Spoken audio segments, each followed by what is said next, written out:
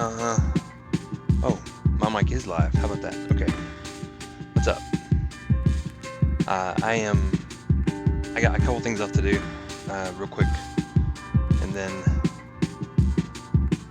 we gotta figure out how to do the plumbing for this thing. So I have a plumber coming tomorrow morning to install the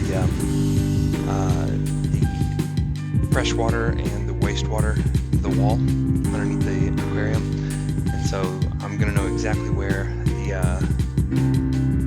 by tomorrow I should be in a position to order all the plumbing parts and bits. So let me run. I need to grab a buddy of mine who's going to help me design the plumbing.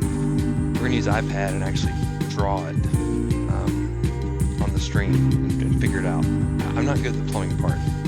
Like, I'm not good at really any of this. I'm learning all of it.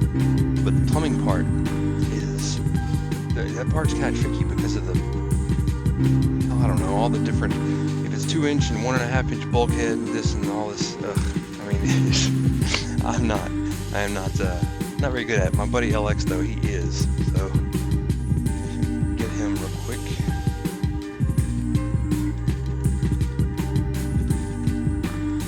I'm also going to release some fish into the tank here shortly. There's only going to be like probably a couple, 3 or 4. The water's ready, you know, unless there's something in the water that I don't know about.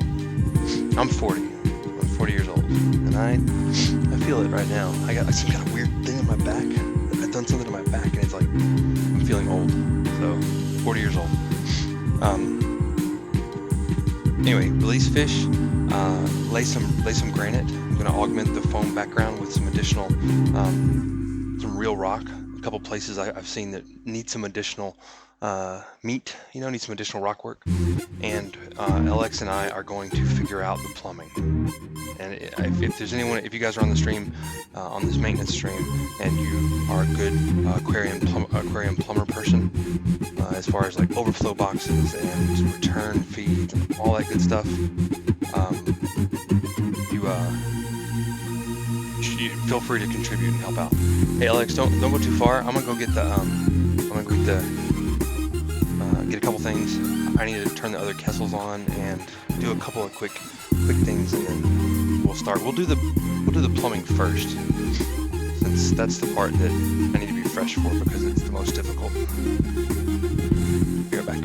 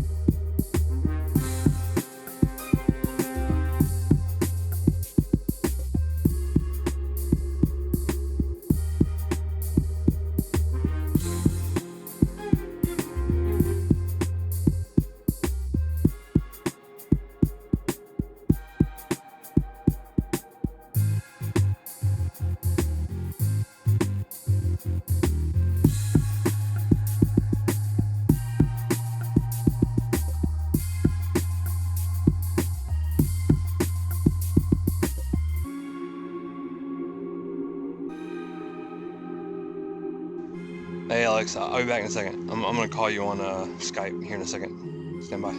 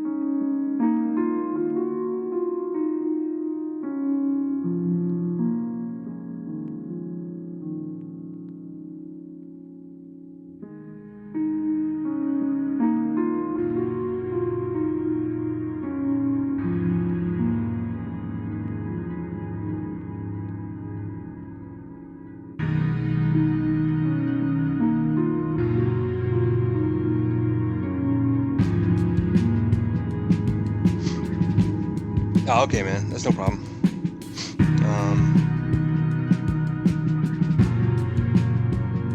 Yeah, if you need to go do wife stuff, I understand. That's no problem. Got a couple other things I can do real quick.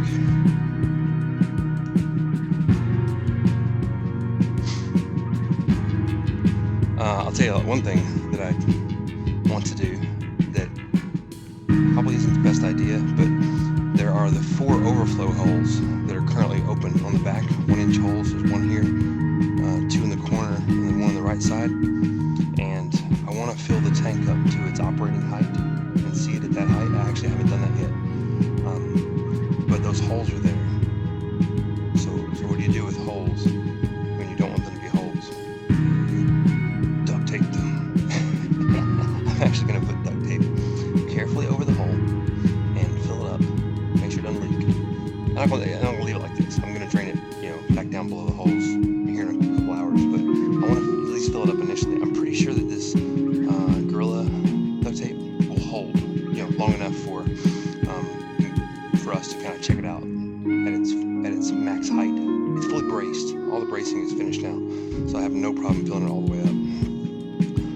This is probably going to end up getting everything wet. I don't know.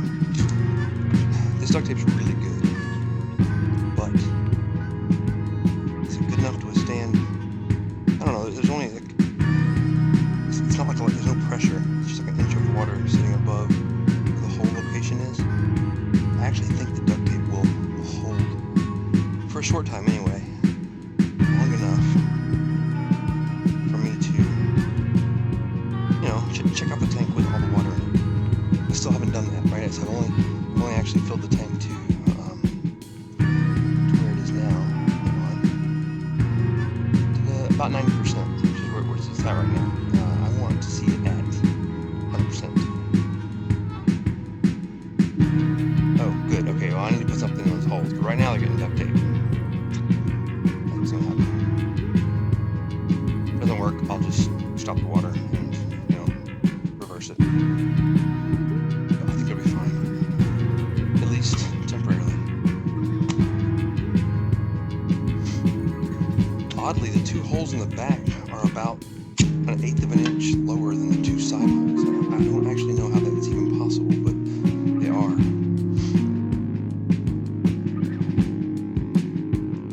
Slightly lower.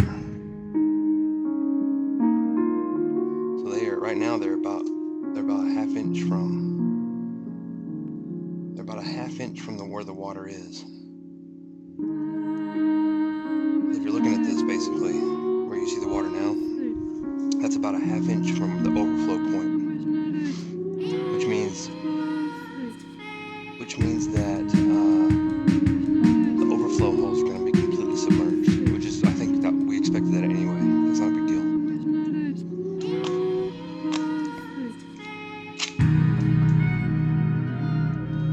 This seems like a really terrible idea.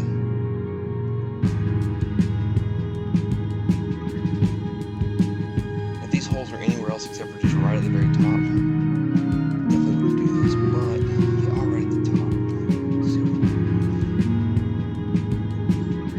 surely it'll be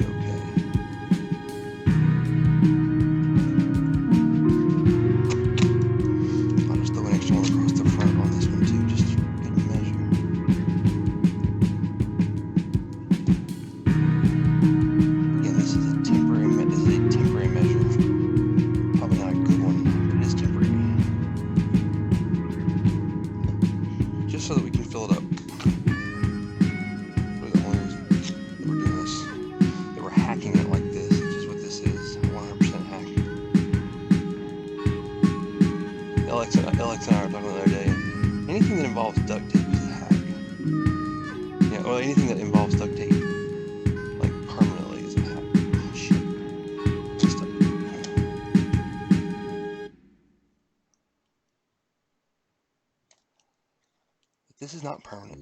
It's only for a little while.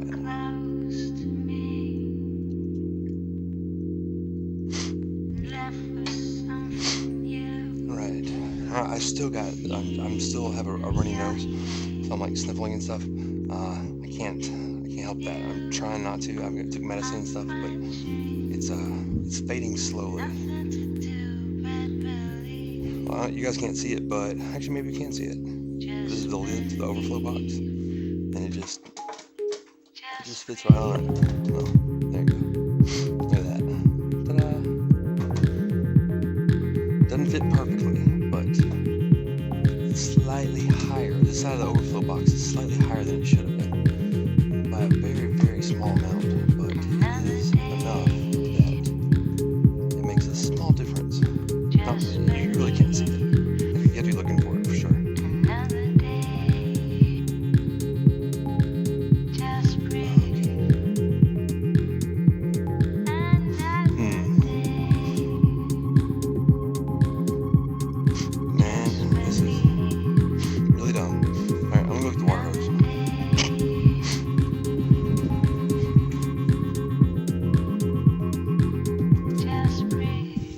What could go wrong, really?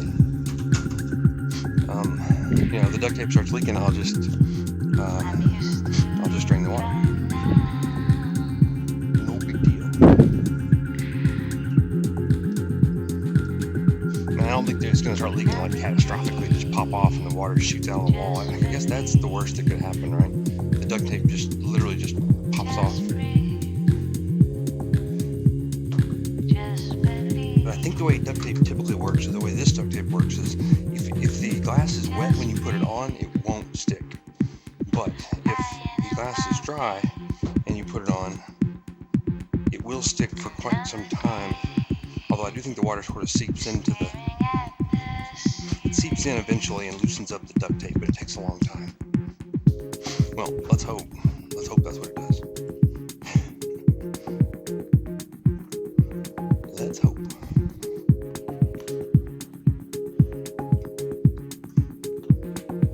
The fish room is fully spill proof though at this point. There's nothing on the floor that would electrocute me, so even if I did have a big spill, it wouldn't really. It actually all the water actually just runs right off the side of the slab right there on the house. So if I spill water here, it'll just run right off the slab. Not a good thing. I don't want that to happen, but this is the very corner of the house right here. Fortunately, works out kind of nice like that. Let's go turn the water hose on.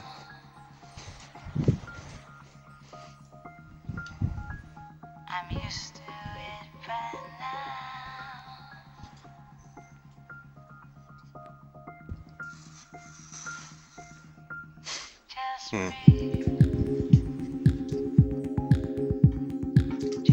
I feel one of those comical outtake moments coming on. I hope not. Right, which one should we watch? Better watch the back ones.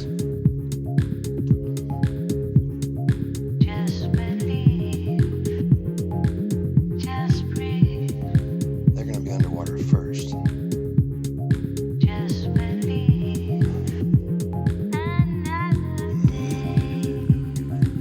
Grayson, if I tell you to go turn the water off in the bathroom, go do it. Go do it very rapidly, okay? You know what I'm saying?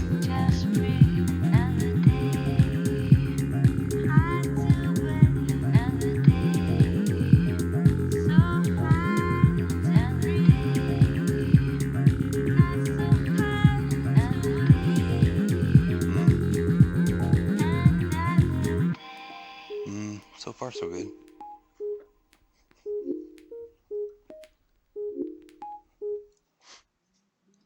The back holes are underwater at this point.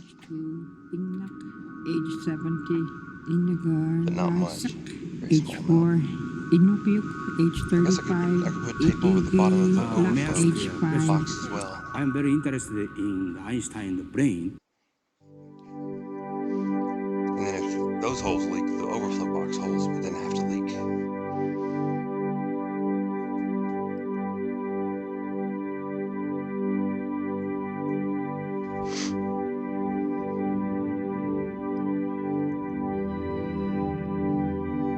Man, those struts, they're doing their thing. Keeping that back piece straight as heck. The front piece is also super duper straight.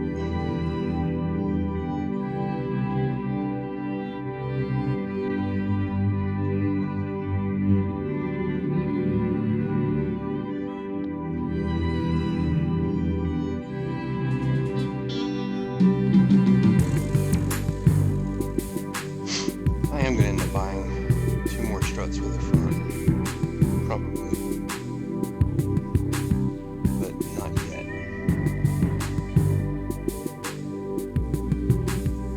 They are not leaking.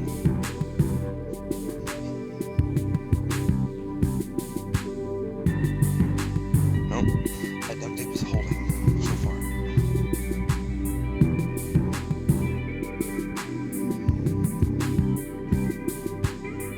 So I'll give it to, well, about where it's going to end up being, which is about 1.5 inches below the lip or the rim of the tank.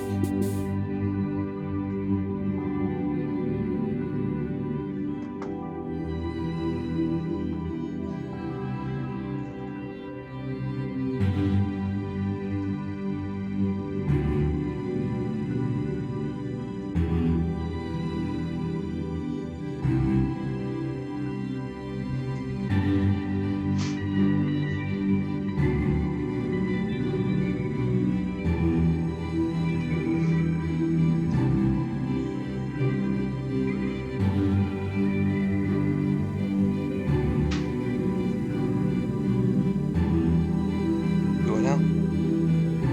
I didn't hear you, Grayson.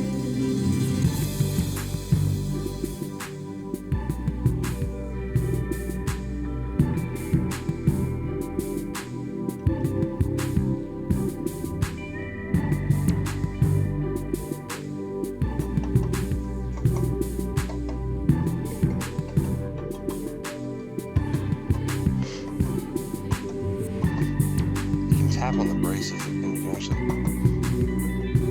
you can tell which ones are under load, but what they sound like. See, that one's under load a little bit. I mean, it's taut is what I mean.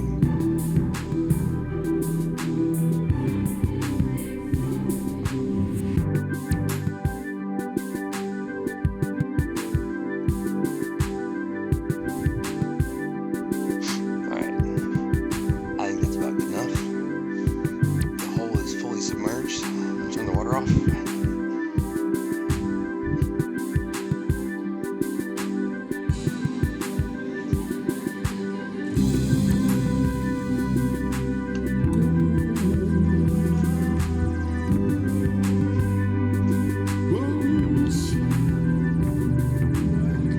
And then I'm going to grab a drink, which I meant to do earlier.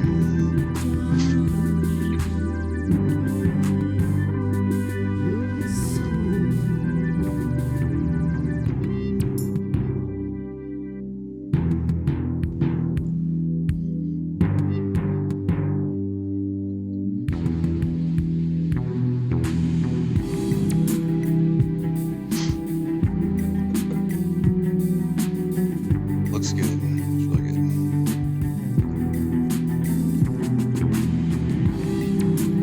That's pretty close to where it's going to be, I think. Yeah. Don't know yet, though.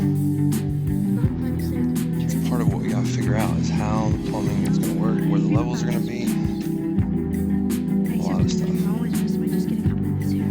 mean, I have a basic idea, basic design in my head, but it lacks detail.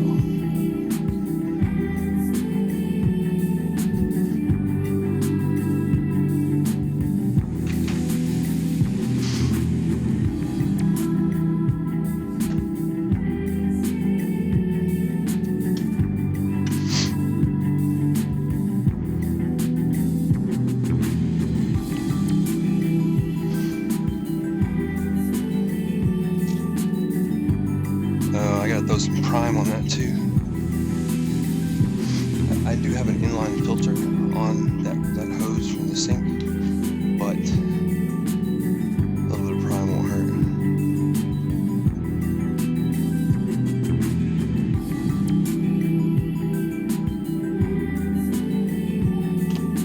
I'm not sure you can overdose prime. I mean, I guess if the fish can't just swim around and be like pure prime, but I don't think you can easily put too much in the tank. I might be wrong. I think so. Let me erase this little line where the water was sitting. There we go. It does look pretty good though, doesn't it? That camera's a little too bright. I've got the light set to auto mode, which is just it's changing around the color and intensity of the Kessel tuna sun lights. So that's why you see them kind of dimming and doing stuff. Let me adjust the camera so it won't glitch like that.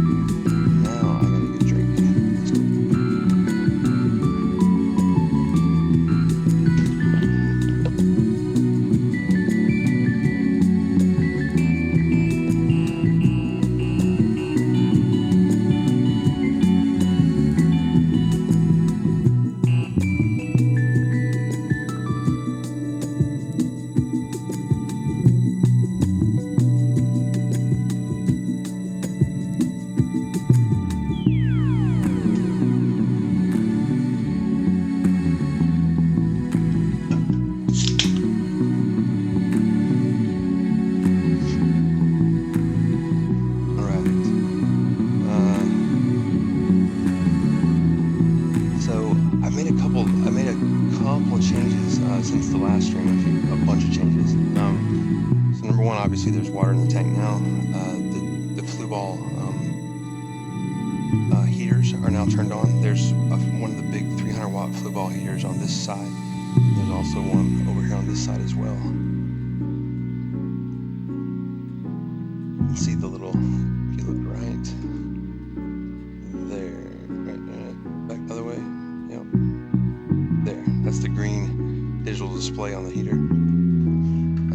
So they're both at 78 right now, so the tank is, at least on the two sides, 78 degrees. Let's see, I moved the LX, I don't know if you're watching, but see that mount up on the wall right here, this thing? That's the contraption I made to hold the Kessel clamp to the wall. I had to hack that together because I didn't want, you notice the Kessel, the gooseneck here, I didn't want that clamping onto the corner where the overflow box is. It was just making that area too busy. I don't want the Kessel coming down into where the overflow is. I need that to be clean and clear so I don't have to mess with it. So basically I just moved the clamp up onto the wall, so now the gooseneck is hanging down like this. Yeah, you really can't tell, but if you actually look closely when the lights are as high as they'll go, that's temporary. I'm going to make something more permanent for that. I don't, those 2x4s will be on the wall and not down. It's not going to stay there, but it's serving a purpose.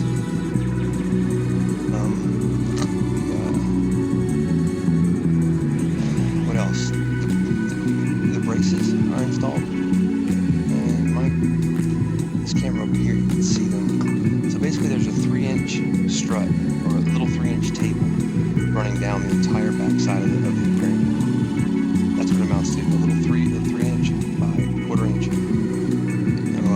50-inch strip of glass. And that's essentially bracing this 6-foot back piece, which I was really concerned with.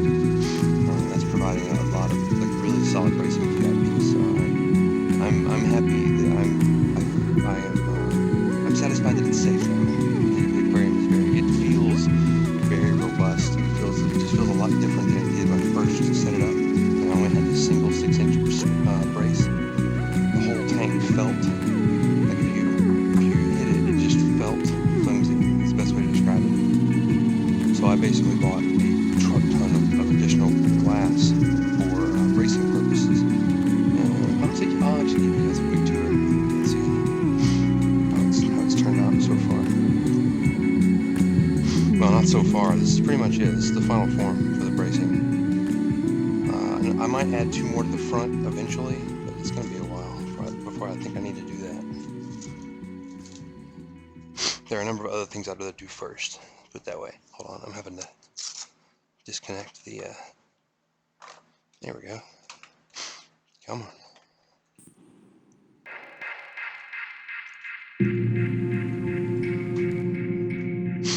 Okay. So let's switch.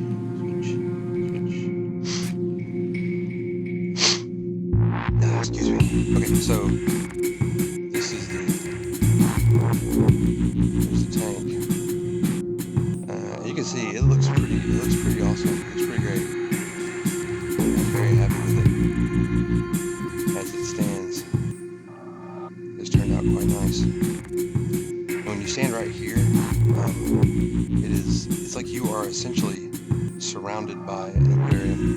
Turn your head to the right over here, come all the way around. It's 12 feet. There's 12 feet of background, 6 feet on each side. You can see just how, let me back up a little bit. From here, get a more practical view and see how it works.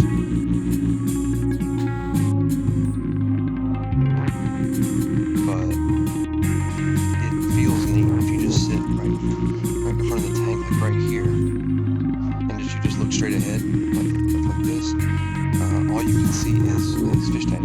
Your peripheral vision is completely enveloped by the tank, and it makes for an interesting effect. Like it feels like you are, I don't know, almost sitting in the tank. You can also see that I have this rock work you see here is all foam. None of this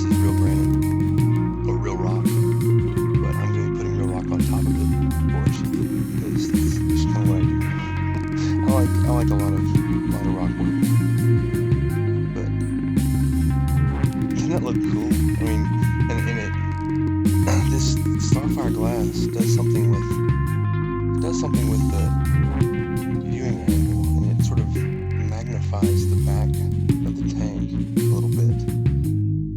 So that's only the tank is only 18 inches deep, 18 inches, but it looks like it's a lot deeper than that.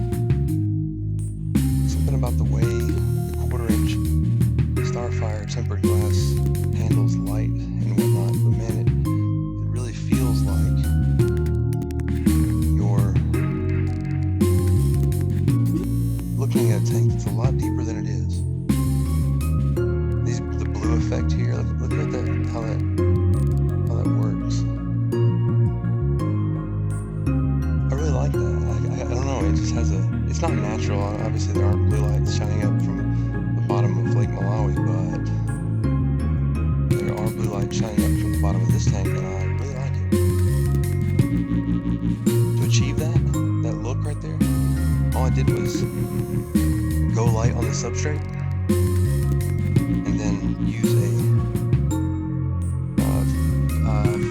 48-inch True Lumen Pro 24 volt at 10 volt right across the bottom here. I need another one for this side. So anytime the fish, and Bunas do that, they dig a lot. So anytime the fish dig out a spot, blue light will just shine up. Or like right now, this spot, this blue light little area where the light is coming up, that is being caused by the Flueball 406 return. So I have one 406 canister that's currently providing filtration for the whole tank. And its return is right here, and that return is digging out the substrate right here, which is why that blue is showing. But I like that. I think that's kind of neat. I think that, normally you don't want the bottom of your tank showing, but in this case, it's actually all right. Like back there, you can see, and the blue creates that I don't know, an otherworldly sort of effect on the rocks.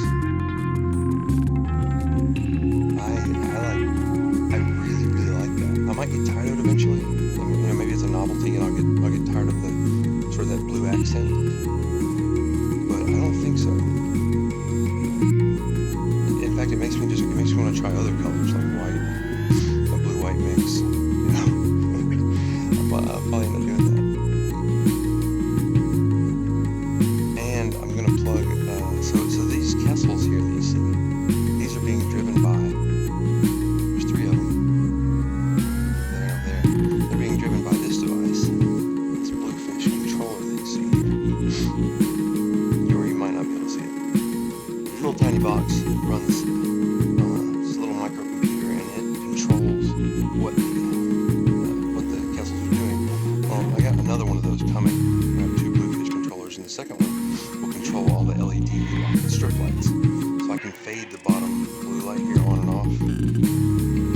Anyway, what I was trying to get to here. So if you want to put the Kessel into manual mode, like right now the Bluefish got control of it, so the knobs don't do anything. But if I want to take this Kessel off of the Bluefish, you just disconnect the control cable. Now, so I can control it via the knobs. So there's an intensity knob, and there's a color knob. The color, see how it gets warmer? That's like warm. It's still pretty cool as lights go. It's like 6K, I believe. But as you scroll to the right, you'll notice that the light is much cooler. It runs up to 9K. I believe that's the range. It might be a lot larger than that, but the reason why I wanted to do this real quick, let's go ahead and disconnect this one too. Crank his intensity up. I want you guys to see how these struts turned out. Now essentially, you can see the way it works. There are 3 braces that run across the tank, and then there's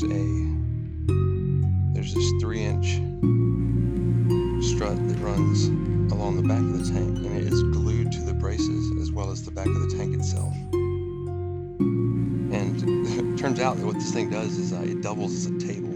you know. So the intersection points here that where the braces meet, I covered those in a very accurately done bit of Velcro, so I can set things on the aquarium. Throw, attach a little piece of Velcro. I attach the hook side to a piece of like a container of food, and then I can just set it right there, and it'll stay. It'll stick there. You'll notice that the whole damn tank is just pure glass. There's no border, nothing. It's just glass. So there's not a lot of places to put things down. I'm actually thinking about putting, see this center triangle brace here.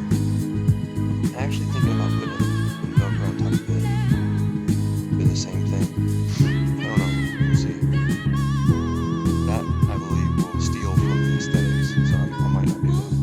But the little table in the back turned out nice. You can sit things up there.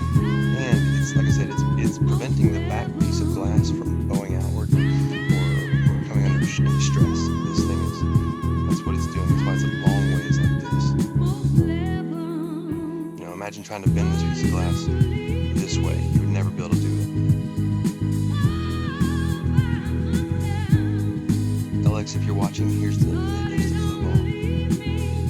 This is the 300 watt. There's one on this end and one on the other end. These are pretty nice. They are glass, but the glass is encased in this plastic sheath, which just helps prevent the unthinkable situation in which the glass broke somehow. That would not be good. I'm just going to raise this flue ball. They say that you want to have the control knob here sticking out of the water. At least that's what instructions say. So we'll do that. Raise that one a little bit. Let's raise this one too.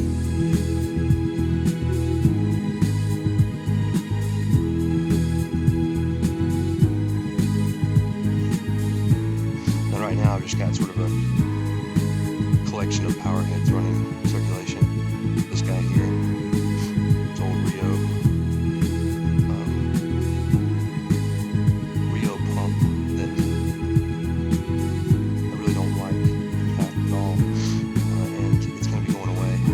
I am going to buy 2 of those gyres, the max spec.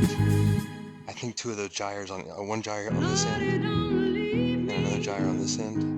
Both of them, pushing water down the tank that way, would be really interesting. Very interesting. I'm also running this guy here, this little power head. This power head is hidden though. If I back up, like right here, it'll disappear. There's a little hidden pocket, little visual anomaly that occurs as a result of the shape of the tank. So you can hide stuff in that little pocket right there, like the Semi-Pro that you can see. Power head, whatever else you want. Little tiny square that you can't see from directly ahead of the tank.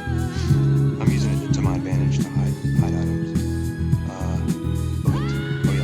This power head is here. In fact, all these power heads really, what they're doing is they're agitating the surface. So you want to agitate the surface in order to get the kessel to create that shimmer effect, that shimmer that you see. Tank, see how it just like that marked shimmering effect? That is caused by the kessel working in conjunction with the ripple on the surface. It's needed there, right? And you can adjust the ripple, you can change how the ripple looks by adjusting the power heads, and that's something else I think the gyre would let me do, is really mess around with the rippling, and ultimately what the shimmer looks like. See, this side has very little shimmer because there's very little surface agitation. Right here, you've got tons of shimmer because you got this boil of water. Look how much shimmer you get. You can almost have too much. If you get too much shimmer, it becomes it's hard to look at. So if we look down the tank, long ways here, probably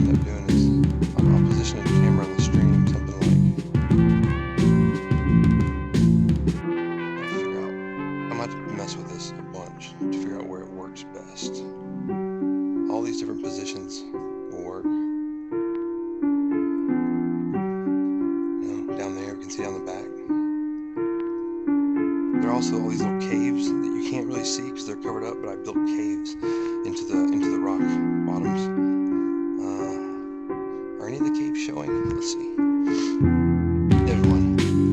So that's the top of the cave. It goes down about 2 inches. So the Mbunas will dig that out, and they'll make little homes out of those caves. There are 15 different unique little caves built that I basically dissolved the foam and made the caves that way.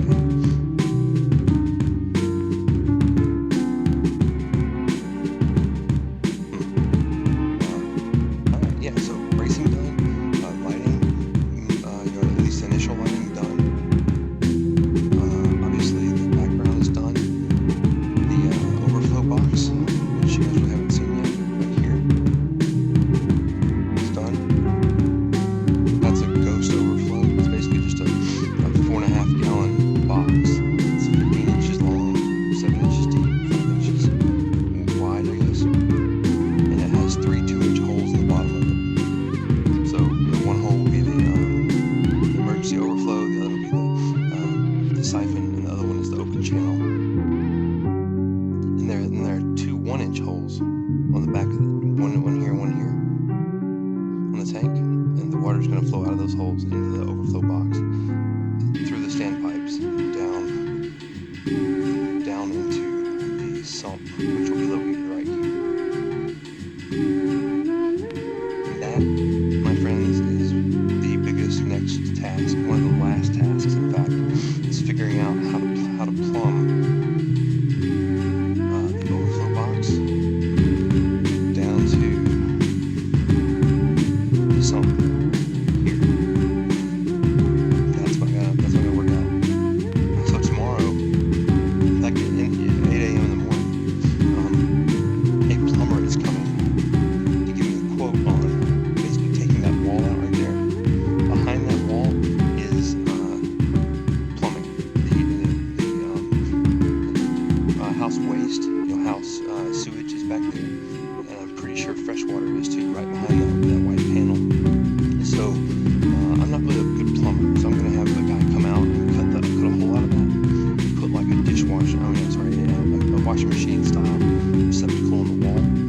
That'll let me drain the water straight into the sewage. It'll also let me give me straight access to fresh water. And then this thing right here is an industrial strength filter. It filters down to 55 micron, so it gets pretty much everything, including chlorine, which we have here, not chloramine. It's all the chlorine. So the water will come out of the wall there in a continuous drip. So the water will continuously be added to the sump probably, and it'll spill out of the overflow box emergency port back into the house. That little blue thing right there is what's going to help. That'll make sure that I can run the continuous drip and I don't have to worry about building up chlorine over time.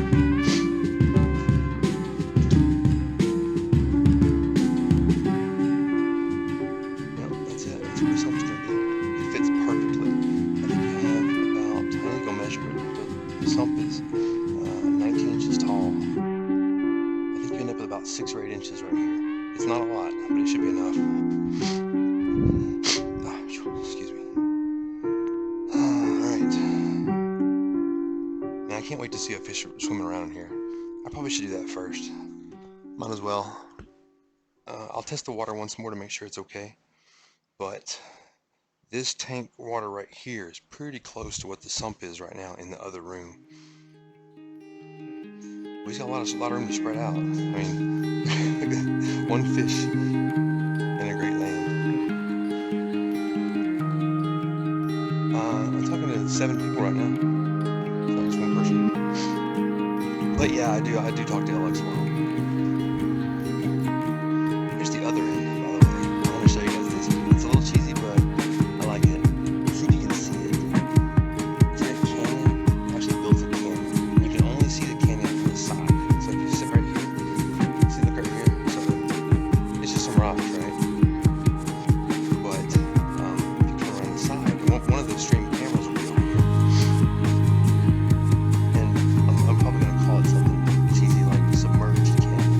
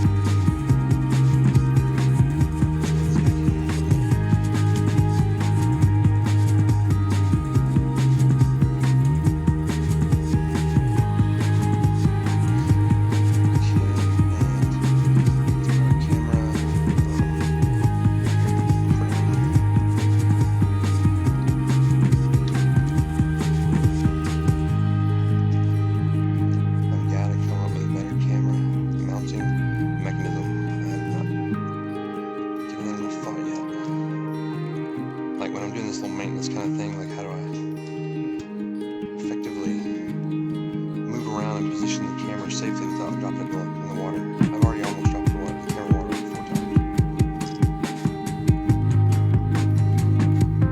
This might work. Actually, this looks really promising. Okay, that's really stable. I like that.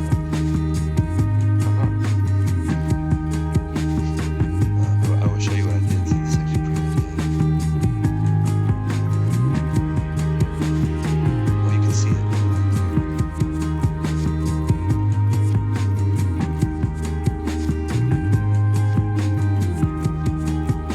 The castle is so bright. Anyway, there's a clamp here, a Velcro strap, and the little mini tripod is stuck down inside the handle of the clamp. So I think this is pretty stable. I guess we'll find out.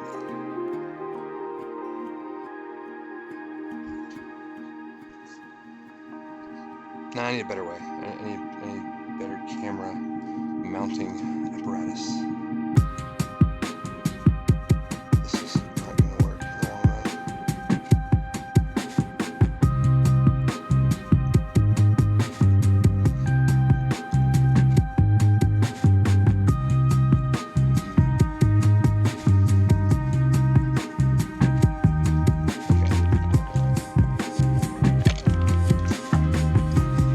Look at chat real quick. I'm real bad about not ever looking at chat. It's hard to keep up with that later. So, there's chat. There we go.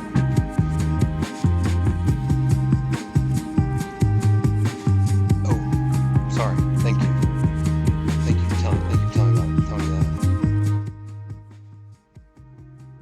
Hey Slacker, thanks man. That's I had it I had it up earlier and I forgot to reduce it. I probably need to stop doing that. I have enough complications stuff going on, and then trying to play a little music over the back. That's just not really worth it. This should be better. Yeah, I'll let you guys tell me that, man. Yeah, I'll call you. So let me show you real quick what I'm gonna do. I can mirror the iPad screen to the stream via this software. And this is one of those super deluxe giant iPads that you can draw on. Now, I'm not a good drawer, but I'm pretty sure that we can work through this, with this. I did it the other day. Matt's and I, another guy that I hang out with on the stream, he helped me figure out how to do those struts, and this really saved the day. I use this for work to help customers with network design problems.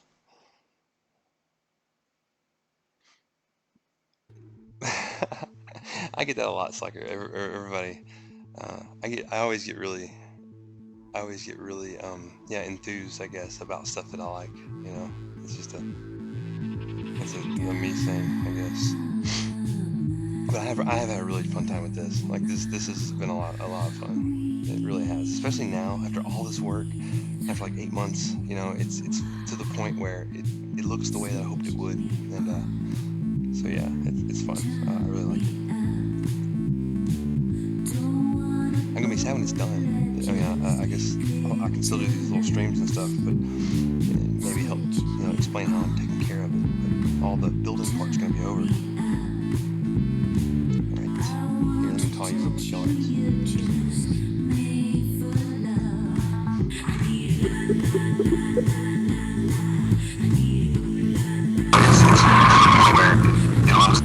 Hello? Yeah, your audio is really bad. This? Hold on. Yeah, man, like talking to a garbage disposal. Oh my goodness. Alright, let me add this. Now I really can't hear you. Hold on. Oh shit. Whoa.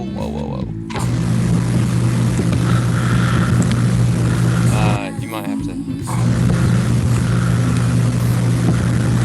Hello? What's going on? Is it weird? What's it sound like? It's absolutely brutal. Nope.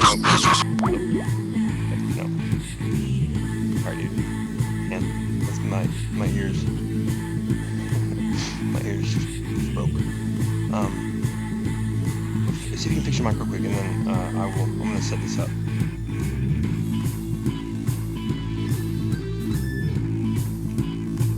I use a software called Reflector, and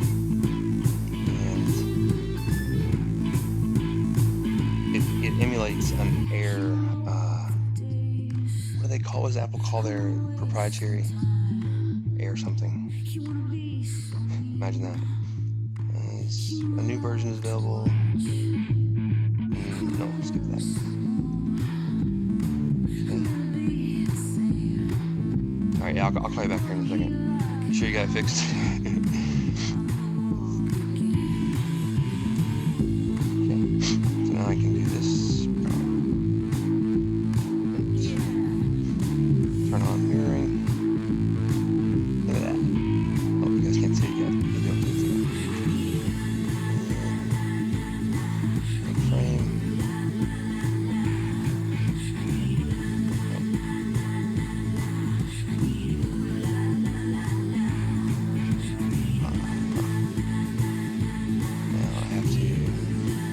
This actually takes just a few seconds to set up. Once it's set up, it works. Then you guys gotta watch how bad my drawing is. That's not gonna be good. Oh, there we go.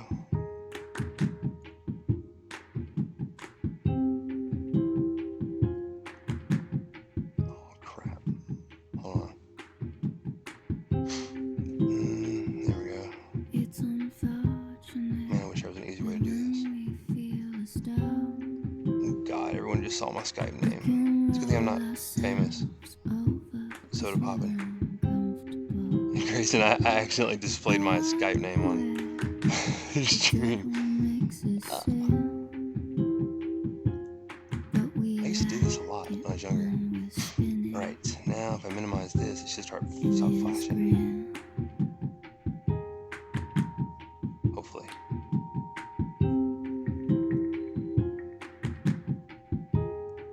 Yeah. I can draw on it. How cool is that? Alright. I'm gonna call you back real quick, Alex.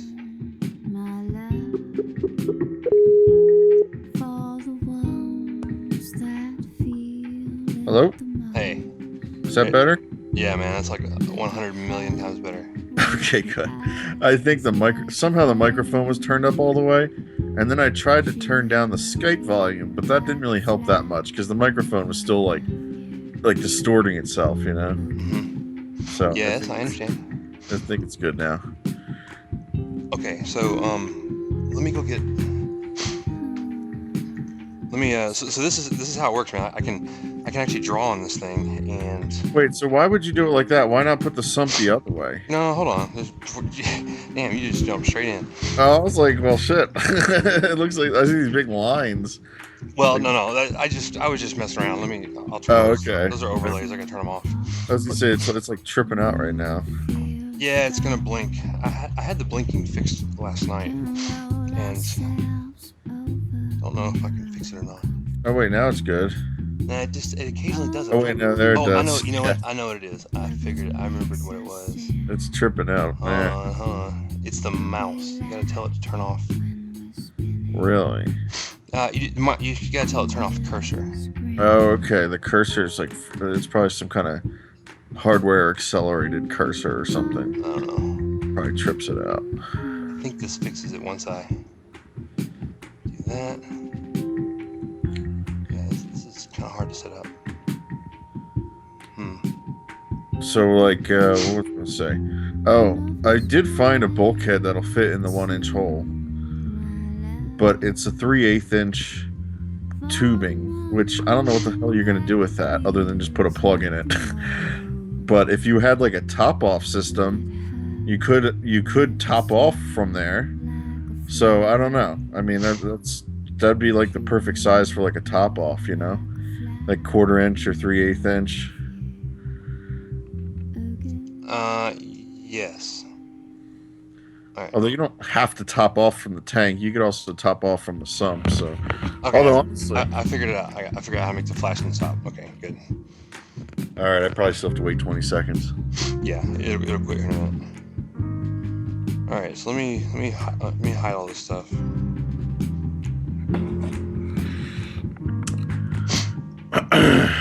So you can see where it. You can see where the sump's gonna be, right? So it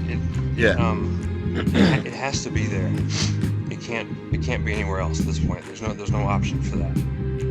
Yeah. Oh, hush. There we go. All right. So and it is kind of hard coded as to which side which side's facing outward, because only one side of it is starfire glass, and that side is the side that is facing. It's the side that's going to face out. I'm surprised you put starfire on the sump. I did. I put it on. I wanted to. The only reason I did it is because I wanted to see what it looked like before I bought $2,000 worth of it. I wanted to see what it looked like. So I liked it a lot. You know, the sump that I'm looking at right now in the garage, and I loved it. Like, it was really cool, and I was like, all right. So I like that a whole lot. I'll buy more of it. But anyway, what that means is that there's overflows. Basically, the pump is going to be right there, and this is the return, right? At least this is what something like this is probably what needs to happen with the return. You'll see it in a second. Sure. This is a little weird, so I'm gonna have to like do it, and then you guys are gonna have to wait like 20 seconds, but it'll show up. You'll see it. Yeah. No, it's fine. I know what's gonna happen. Time delay. But No. basically, the main thing is what I've read. You wanna wait till the very last second to split it.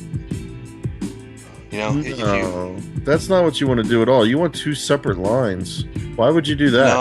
No, it's very specific about it, because you push you push the water up through a single. You give it the lowest friction, the lowest.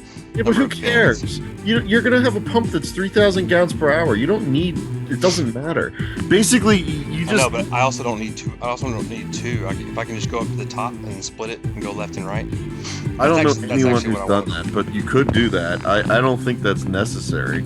I mean, I think if you were gonna just make it go up as one, just have it come out as one. But you want to split it. Oh no, I absolutely must have the water being blown down both arms.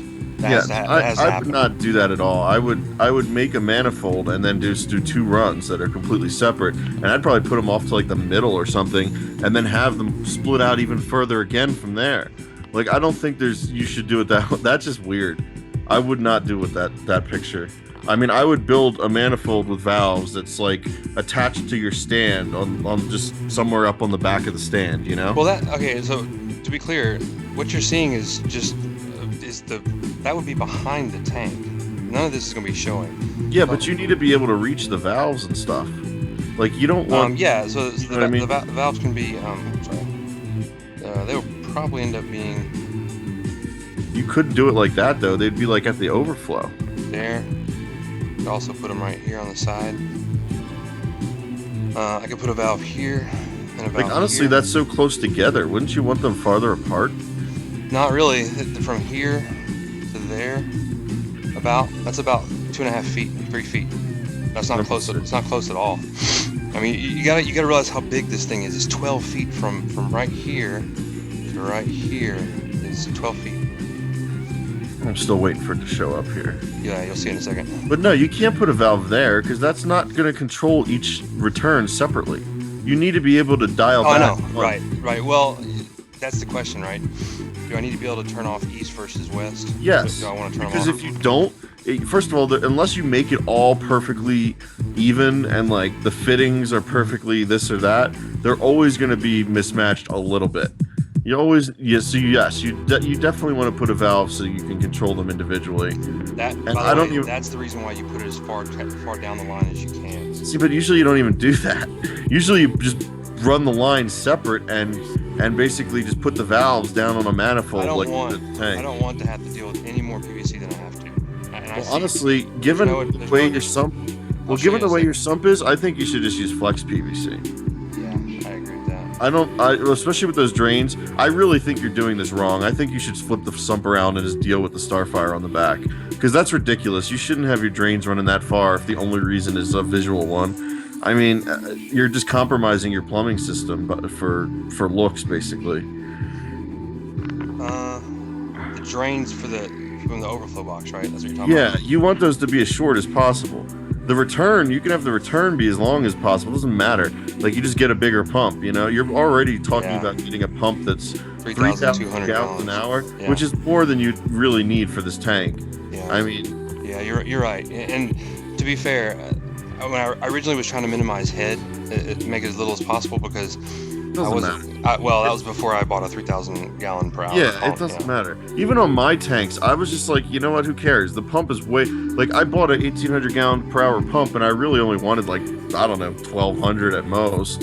Like 1,200 was 10 times, and you know for 10 times on your tank would be like I don't know. Let's see, would be like 1,800, and you could get 1,800 with a 2,600 gallon per hour pump. You know what I mean?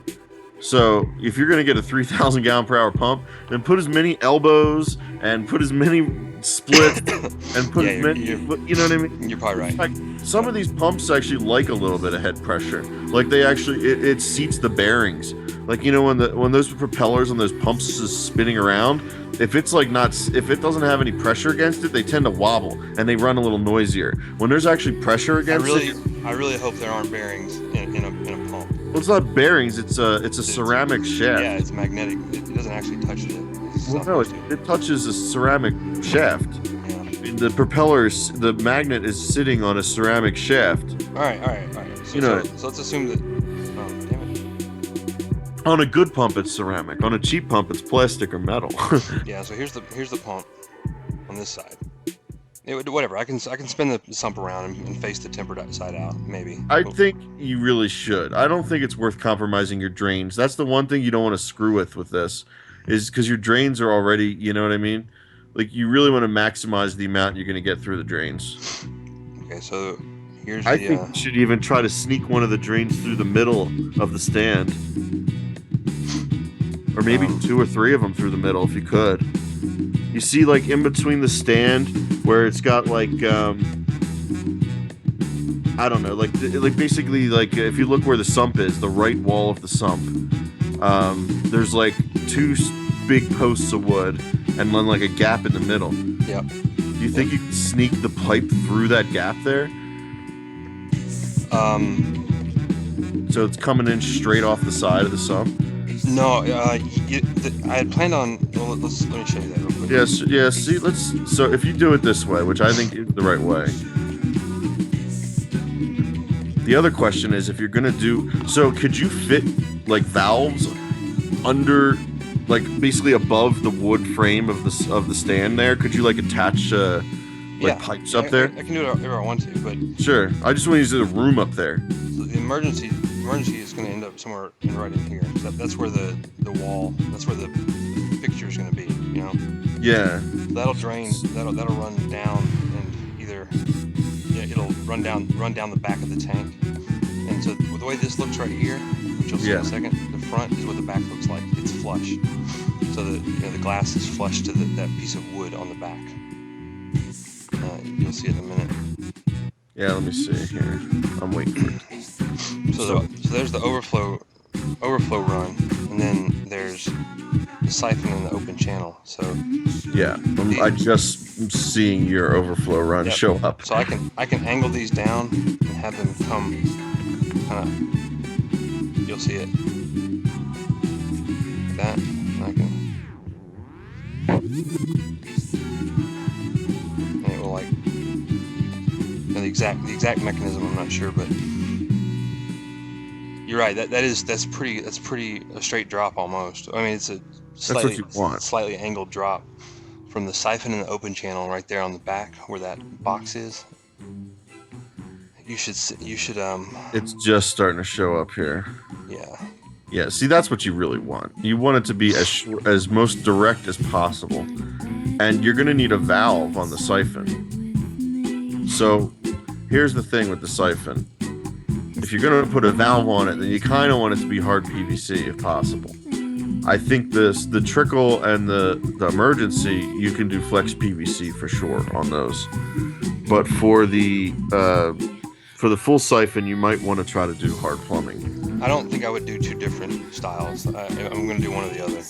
Well, you can't really do. It would be difficult to do a valve on flex PVC. Yeah, so I can do rigid. I'm fine with that. I mean, it's not like I have any real. There aren't really any awkward bends. I mean, it's just it comes. It looks mostly like 45s and 90s, basically. Yeah, like what you're showing right there could probably be done entirely with 45s. You're basically showing like a 45 off of the overflow, and then another 45 like down into the box.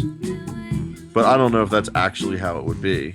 Well, it'll come. It's coming. Those lines are actually around the back of the tank, so they're angling down, and then at some point they'll have to turn and come under the tank. Well, here's the thing. What if the tube that's on the right side of the tank that we're looking at here, I guess you'd call it the east side. Yep. The tube that's coming down from that east side, if that just goes straight down and then turns left, would that end up through the middle of that wood? I see what you're saying. It would. Okay, so that's where you should put the valve. That's where that's the open. Okay, you know what? You're right. The open channel is actually around the east side panel. The emergencies are around the left, the west side, and the siphon's directly aligned in the middle. So the open channel. So I would say make the siphon the one that could go through the middle of that piece of wood, and then basically you could put the valve under there, like facing. So basically the valve would almost be hanging upside down. So it would go. The tubing would go straight down, and then it would have like a valve underneath there as for like a short little horizontal bit. I mean, you're gonna want it as not yeah. See, I don't know if you see. I don't think you should. You know, this is 20 seconds behind, so yeah. I don't know if you've updated anything. But what I think you should see it. Okay, yeah. Let's. Oh yeah, here you go. You're erasing it. Yep. See, I don't want to be like telling you to correct it if you already did. It's just kind of funny working this way, but. Okay, yeah. Here it is. Yes. That's exactly. Okay, yeah. So what I'm saying is that little that part that's horizontal under there, that should probably be where the valve is. Okay, I got it. And it should be hanging upside down. Yeah. So basically you'll just reach under and like reach up, and then you can turn it. You know what I mean? Yeah. It'll fit through that little stanchion gap right there. That's so perfect. Okay, so that should be your full siphon there with the valve. Everything else, I would say, everything else doesn't need a valve though. Nothing else needs a valve. Just the one needs a valve, and that's it. Only the siphon one needs a valve. Only the siphon needs a valve. The open channel just chills and does its thing, right? Yeah. Yes, right. that does not need a valve. Do I not need to put one on it just because? You don't. Is there ever a reason I would need it? No. No, unless you just want to like test it like a science experiment and be like, oh, here's all my failure modes. I can close off the trickle and then show that the emergency works. Well, that's not necessary though, because what you can do. It is me that we're talking about, but yeah. But you can still test it without a valve. All you have to do is inside the overflow box, just stick a really tall piece of pipe in there, and it would just make it so it overflows into the emergency. So you can still test it. I can just cover it with something in my hand, even. Exactly. You just cover the hole. Stick something in there. Stick a rag in there. Yeah. No, so there's totally other ways you could test it. Because honestly, that's a more realistic test. It would be like a clog test. Like stick a rag in it. You know what I mean? Yep. Test what it would do if it was actually clogged. So no, that you wouldn't. You don't ever really need a valve. And honestly, you don't want one because they're expensive. So here's the deal. I think you should do them all 1.25 inches. The only hesitation I had on that before was I couldn't find a strainer, because you definitely want a strainer in there, you know, so your stuff doesn't get like sucked in there. But sure enough, I found a site that sells a strainer. Let me send this to you. I sent it to you on Skype. And you see what it is? It's just 1.25 inch little strainer, and you would have that plugged right into the bulkhead on the bottom of your overflow box. Does that make sense? Yep. So that would be your siphon. Got it. And then that's the only place I found that sold this thing. So if we're gonna go 1.25 inches, you should just buy that, because you're not gonna find it anywhere else. I looked. I don't know where the hell that thing came from. Link it into the stream too, if you don't mind. Oh yeah. Sure. Let's link it in the so then everyone else can see what I'm talking about. Where the hell is the stream? Oh, here it is. Lost it. Okay, so everyone else can see what the heck I'm talking about. Hopefully they don't all buy them and make them go out of stock. No, I'm just kidding. Like anyone else really cares about 1.25 inch siphon. This is pretty specific. It really is. So, the other thing, so I started putting together like a little cheat sheet of stuff for you. So here would be the gate valve, and then this would be the plumbing for it. I'll paste it all into the chat. All right. That's two separate links there. So I suggest doing the threaded ones. You can see that's a $50 valve. So you don't really want to buy two of those if you don't need to. Holy crap! The valve is $50 freaking dollars. Yeah. All that's whatever. what I suggest you get for two reasons. Because you can get the same valve and one that you can glue, but do you really want to glue a $50 valve? Well, no. I think Exactly. Get the threaded one. Get the threaded one, and then the other link I sent is the thing to adapt a glued pipe into the threads. So then you glue that instead. Yeah, I got it. So that way you're only out a $3 fitting instead of a $50 valve. You know what I mean? Okay, and the other reason you want that valve is rebuildable. So if it ever leaks or if anything ever goes wrong with it, you can take it apart in place, rebuild it, and put it back together, and you don't have to like take your whole tank apart. You know what I mean? Yeah. That's the reason you want the $50 one and not the $15 one. Okay. One other note. I'll draw it on the stream right here. Let me change colors. I'm gonna have to do something different with the filter socks then, right? Because I need one giant filter sock. Remember we talked about? No, so originally I did think that, but then I made my video about quieting my sump, remember? Yeah. And you know what I did, right? I did the thing I told you not to do, and it worked fine. Okay, so that does work as long as both ends are submerged.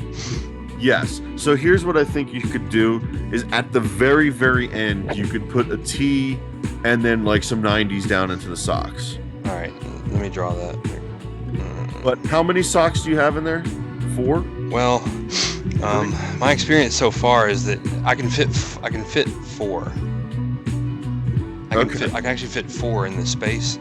That space is big. It's actually okay. So what I think you should do is split the siphon to 2 and the trickle to the other 2. Does that make sense to you? Yes. Hold on. I think so. Okay.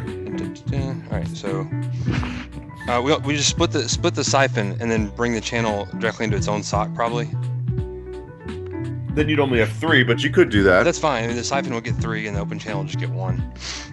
Oh no, I wouldn't split it 3 times. That might be a little weird. It's too much. Yeah, it probably is. So I would sooner just say run 3 socks in that case, but yeah, do that. Because that's honestly what I have. I have 3 socks, and it's basically the siphon into 2 and the open channel into 1. I mean, honestly, in my experience, I don't think those socks are gonna prevent your flow from. It's not gonna slow your flow down. If anything, it would overflow the sock. But it's only going to overflow the sock when it's dirty.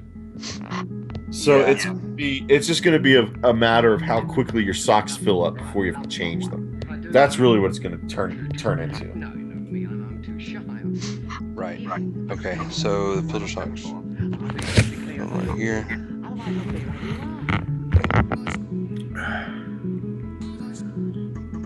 I'm sort of watching this 20 seconds behind still. Yeah, I know.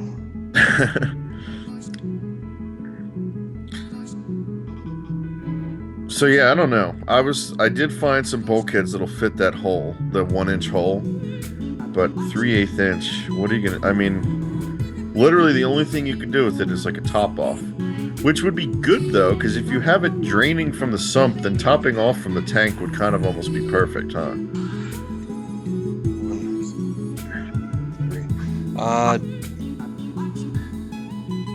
It's gonna be topped off all the time. Keep that in mind. There's continuous water coming into the tank somewhere.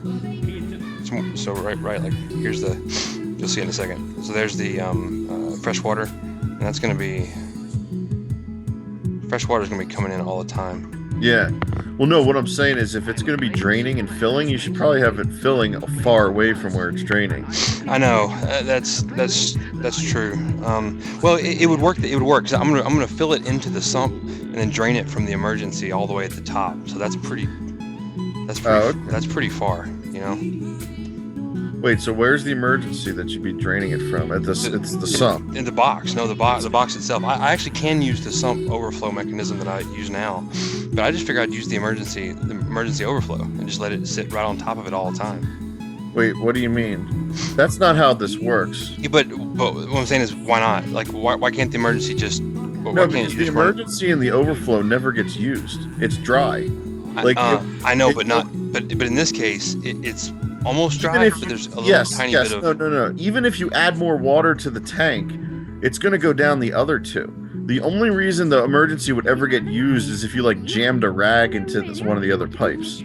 Okay, so what I'm anticipating is that those other two are going to be at max drain. No. All the time. You don't think so? You don't think so? Not. No, most of it's going to be going down the siphon. No, what I'm saying is like I think I can return more. I think I'm going to max out what those two 1-inch holes can actually put out. But that's not going to go down the overflow in the box. That would then go down. That's then going to go on your floor. All right, goddamn it. You know what I mean? I understand. If you max out what can fit through those holes, then the tank's water level is going to rise. All right, and so if it rises enough, it's going to make your tank overflow over the top and onto your floor. You put a little red dot at the far down here at the far bottom left of the screen. There's a hole right there, and that's what I'll do. So I already have it built in the sump. I have this little. I have to show it to you. It's just. I know exactly what you're talking about. You have a hole in the sump where it drains out at the top, right? Yeah. Well, I have there's a bulkhead there, and it comes out and it makes a square, and it goes up, and it has to spill over the top of the square before it can drain out. So you basically set the sump at the level you want the sump. Yeah. And then continuously add water to it, and if it goes above that level, it drains over the top of the mechanism. The only problem that I could see with that is that now the drain that your plumber has to add has to be pretty low. You know what I mean? Yes, and it can be. Okay. So this is what I have built right now. I'm drawing it. You'll see. Sure.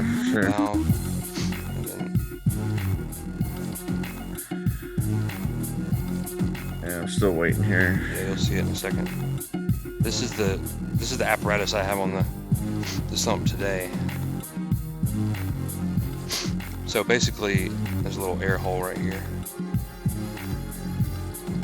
and so wherever this, I'm drawing a little line. You'll see it. That wherever this right here is where the water will stay permanently. If it goes any higher than that line, it spills over the top and goes down the waist like that. Let's see. Give it a second, you'll see it. It's actually kind of it's sort of genius. It works. It's been working for like 4 months. I'm still not entirely sure what you're showing here. Wait for it to get done being drawn. Yeah. The red little lines coming out of that box on the right, that's I drew it laid out, but it's actually folded up against the side of the sump. Okay. See, and so I'll enhance it further. So if this is all the water down here, the water basically under normal operation fills up. So the hole is actually at the bottom of the sump? Yes. That's why though. I did it that way on purpose. So it has like a wall it has to go over. It essentially has a wall. That's exactly that's the best way of describing it. And the height of that wall controls the overall height of the water in the sump. The sump, sure. So you basically line it up with, so the sump is there's a baffle. Yeah. The final baffle is right there. And the pump is right here. You know. Mm-hmm. And here's the return. And so the top of this baffle is really where this needs to be, right there. Right now I have it really high because I need to keep the water in the tank high, but yeah. I can cut that wall down. Isn't that neat? I actually saw something kind of like it and I modified it slightly, but it's really effective. Like it's so simple that it kind of can't fail. I haven't seen it fail yet. Right. If you want to drain it out, you just basically open this. I drew an arrow to it. If I open that valve, that's the main drain valve right there. That would drain the whole thing completely. Wait, so you have a valve? Yeah, there's a little valve in between there. It's the drain valve. If you open that, it bypasses the wall. Oh, interesting. What kind of valve is it? It's just a little shitty Home Depot valve, and it gets stuck, and it's awful. And I don't want to talk about it, but it was temporary to begin with. This is why you don't buy those Home Depot valves. Oh, it is. I didn't understand. They stick. Oh yeah, totally. They become especially the ball valves. Yeah, it's very hard to open, and it's terrible. So you only really truly need the gate valve on the siphon. You could put gate valves on the returns, but unless you're driving a reactor or something, I wouldn't use gate valves on your manifold. I only put the gate valves on my manifold because I want to drive reactors and stuff, and it's nice to be able to fine-tune the flow to the reactors. But for your case, for like the valves that go to your returns, I would do some kind of probably ball valves, probably those the nice ones from BRS. If you can afford it. This is going to get expensive, I'm just telling you. Well, there's nothing new about that. No, I guess not. So here's the other one. These are the ball valves you should consider, and the reason you should consider these is because they have unions built in. So basically you'll be able to detach them and do maintenance on the pipes and whatever else. See how they have like unions built in? Hold on 1 second. Yep. Sure. I just sent it in the chat. All right, let me look.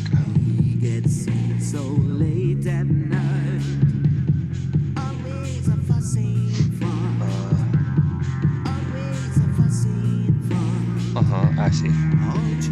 So basically, you can like unscrew both ends of that valve and like take the whole thing apart. Oh yeah. So those things. That is what I need. I like that. Yeah. Handle. And the handle is so nice on those. They do have a direction you're supposed to install them. Yeah. But you know what? You can't screw it up because you can just unscrew the things and flip it around. It's really hard to screw. And it actually says flow on it. It does. I'll try not to mess that up. But even if you screwed it up, you could just unscrew both sides and just turn it around and then screw it back. Because basically, if you unscrew the union on both sides of it, you can just take the middle part out. That's the valve. And just flip it around. So you really can't screw it up. Yeah.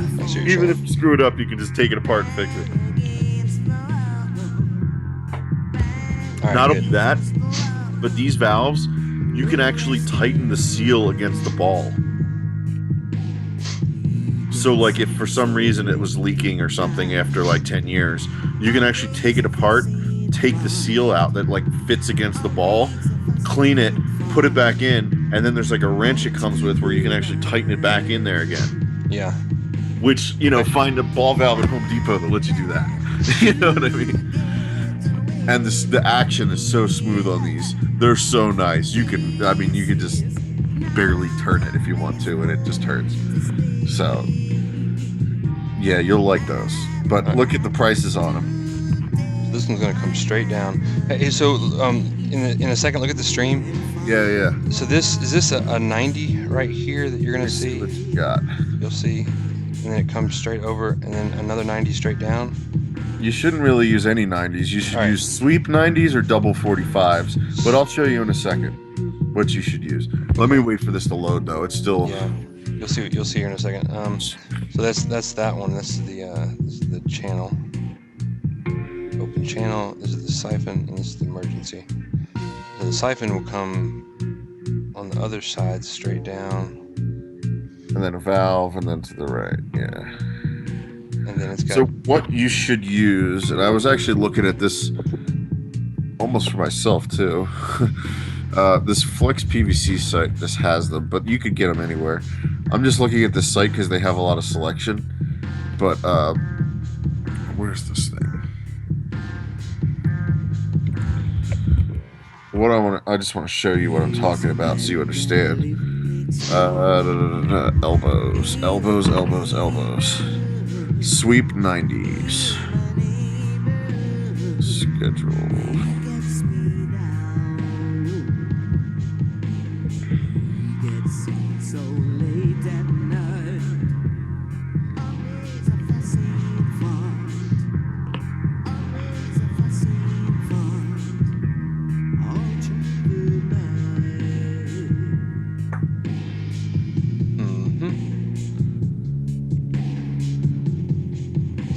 to build.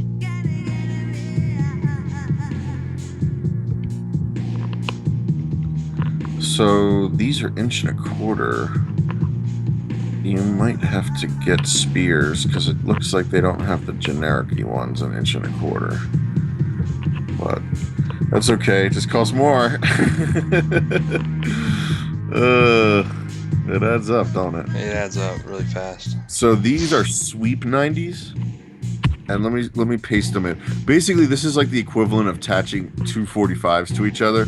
It's just like a bigger 90. It's like a longer curve. And if you're gonna need to use a 90, then you should use these because they don't reduce the flow as much. See how it's like a long sweep? Usually it's like tighter than that. If you look at a standard 90. You're not going to find those at Home Depot either. You're going to have to buy those online. Oh, yeah, they don't have those at Home Depot. I'm very familiar with everything they have. Okay, yeah, I see what you're saying. Yeah, it was like a sweeping 90, right? Yeah, so it's a sweep, meaning it's like a long, So that's much better to use on this kind of drain than. So, and I actually want the return to be blue and the drain to be red tubing. So, I think I can order that. I can order PRS sells the colored stuff. The colored stuff, right? They do.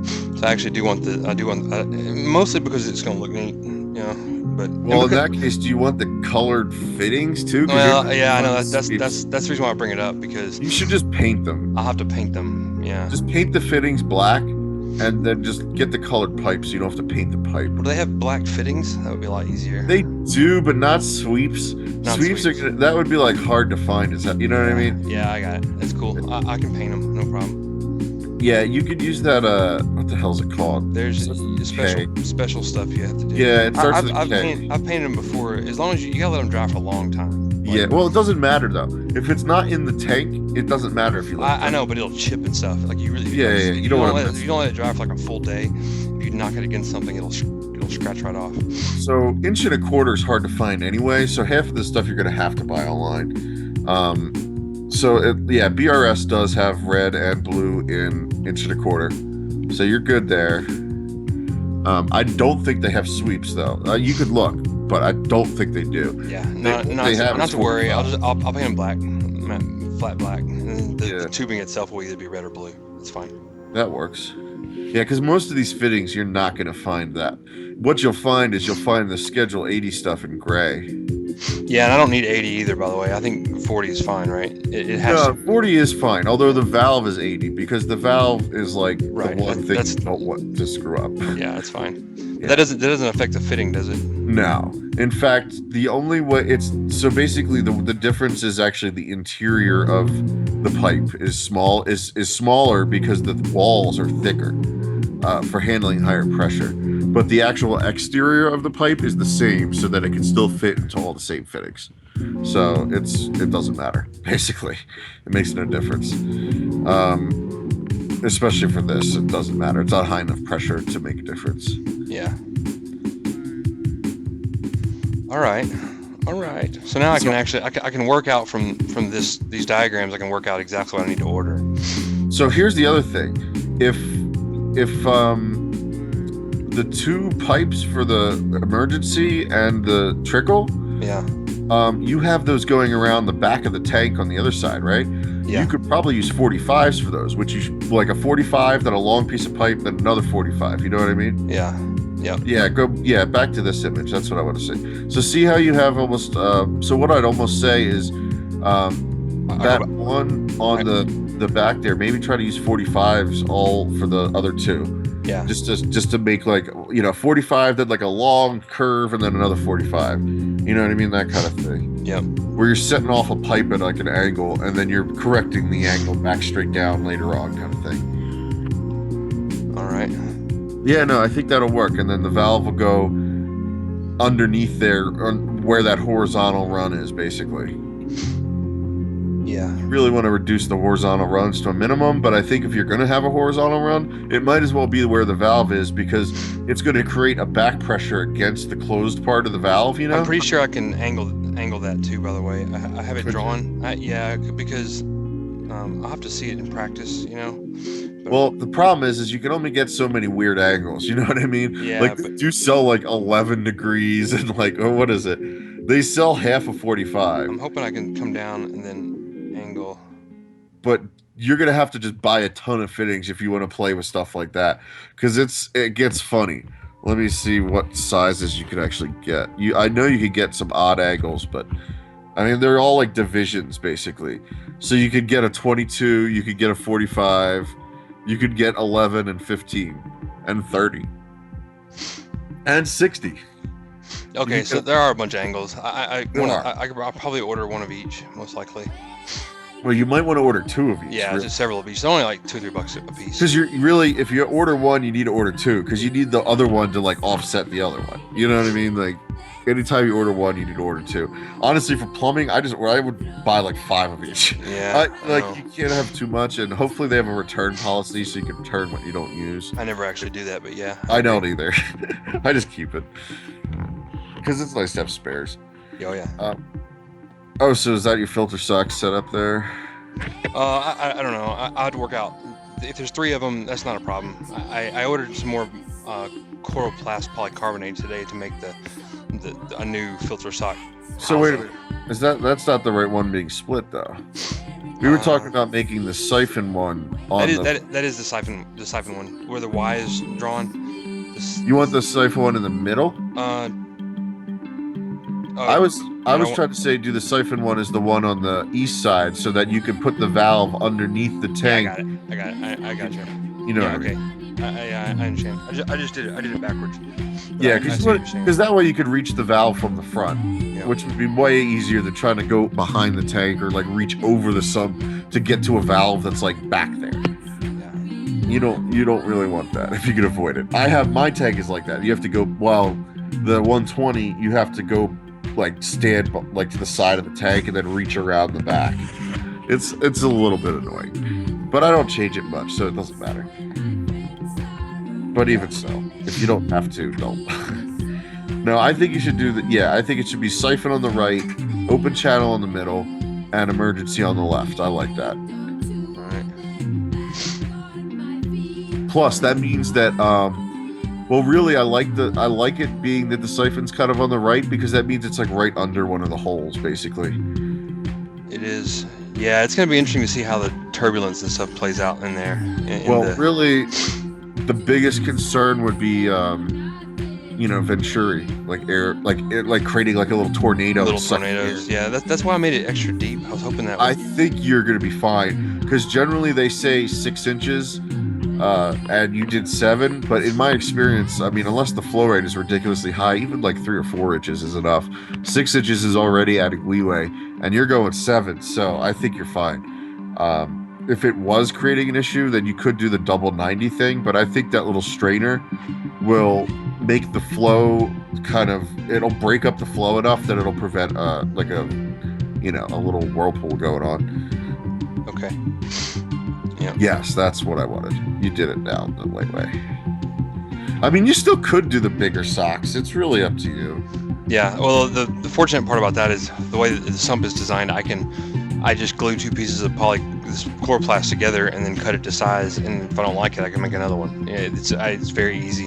And if you can fit the bigger socks, then you might as well. I mean, I just don't want you to have to buy shit that you don't have.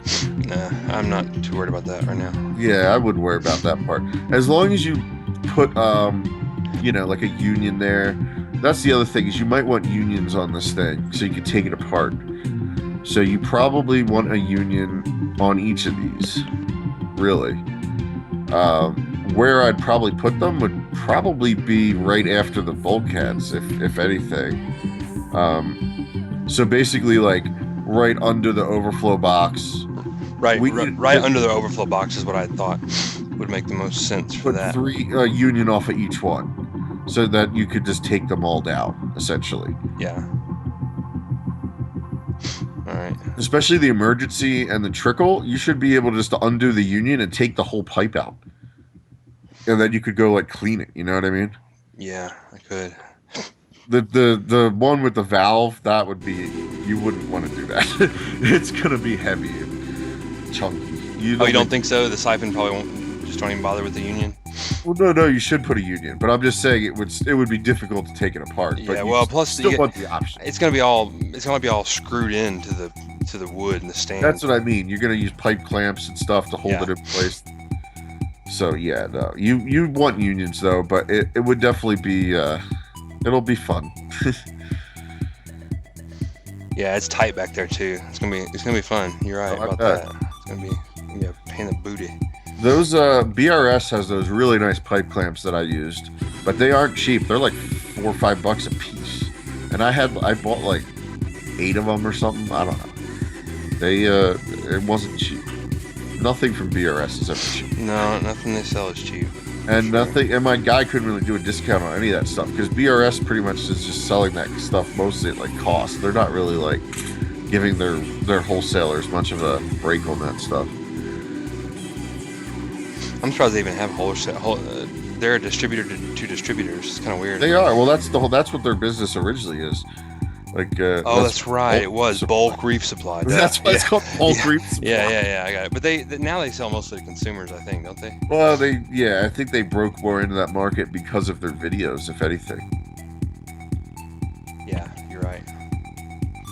I'm increasingly convinced that I'm gonna get that pump from that shady website, but I think it's gonna take forever. Like, it is a legit business, and they do actually send you stuff, but they're just real lackadaisical about it. Yeah, it sounds was like $100 cheaper though. So I mean, I know it's a little shady. I don't know. We'll see. I just don't want. I know that's what I'm saying. You want to wait like 10 months for a pump or something. I'm not gonna wait more than like 4 days. If it's not shipped by like Tuesday, I'm gonna call Amex and cancel the order. Yeah, and if they still send you a pump, it's for free. Seriously. Well, yeah, right. You know, I don't think they would if you canceled it. No, I don't think so. Okay, so there's your unions.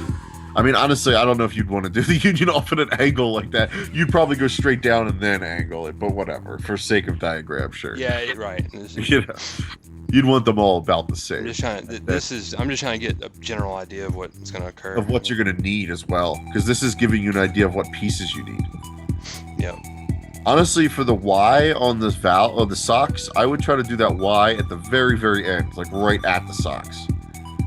Then I'll need 2, right? I mean, I drew it. I need to valve it before it splits. No, not a valve. I'm sorry. I mean, you want a T. The T is what I meant. The T that you T where you T into the 2 socks. You should do that. Let me tell you one thing about that. All right, yeah. So that's gonna be. There's not a lot of room. Like the socks will be within about 5 inches of each other. Like they're very. Yeah. So you don't glue I can't even use a T. I can't use a T because it'll go out too far. It needs to go. I don't want it to be a pitchfork. I think a Y makes more sense there. You want a Y it? Well, you can Y it. I think a Y makes more sense. Maybe a Y and then like a 45 off of each Y.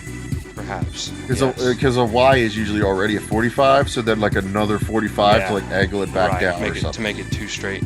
Yeah. I'm afraid. I feel like that's going to be tougher than I think because, well, it's rigid though. I did it before with this flexible, this vinyl stuff, you know, and it was bulky and unwieldy, and I didn't have the right connectors, and it was. Well, the reason I was saying to do a T is because you do a T and then you do like 90s off the T, like I did, and then like don't glue it. Like it would be like a removable piece that you would pull out. Isn't the T gonna restrict? No, it's already a 2-inch. But it's already it's gonna be splitting it. It's not restricting. 2-inch pipe anyway. Yeah, that's fine. It's not like you're adding more flow by splitting it, but whatever reduction you get would be minimal because it's branching off into 2, and it could never possibly branch. You know what I mean? Like you can't provide that much. It can't provide more than what you put in. So yeah. It wouldn't really reduce. Here's the thing. You're already going to be reducing it with the siphon valve, with the big valve. So what did you tell me about 1 3/4? Is that what it ends up at? Oh, what now? What is it reduced down to? 1 3/4? What is what reduced down to? So what is? I just drew I put 2-inch pipe. So let's talk about that. It's not 2-inch pipe. It's going to be inch and a quarter. All right. So let's. It's all going to be inch and a quarter. This is actually where This is where I need a little more help too. Right. So all of this should just be inch and a quarter. Let's use the light pen. The light pen. Yeah, man. Look at this. This app is. It's freaking really cool. And there's this thing called call light. Okay. I mean, you could upsize the plumbing if you wanted. I don't think you'll need to at 1¼ all the way. I think with 1¼ all the way, you'll be fine. All right, so here's the overflow box. And let's just Throw draw. it in here. You'll see it in a second. So there's.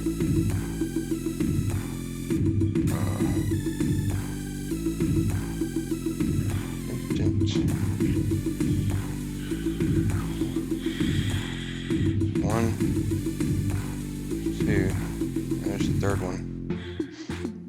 So this is the siphon.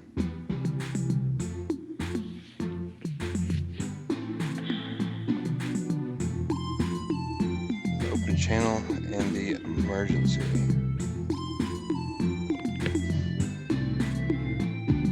Oh, this pen's weird. Huh. I can't. It's hard to write text with this particular pen. Okay, so there it is. So now I need this. Is gonna have to. Let's do the open channel first. It'll come up, and it'll come up to. So it's like all these questions, like how high does it come up, and it has to. So the one on the right, if we do it as the siphon like I want, then it'll just have the siphon, the little strainer cap will just be sticking right out of there. So you can draw that little pyramid-looking thing on top of there. Yeah, I'm doing it. I gotta wait 20 seconds.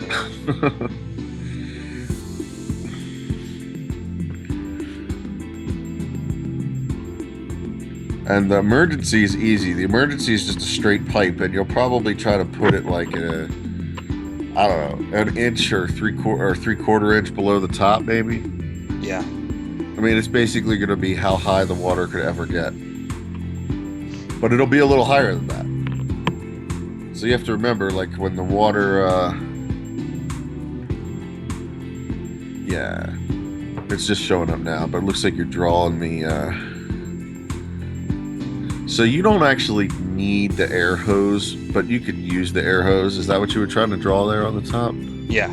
Yeah. What does that do again? So basically what it does is if the siphon ever clogged and the water level rose above the air hose, it would close the air hose with the water and turn the middle one into a sort of a siphon. It won't ever be a tuned siphon though. It would be like a gurgling, noisy ass siphon. Basically, if you run the siphon without a valve, it will gurgle because it's going to take in too much water, and then it like won't be balanced. There won't be a bounce to it, so it'll just kind of be like going crazy. But in an emergency situation, that would be better than flooding. So the notion is that it closes it off. Now, the other option is just to drill a hole in the top. Yeah, just put a hole in the top. Basically, as long as that open channel is lower than the emergency, the water being above the top of it would achieve the same thing. So in this case, you'd probably make that open channel a little bit lower because you have it right now. You know, if you were trying to avoid the hose, you would make the open channel, like an inch or so lower than the emergency. All right, got it. So now let's do the siphon. This is the important one. So all that's going to be is just a little strainer sitting in the thing. Just the one I sent you. It doesn't need to loop over the way the other one does. No, the siphon could just be a strainer just plugged right into that bulkhead. So literally just sticking out of right out of that blue line, the blue line with the S next to it. Just stick that siphon thing right, that little strainer, just shove it right in there. Okay. It should just stick right in there, is what I'm hoping. All right, you'll see it. You'll see it in a second. This is what you mean, I think. Yeah, let me see what you do. Yeah, I'm watching the live view now too. So. Okay, so you know how behind that is. Hey, Caleb, what's up, man? Caleb, we are designing the overflow box plumbing. And so I'll show you the other stuff that we've been working on. Oh yeah, show them all the other diagrams and stuff. Trying to catch them up. It's probably hard to take in because my artistry is horribly lacking, but it's okay. It's as long as we know as long as I understand what's happening, that looks perfect, by the way. That's pretty much. Why did I think that the standpipe for the siphon needed to be higher? Because some people put double 90s and some people do make it higher, but it doesn't need to be. It actually makes it more complicated. What you're usually used to seeing that on is when they do the internal style boxes where it's just like a pipe off the back of the tank instead of a box off the back of the tank. And then they usually do the 90 thing. In your case, you have an external overflow box. So it's actually nice to have a strainer there because when you turn the pump off, the external overflow box will actually empty out all the way, which is kind of cool, especially for cleaning and maintenance and stuff. It's nice to have the box drain all the way. So I actually prefer the strainer like that because it makes it easy to do. So the other reason you wouldn't want the strainer to be like on the bottom would be as if you had an internal box, like on the box on my 60. If I put the strainer on it would drain that whole thing, and that would be too much. So what I do, the overflow, because of this being at the top the way it is. Exactly. Yeah. So on my 60, what I do is I have the strainer still, but I have it on top of like a 12-inch piece of PVC with like a coupler, so that it's raised up like 12 inches. But this thing is only 7 inches tall, so just sticking it right on the bottom is perfect. Like you know what I mean?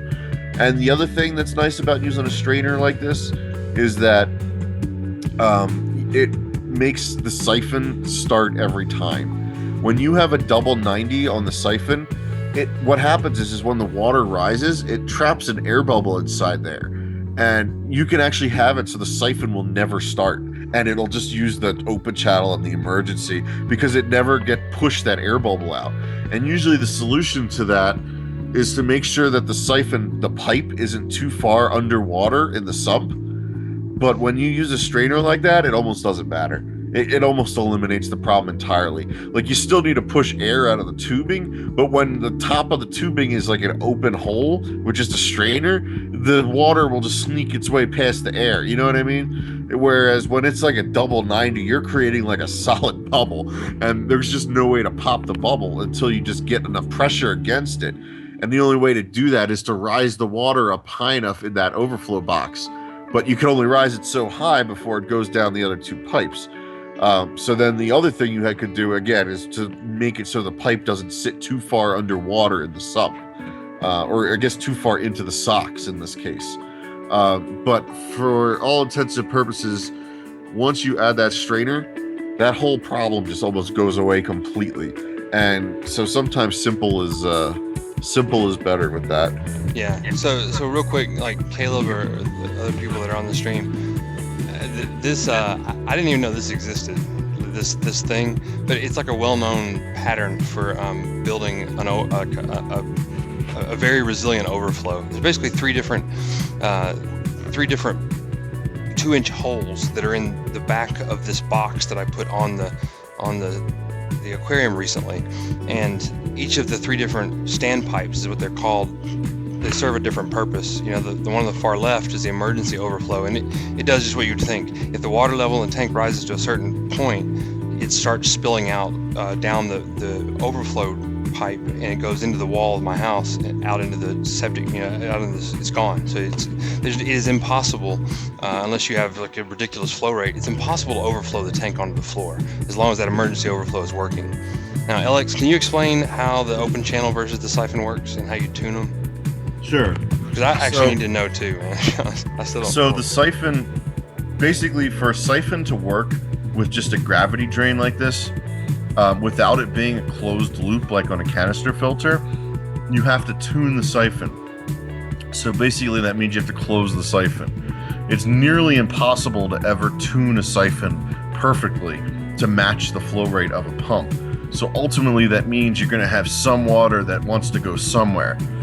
There's basically a few designs that have been come up with to get around this, but this is known as the bean animal system, and it's known as the silent and fail-safe failover as well. And the reason it's known as being fail-safe is that you have a dedicated siphon, and then you have a dedicated tube to take that little bit of trickle that the siphon, to basically help tune that siphon.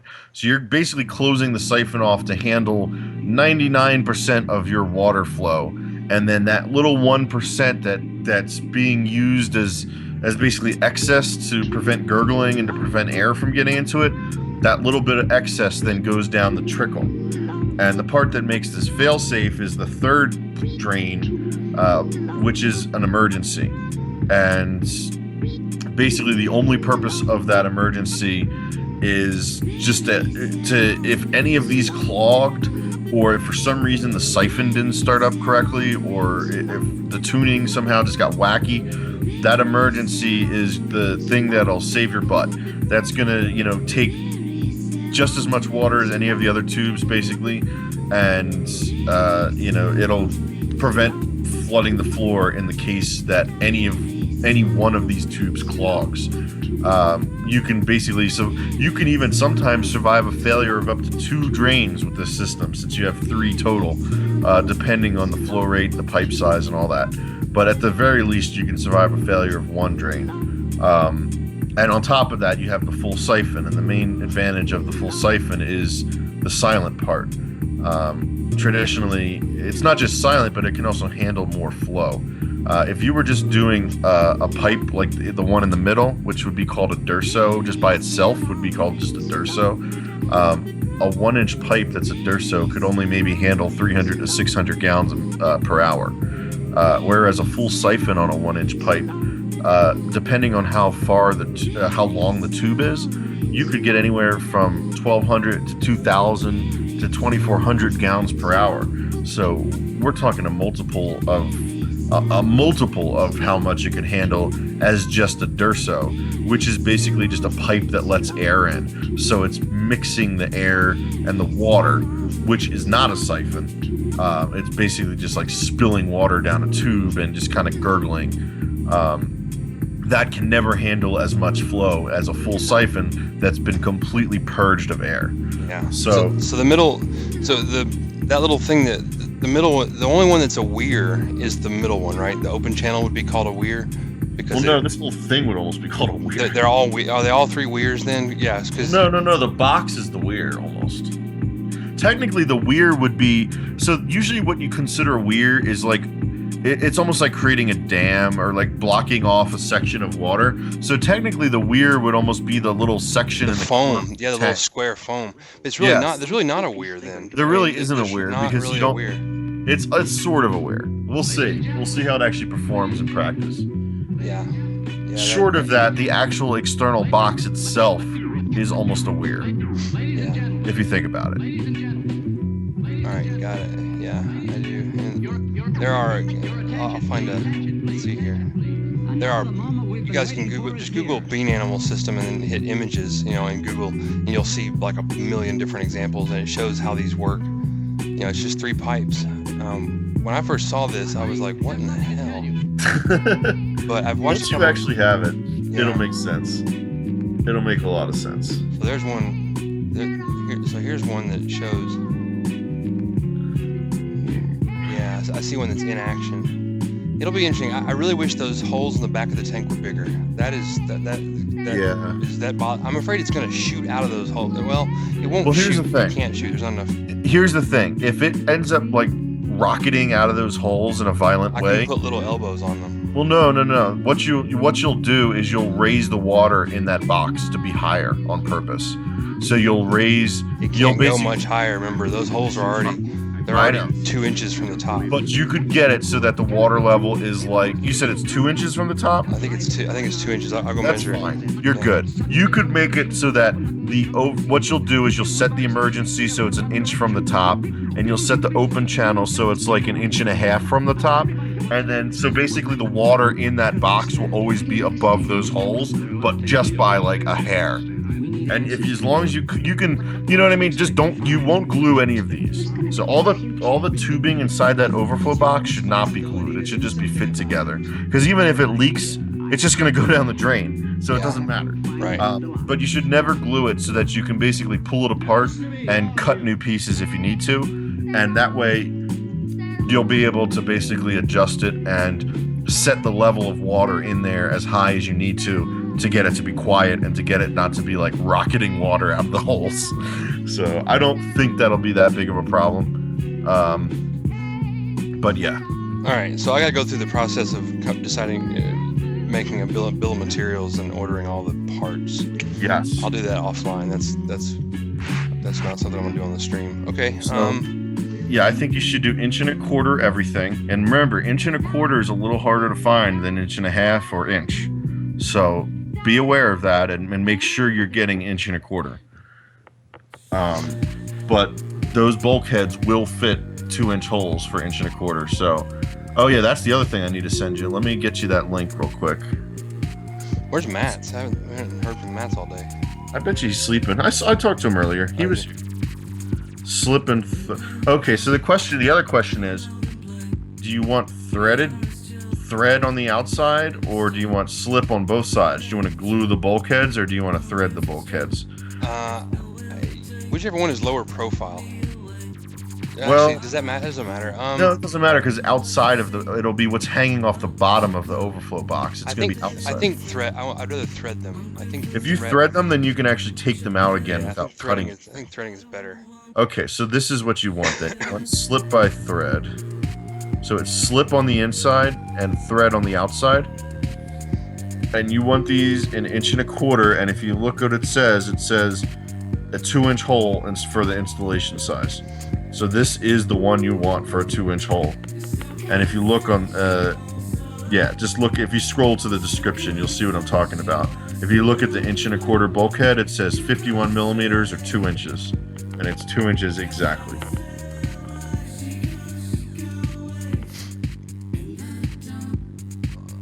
Okay, hold on.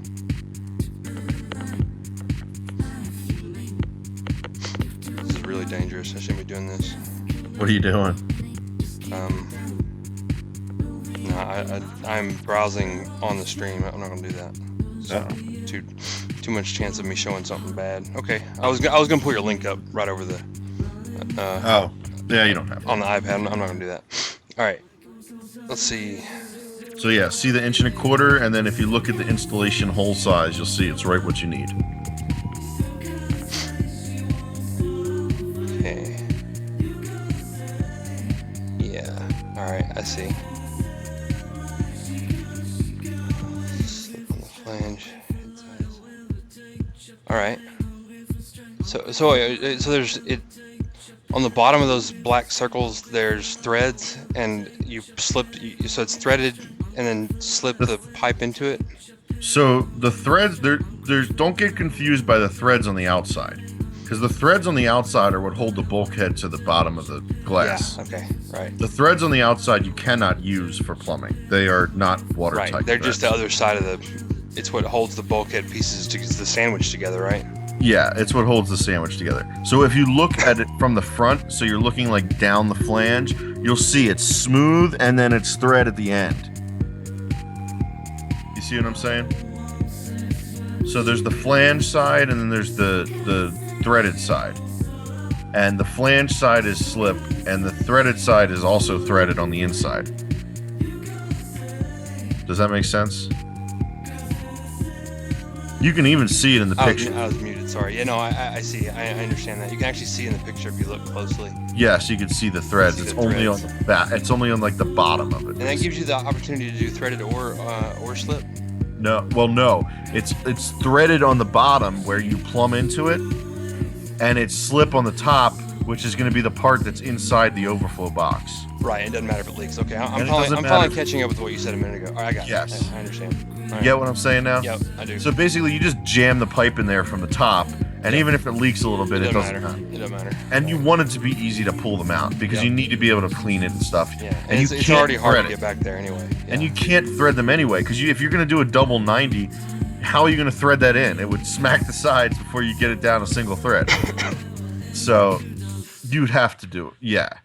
It has to be slip on the inside, but then thread will go to the unions. So that would be another thing. If you put unions right afterwards, you're going to need either, well, here's the thing. You could get threaded unions and then use a nipple and connect the nipple to the union right at the bulkhead. I probably wouldn't do that. I'd probably just buy regular unions, and then you'll need more of those things I sent you earlier. The thread to pipe adapter that you're going to use with the valve. Yep. So you'll probably want to buy more of those than what you need for the valve. You're going to want to buy one of those for each of the bulkheads as well. And then you'll want to buy, a bunch of unions. So they sell unions on BRS, although you could get ones at Home Depot. But the ones BRS sells, they do sell nice gray ones. And, instead of the white ones. Yeah, I'm gonna paint them anyway, so I guess it doesn't matter. 'Cause I don't want to be gray. I'd rather if I'm gonna use red and blue for the intake, and I think black's better. It's cool. Doesn't matter. In that case, yeah, just paint them. Because honestly, you'll probably spend less money on unions at like Home Depot if they even have them though. That's the other problem is 1.25" is kind of an odd size of PVC. Plumbers don't use that very often, so you might have to look into buying all of that stuff online. Gotcha. All right, let me. All right, so here's the unions, by the way. I'm gonna turn off the iPad. I think we're good there. Well, we still need to do the return design though. Yeah. I know. That's right. I forgot about that. All right. Yes. So what I think you should do, personally, is have a manifold somewhere. Here, you're gonna have to ask yourself a question like, do you want to ever have a reactor or something like that? Do you want to give yourself the option to drive something off of the pump other than the returns? Like a refugium is another thing you could do. Because basically sometimes what people will do for a refugium, they'll pump water into another tank and then have that tank overflow back into the sump. So like say on the other side of your tank where you don't have anything right now, what if you did a refugium there? I'm just putting ideas into your head. If you set that refugium higher than your sump, it doesn't have to be that much higher, just like an inch or so higher, drilled a hole in the side of it, and then just made a drain that goes right back into the sump again. And then you could have like a port off of the return pump, pumping water into the refugium, which is then overflowing back into the sump. So that's an option you could do if you wanted to. Or I don't think a refugium. I'm not gonna do a refugium. You're probably not gonna do that. No. How about a reactor? Do you want a reactor eventually? I kind of like that Purigen reactor that you built. I know you do. That's pretty cool. So if you wanted a reactor, then you should maybe build a manifold that has a gate valve or two off of it for driving something like that. Where would I put a manifold? I don't have a lot of room. Well, here's where you put it. You put it under that piece of wood. So the horizontal wood that's the tank is sitting on, you should mount it to that and have it upside down. Like kind of like what I did, but upside down off of that. Or the other place you could put it would be all the way to the right of the sump, like just over there somewhere. That does mean you're going to be adding some head, of course, but who cares?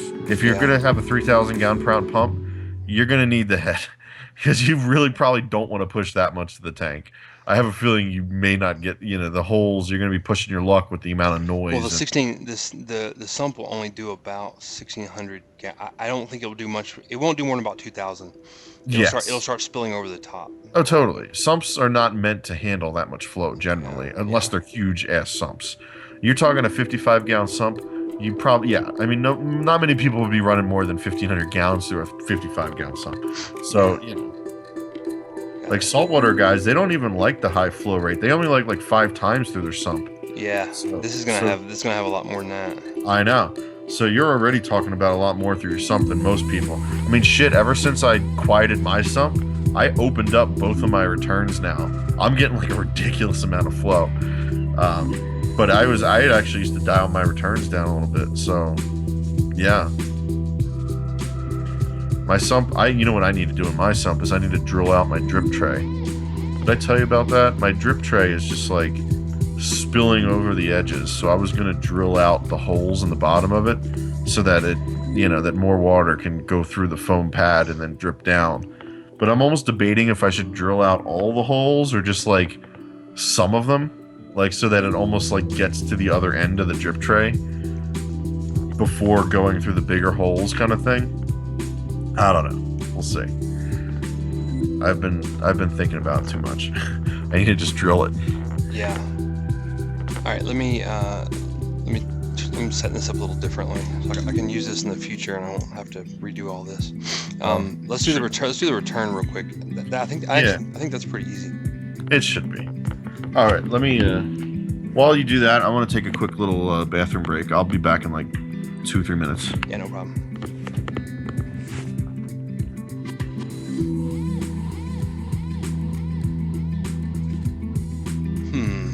Let me.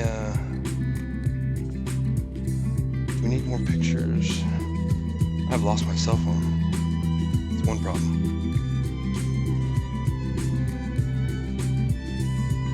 Yeah, guys, let me, I'm gonna take a quick break too.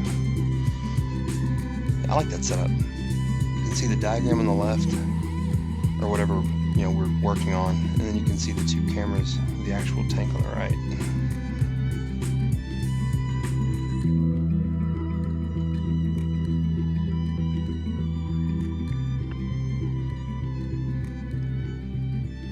Well, that camera's frozen. What the hell? I didn't realize.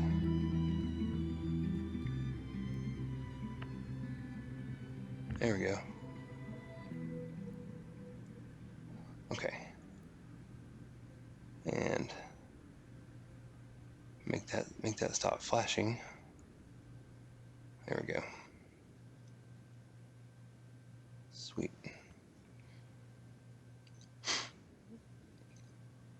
Oh, it only works. Yeah, like that. I have to minimize OBS to make the flicker stop. All right, I'm gonna skip my break actually. So let's think about if we're gonna add fish to the tank here shortly. We need to check temperature. Which right now we're at 78 degrees on both ends, and the seni. Let's see what the seni looks like. The seni is in the middle of the tank. So it's measuring the temperature from right in the middle. Right now. Okay, so the at the middle of the tank right here.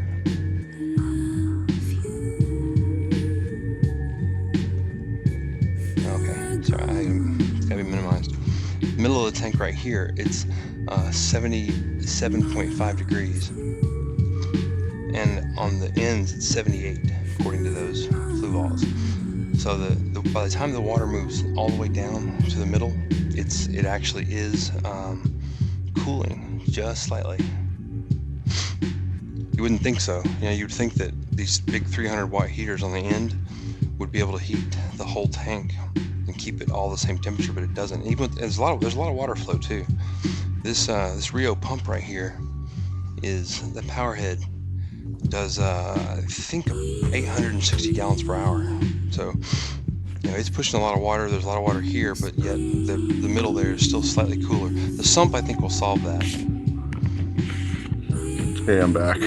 Hey, so the one thing I'm gonna add the fish here shortly. Now, cool. I was looking at the temperature, and so both flue balls on both sides are at 78, right on the nose, and they seem to be doing pretty good. It's 77.5 in the middle where the seni is. So that it's dropping slightly, but that's going to go away when the sump is installed because it's going to move all that middle water. Yeah. A lot. Plus, you don't know how accurate the calibration of all those things are. Yeah. I mean, the fluvals might be calculated slightly different than the seni. Right. So it could be closer than you think. They are both right on 78. Something tells me, well, that's the thing. They'd both be calibrated in the same factory. Yeah, hopefully. The seni is a different thing, calibrated in a different factory. You never know. It could be closer than that. I wouldn't be surprised if it is. But, yeah, I think you'll be fine. Once you have flow in there, you'll be good. Especially if you get some gyres. Yeah. Man, I almost bought 2 of them. But You're then, crazy, man. Well, you actually... you should have not said nothing. I would have bought them, but you talked me out of it. You're like, you don't need those. I'm like, well, shit, do I really?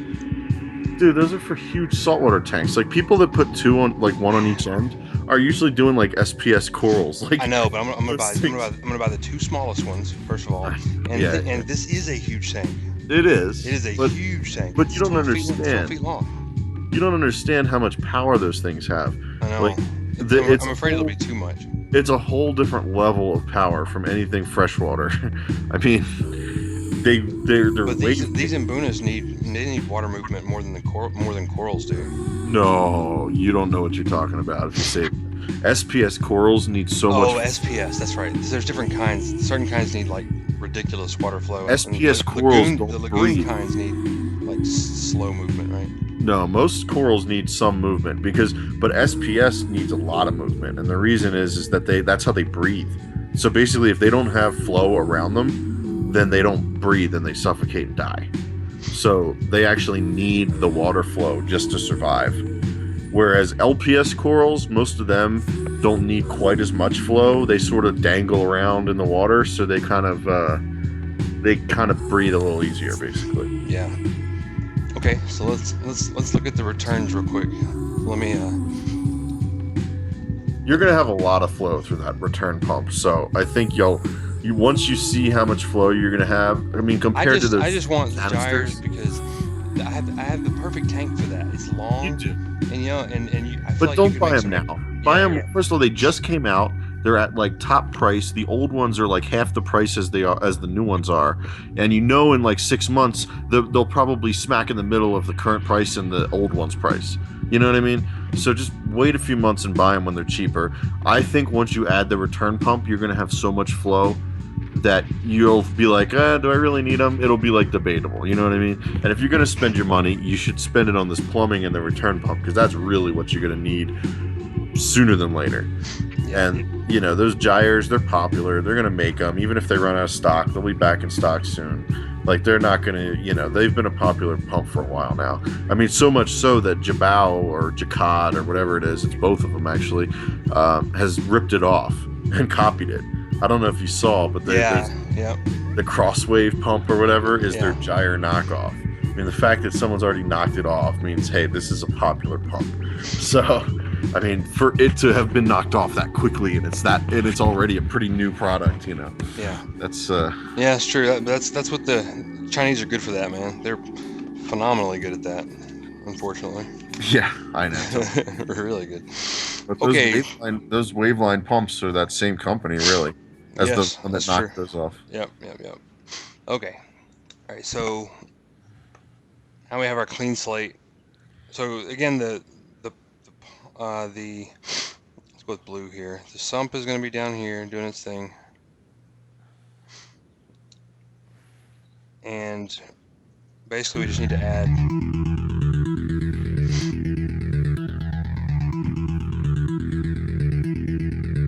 So is that just a photo on the left? It doesn't look like there's all water that's tagged on the left one, and the ones on the right look like they're filled.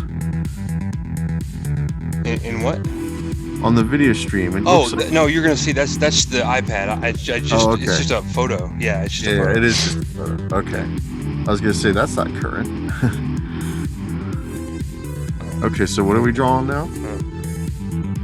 All right, so this is the sump, and returns. Let's do returns. So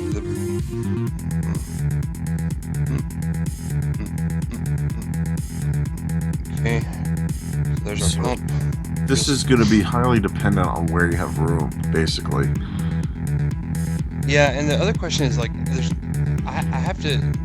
tube has to just sort of pop over the edge of the foam. There's not a lot of room. Like those what do you call them? The struts that I put on the back. Yeah. The 3-inch table.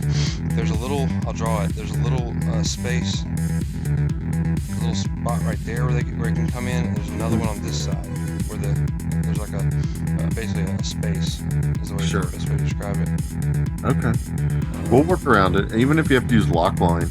The only problem with lock line is it only really comes like 3/4 and like 1/2 inch. I don't think they make inch lock line. And for the amount of flow you need, that pump, how big was that? 1.5 inch output on that pump? Holy shit. You're really gonna need some big tubing. I think at a minimum you want the return lines to be 1 inch coming off an 1.5 inch manifold. And some people say to make the manifold bigger than the pump output, which personally I think that's probably overkill, but because then you need all bigger valves and stuff, unless you're going to just reduce it anyway, and you are going to reduce it anyway, probably. So you might as well buy smaller valves. Costs start adding up and adding up and adding up. You know there's like a point of no return here. All right. So I'm now. Hold on a second. So I'm gonna have to do it this way. No, so I don't. Yeah. Give me just a second. Let's just draw it. Let's not try to draw it on top of the. Let me make sure I understand what's supposed to happen here. So the pump is down here, and the pump is going to come up. Manifold. So you could almost put the manifold off the back of the stand if you wanted. I mean, you could put it off the left side of the tank so that you could almost just reach it from the side without having to like walk behind there. You know what I mean? Yep. Yeah, I think so. I could actually affix. I could have fixed it to the back of the stand, the tank right there. As long as you're right. I would have to walk back there. I could just. I can get to the. No, I think it needs to be where I can reach it from underneath. Sure. So in that case, you got a few options. You could run it over to the set. You could basically run a horizontal line from the pump over to like the center area of the stand, and then put it under there, because that's where your other valve is going to be for the siphon. Yeah. So this manifold thing. So you got a few options with that.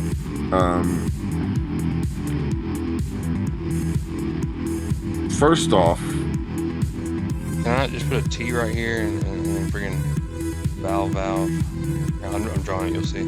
Okay, yeah. How many? So you said you might want a reactor. So you probably want one extra valve, right? Okay, I see what you're saying. Yep, I got it. Right? And I like to do a drain as well. Just off the pump so that you can just drain water with the pump under pressure. Which that's how I do all my water changes, is with the drain off my manifolds. So that's something else you could choose to do if you want. I personally say I recommend it, but just because I like it, but you can do what you want. All right, so you're saying there actually needs to be. So the manifold should be, all the valves should just be like together in like one big thing, like a big row of valves almost. Right. But you have options because you can use the ends of the pipe that is the manifold can be used as outputs as well. Yeah, so you can have like exactly, or you could even have. It's way behind the. How far behind is it? It's like 50 seconds. Yeah, it's 57 seconds right now from live. Oh, crap. It's busy time. YouTube actually gets longer as you know. Right now, I guess YouTube's really busy. It's 3 o'clock in the morning though. What the hell? I know, right? Well, it's only 1 here, and in California, it's only midnight. So you still got that. Yeah. It can get down to about 15 seconds. That's what it usually is. Yeah, it's usually pretty low. It's a minute right now. All right, so now it's finally showing the drain. So like that, basically that bus is the manifold. Yeah. Now, generally, you want the pump, the first valves to be the ones that are your returns, the ones that are closest to the pump. Yeah. And then everything else can be off of that. Now, it doesn't have to be all in a row. On my 60, I did it all in a row just because it was convenient and there wasn't much space. In my 120, my manifold's like this crazy U-shaped thing almost. Although, honestly, if I was to do it again, I'd probably try to do it all in a row. Just because it's nicer that way. Here's the thing with the valves and all that. For the returns, I would say use... So first of all, we have to talk about what size all this plumbing is. So, if you're getting the DC 1200 or 12,000, whatever it is. Yeah, it has a. It's one and a half inch. Yep. Inch and a half, which is ridiculous because that's bigger than your freaking drain. See, that's scary. Yeah. We might be asking for trouble with this pump, but hopefully, see, I'm almost thinking, man, if you can't get the 12,000, just get the 10,000. Well, yeah, you're right. Because you can get the new 10,000 in the new model, in the DCP, the sine wave model, the DCP 10,000. I actually found that, and it does 2,600 gallons per hour, which is not too shabby. So, you know, even if you can get that one, I think you'd still be fine. Probably be a little safer. But shit, the question is what size do you build this manifold? And what size do you build all these outputs off of it? All right, so let's go through a couple. I can figure out the rest, but so I'll go through each line. So this one. Yeah. So the drain, I assume you want the drain to go to those. The drain will go to the waste. There's like a waste bus. There's 3 different things going into the waste now, right? Yeah. Yeah. So the drain could be a garden hose, possibly. I don't think that. So the emergency from the overflow probably shouldn't dump out completely. You should probably not do that because you could end up draining your sump. The emergency from the overflow box, because you're talking about this waste thing that you have. Yeah. I don't think you want the overflow dumping into the drain. Okay, where does it go then? It just needs to go into the section where the pump is. Oh, I gotcha. Yeah. I got you. Oh, I got you. Just right back into it. Yeah. Okay, Yes. all right. Yeah, that's like, it's because basically if it's hitting the overflow, it doesn't mean that the sump is too high. It means that one of the pipes might be clogged, or it might mean that you're adding too much water to the tank. But it doesn't mean you want it to like go down the drain. You still want to do that from the sump, I think. Like the sump, because ultimately what's going to overflow is the return chamber of the sump. That's the thing that makes everything flood, is that last chamber of the sump. When that fills to the top, that's when you're flooding. So that is always going to be the highest point. That's your water. You know, that's where your highest point is always going to be. So are you going to just use garden hose for the drain, or what are you going to use for that? That's probably the easiest way to do it, because it's flexible and, you know, I can move it. Yeah. Because garden hose is 3/4 inch, and they make fittings that go from 3/4 inch PVC to 3/4 inch garden hose, and that's a common fitting. So use a 3/4 valve there, and do that valve as 3/4. And it's cheaper that way. Okay. Because you don't want to buy 1.5 inch valves. An 1.5 inch gate valve is $60. Needless to say, I don't think you want any of those on here. Yeah. I think you want just the ball valves. So you want one of those CPEX ball valves for all 4 of these? No, well, yeah, but what size is the question. So and also not for the reactor one. You probably do want a gate valve for the reactor, but it can be a smaller one. So 1.25 inches, no, 1.5 inches. Shit. What size do we want these to be is the question. I'm thinking this whole manifold should be 1.5 inches. All right. The whole, like all the plumbing, that like the backbone of this, not the valves. Yeah, Just I got it. Just the backbone part of this, coming off the pump and going to all the valves, should be 1.5 inches. Is what I'm thinking. And even if you go with a smaller pump, having it be 1.5 inches wouldn't hurt anything. Yeah. And then what I think you should do is 1 inch for the returns.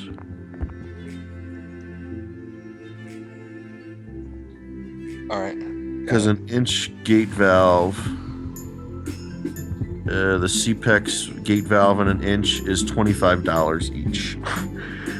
Just for reference. That's okay. I can do 2 of those. Yeah, so 2 of those, and then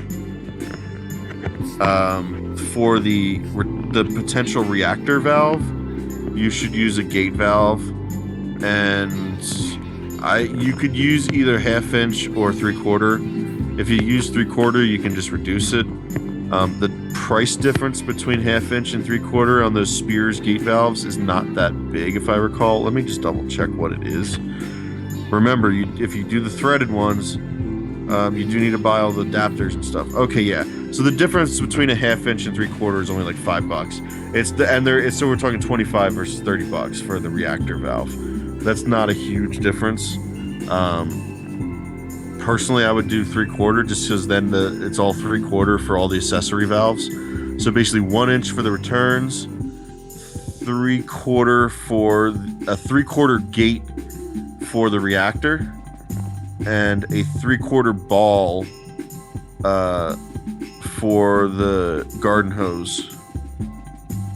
Yeah, got it. All right, I'm drawing it all in there. Yeah. Okay. Yeah. And this thing that I'm drawing in blue right now, which you'll see shortly. Sure. The little T, right? The actual manifold, the offshoots from the backbone of the manifold. Those are all the same. Are they all the same size? Well, let me see here. What are you talking about? Oh, yeah. I see what you're saying.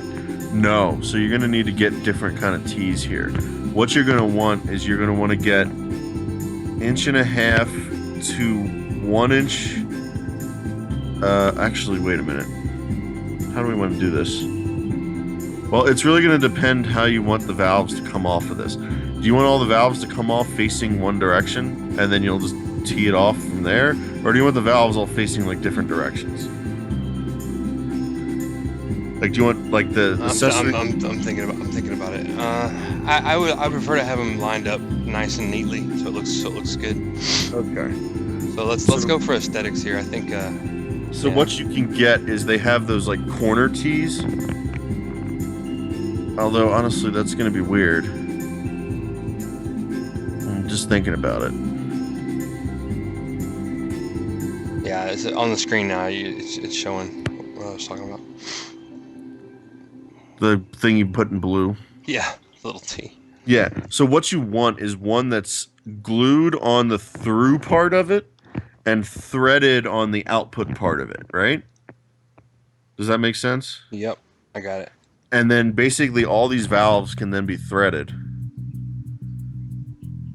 Okay, yep. And the CPEX valves are nice because they come with threaded and glue unions. Because remember, they all come apart and it's like a union. They give you threaded and glue for both sides. So you actually get 4 things to attach pipe to it. And so you can just use the threaded ones if you want, or you can use the glue ones, whichever you want. So honestly, for those, you could almost choose to glue them. And it just use, you could then just use 1.5 inch to... Well, let me ask you a quick question. If I glue them, I can make it lower profile, right? I don't want a bunch of fittings stacked on top of fittings and stuff. It won't be that much different because in this case, what you would use is what they call a close nipple. Which that's, yeah. I like my nipples close. You like your nipples close. Basically what it is if you just search Google for close nipple, you'll see exactly what it is. Just search for PVC close nipple and just do images and you'll see exactly what it is.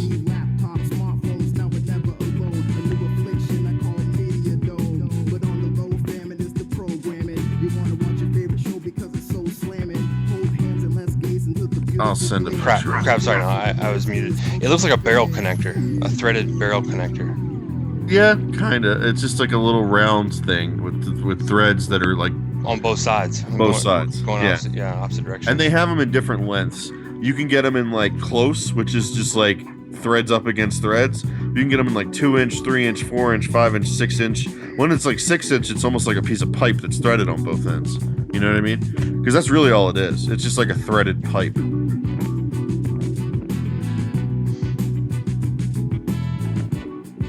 So you just use those. And then you just wrap Teflon around it both ways. But you have to wrap the Teflon around it in 2 different directions.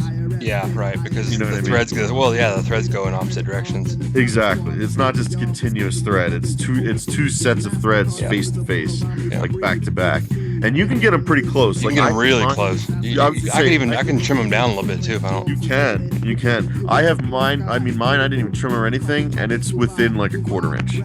So it's not that much different from just gluing them in terms of the space it takes. It's not that bad, assuming that the tees are you know. All right, got it.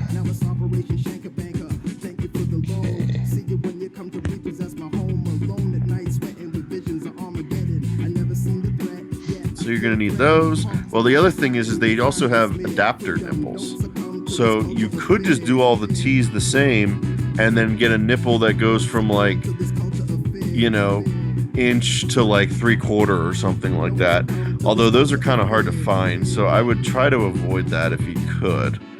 I would say what you should try to find is basically you're going to need a T to get into it. Now here's another thing: is most of the 1.5-inch stuff you can probably get at Home Depot and Lowe's. I don't even want to have to. I just want to order it all and just have it show up in a giant box. Okay, you can, but you're gonna always need more. I don't know if you've ever done plumbing projects before. I have. The sump. I did enough with the sump to realize that I constantly needed to go back to Home Depot to buy more stuff. I know. So it gets. I see you're searching for adapter nipples. You have to search for PVC too, because you'll find like threaded ones and like ones for gas pipe. Because you know a lot of things that are threaded in terms of plumbing is gas lines, because they don't ever weld. You know, you can't solder a gas line. Blow yourself up. Right. Yeah. So yeah, like that's what you'll find a lot of like metal pipe that's threaded, but you got to make sure you search for PVC. It's not as common in the plumbing world to use threaded PVC in a house because it's not really. It's just not like what you're doing. Like usually in a house they just glue it. But it's more like scientific purposes where they use threaded PVC, which is almost like what we're doing. So, all right, I'm looking at BRS now. Are you? They have nipples and all that stuff. They don't have some things though. There's a few things they're a little lacking on. Like they don't have like reducer tees. Reducer tees are kind of hard to find, honestly. Yeah, surprisingly, Home Depot has reducing tees. I think it's a common thing in under sinks. Yeah, reducer tees are not super uncommon in plumbing. But here's the thing that's harder to find is like threaded, slip thread reducer tees, where the through part is slip and the output part is thread.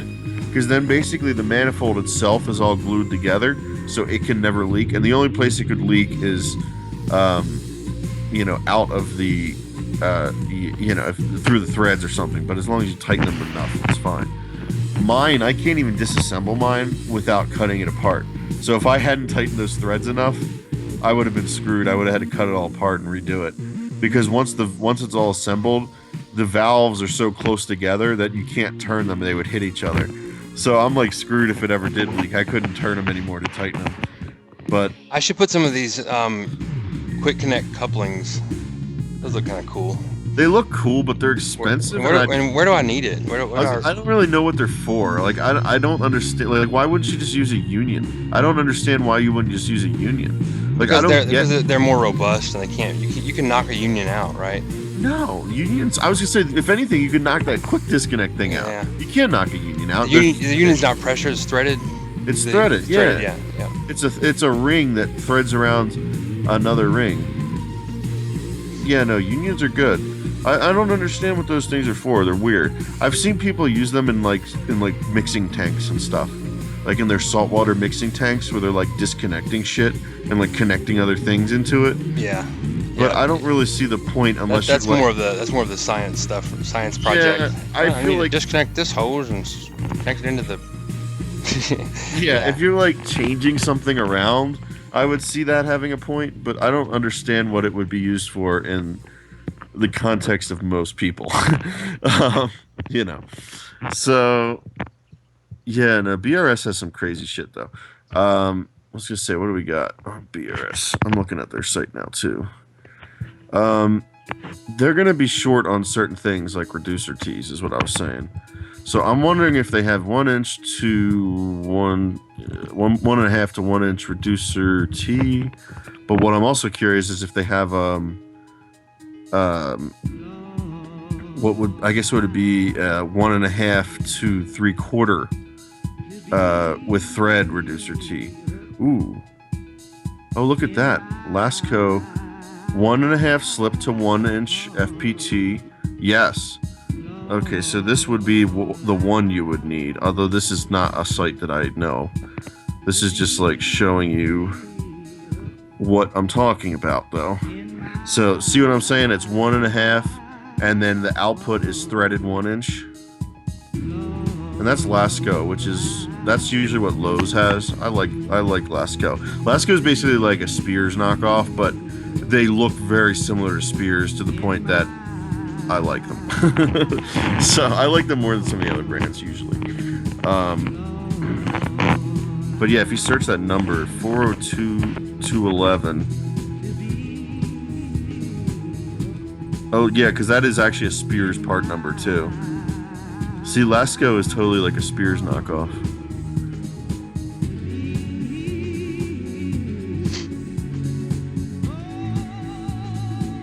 Now the question is do they make a 1.5 to 3/4 reducer T with thread? Oh shit, yeah, they do. Yeah, a lot of it's used for like irrigation. Oh, that's too funny. Yeah, drip irrigation, this website.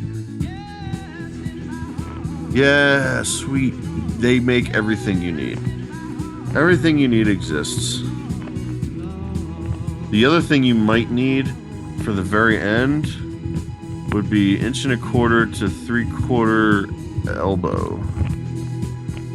Like a slip to thread elbow. Isn't that it? No, that's 1 inch.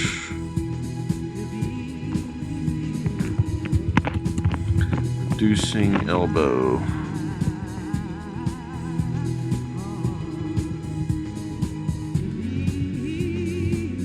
Hey, Mats. I just noticed Mats is here. Are you still there? Yeah, I'm drawing. All right. I'm drawing the actual. How you want to do it? Yeah, and it's. I realize now that the order that the T's occur in the manifold might have to be different. You'll see in a second why. That doesn't really matter. It doesn't matter. I don't think it matters at all. You'd mentioned, and I agreed at the time that hey, let's put the returns first, but it didn't matter.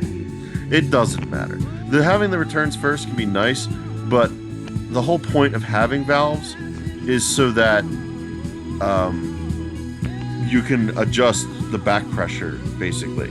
So if, say, you open the reactor valve and you don't have enough flow, then you can dial down the return valves a little bit, and sure enough, the other valve will get more flow.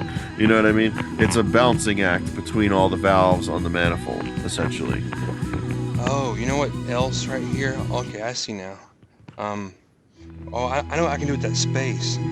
Dang, I am gonna end up making a reactor, and I see right where I'm gonna put it too. Yeah. It will fit.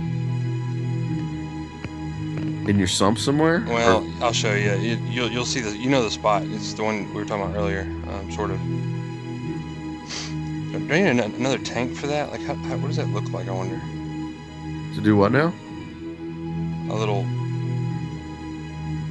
I'll have to look into how the. I'm sorry. I can't ever do shit and talk things out.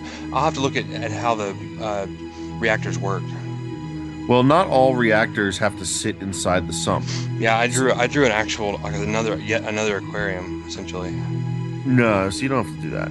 So, like my reactor on my 60 cube is hanging on the wall of the sump, and it has a pipe that goes in and a pipe that comes out.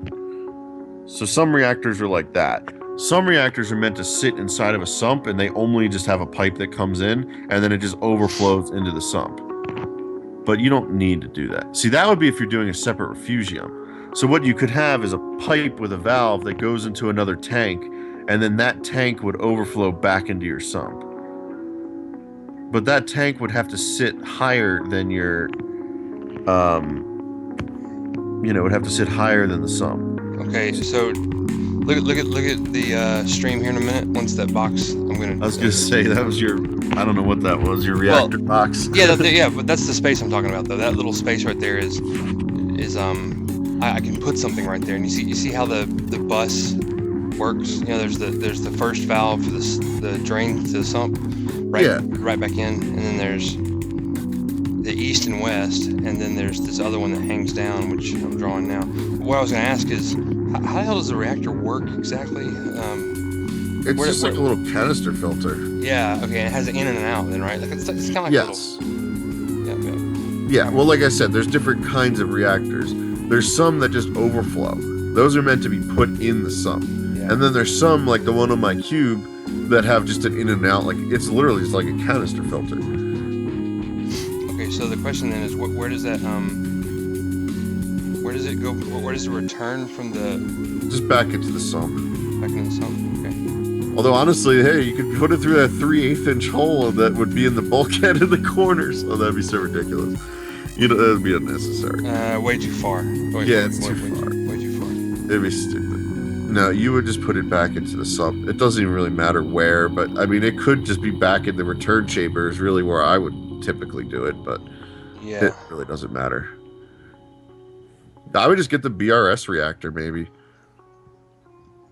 Because the nice thing about those is that they have like a canister, and you could sort of just fill the canister with whatever you want, and the whole canister just comes out of the like, you know, it's basically like a canister inside of a canister. Like you unscrew the outer part, and then inside of it is almost like the tube you stick into the thing at the bank and sucks it in. You know, like it's like a little thing that's like self-contained. You know, it's cool. Yeah, I'm gonna look into that because. So wait, what's the thing into the sump? The first valve there, is that your drain? That's a drain. So where's that going to drain to? Is that going to drain into your waste thing? You were just saying to have it go right back into the sump. Well, no, I was saying like to have a garden hose in it or something. Yeah. Okay. Well, it'll just hang there then. All right. I see. Okay. So back up. What's the point of the drain again? Like, why do I need that? Just so you can drain water. I mean, it's just a way to drain water under pressure from the pump. Now, ultimately, you can only drain so yeah, because it's going to be the drain is going to be a sealed system that goes into the wall. I actually won't be able to get to it unless, let's say I just want to drain water out into a 5-gallon bucket because I want to do something with it. All right, I got it. That's what it's for. That's a good idea. I had not thought of that. That's just an auxiliary drain hose. You know? It's literally and it's under pressure as opposed to gravity. That's right. So you can like do something with that water. I got it. All right, that's a great idea. And then you put it there, like I said, you do it 3/4 so that you can use just a garden hose because they have a little thing that it almost looks like a close nipple, but it's 3/4 PVC thread, and then on the other side it's just garden hose thread. Yeah, got it. And you could screw it right into a 3/4 valve. So if you do that valve as 3/4, then yeah, that would work fine. So here's the other thing. So you mount the manifold to the top of that wood or whatever, or that pipe there. You'd mount that all to the wood, right? That short little hose going vertical from the pump, you could do that as silicone hose to reduce vibration if you wanted. And it also makes it easier to like pull the pump out and stuff. Yeah, that's a good idea. Definitely would help increase the stability. Yeah, okay, I got it. I don't have any 2-inch version of that stuff, but I can get some. They have that at Home Depot. Yeah, you could get that anywhere, really. BRS sells it in silicone, but you will need those clamps. I ended up getting my clamps today, actually, and I put them on the 60 cube where it's silicone. So now, in fact, if I close that valve while that pump is running full blast, it blasted the hose right off it. I was like, damn. Yeah. So it needed those clamps for sure. But now it's got those clamps on there, I don't think it's going anywhere. Those plastic clamps are really nice, though. I like them.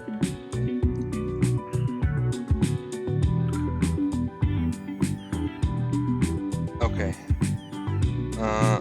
Yeah, I really like the idea of a Purigen reactor.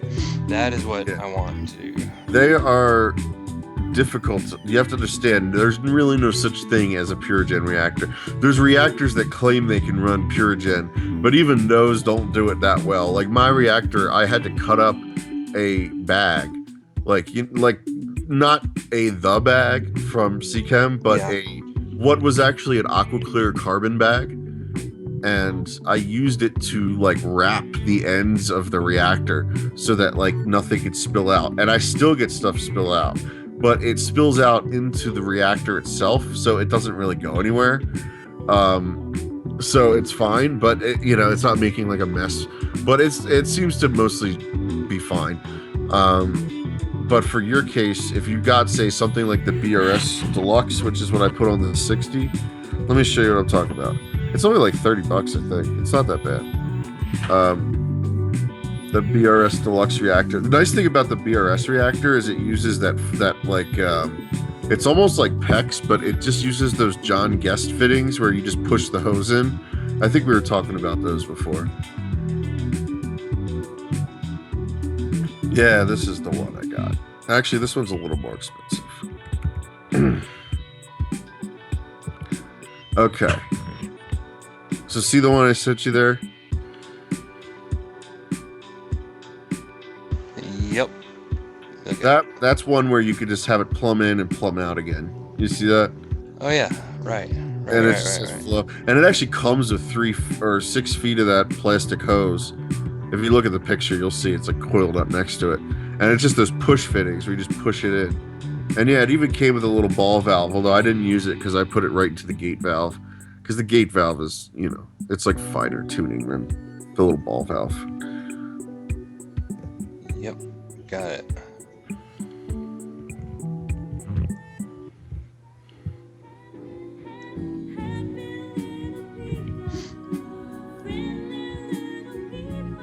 Well, this is definitely helping a lot.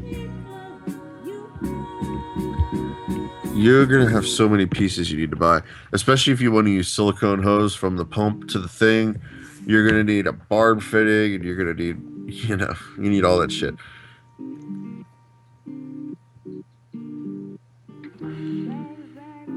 So this 1.5 PVC, I don't know if you realize how big that is. I do. It is really big. It's pretty big. The valves are going to be humongous too. Well, the 1-inch ones, you're not actually going to be using any 1.5 valves though. You're just going to have 1.5 as the backbone, and then 1 inch and 3/4 valves.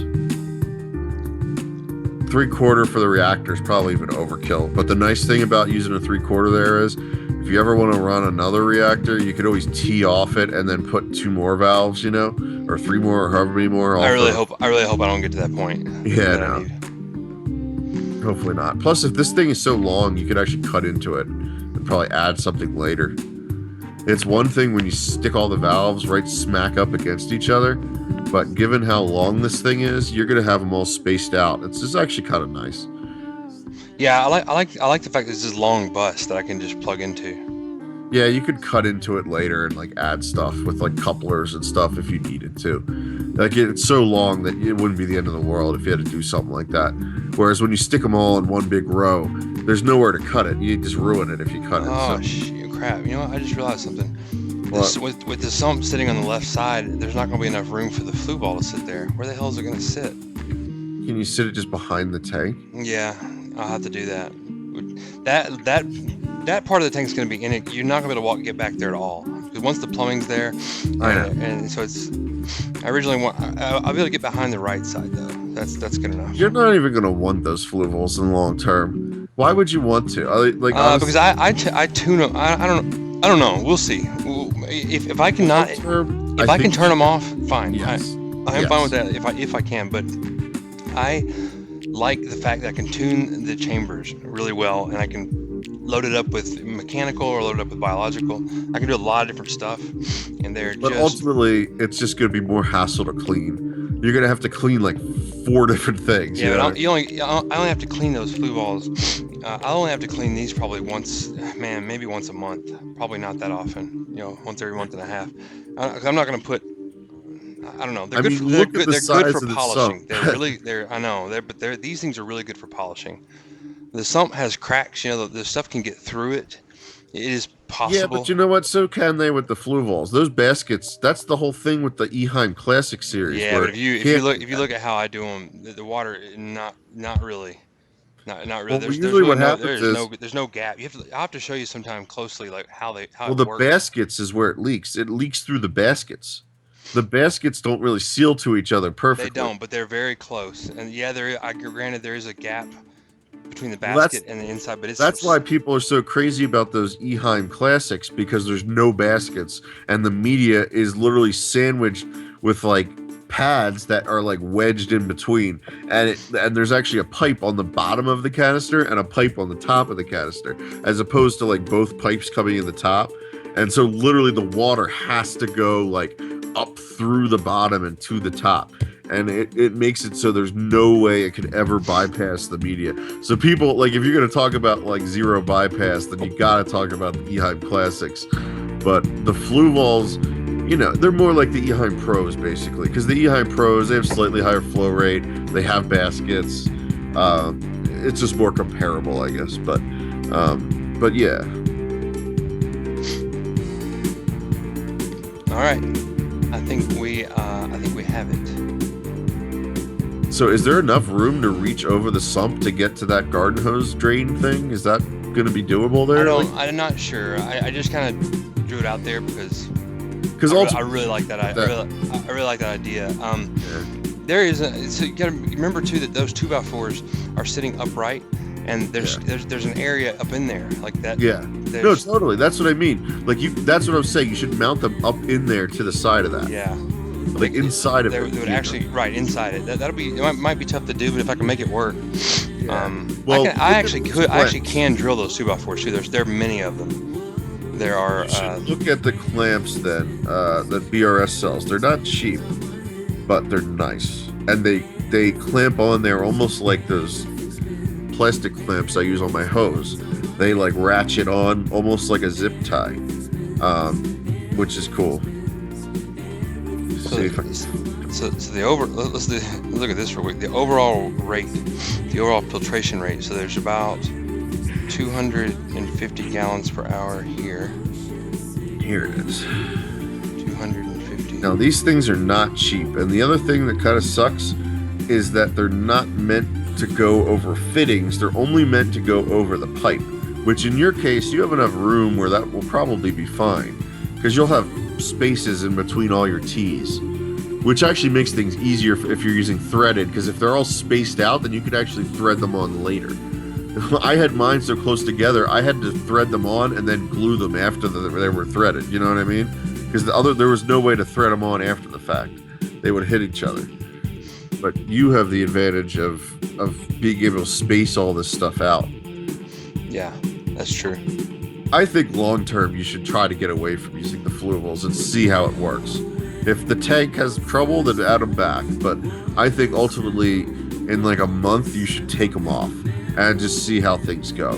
Because otherwise, but you got to keep in mind that in a month, it'll take me a year to ramp up to the full stock, which is probably about 200, maybe 250 fish. Sure. And it's gonna be a while. Is what I'm saying. Like the bio load is gonna get higher and higher over time. In fact, it'll continue to get higher forever, pretty much, because they'll reproduce. And I'll let it get to I'll probably let 300 fish be in there before I have to start removing them. Oh jeez. I mean, I had 80 plus in a 75 gallon. Now it was pushing it. It was, it was real hard to keep up with. It was.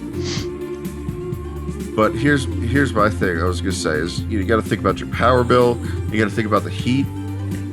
I don't care about that. I agree. Those are considerations, but I don't. I'm not worried about whatever the 30 watts or something that those Fluvalls pull. It's not. That's not too bad, honestly. It's not going to make a big difference. It's not a lot. It's like 40 watts or something. Yeah, that's not terrible. But what you have to remember, your return pump is going to be a magnitude of times more powerful than those Fluvalls. They'll do about 250. A joke in comparison to a proper return pump. They do 386 at 1 foot ahead. Yeah, that's a joke. They got about 3 feet here. They'll do about 250. Yeah, that's a fucking joke. Yeah. I mean, you're going to have a pump that puts out like 10 times plus more than that. And considering those Fluvalls around your 75, I wouldn't have even considered those as sufficient for that tank. Like, I'm crazy. I probably would have put like a 2262 on it.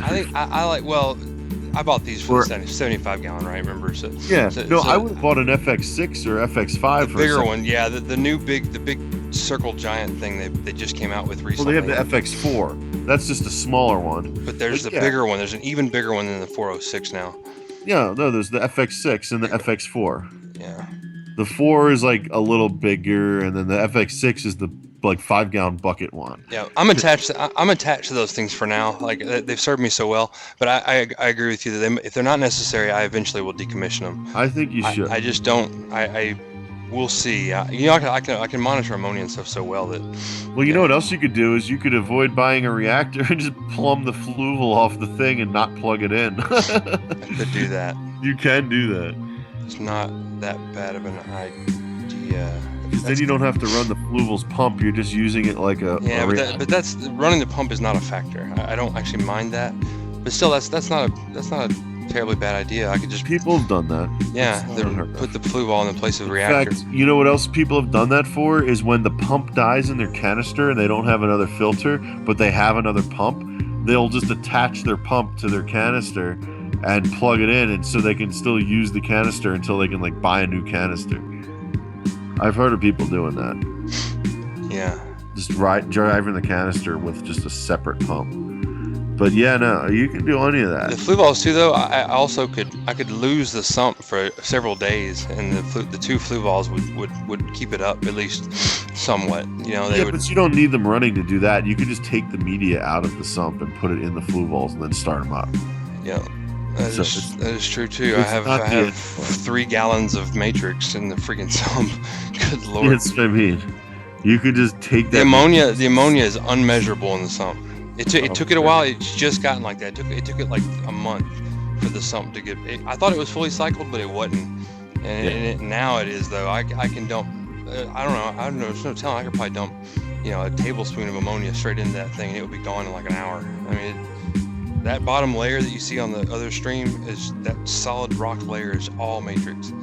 Nice. I way overdid that, but whatever. How much did you say you had in there? 12? Oh man, it's I think you said 12 liters. Yeah, there's 4 of these containers, and each container is 4 liters.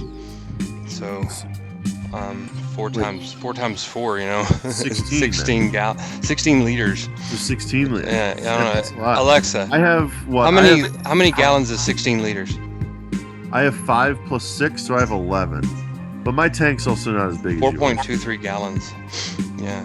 Nice. I had to use Alexa there because that's what I use her for, man. More than anything else, converting the centimeters and liters and stuff. That's funny. She answers that really easy. It's like Googling it. I just Google it. It is, but she's sitting right there, and I can just yell at her. So I should try one of those someday. So yeah, no, this is looking good. Now the other question is how does this work when the drain is in there as well? Because you don't want to hit the one with the other. So you're gonna have to. What I recommend doing is doing the drain first, because really you want the drain to be as tight and as short and as perfect as possible. The return is not as big of a deal. It's under pressure. So if it has to make a turn or a bend, whatever, who cares? It's under pressure. You know what I mean? So you really want the drain to be done first and then do the return later. I gotcha. Yeah, I understand that. I was operating under the assumption that the return needed to be.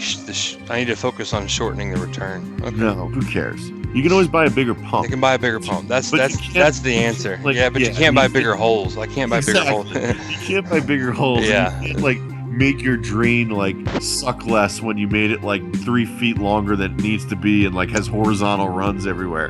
You know what I mean? You can't eliminate a horizontal run if you put the sump in there backwards.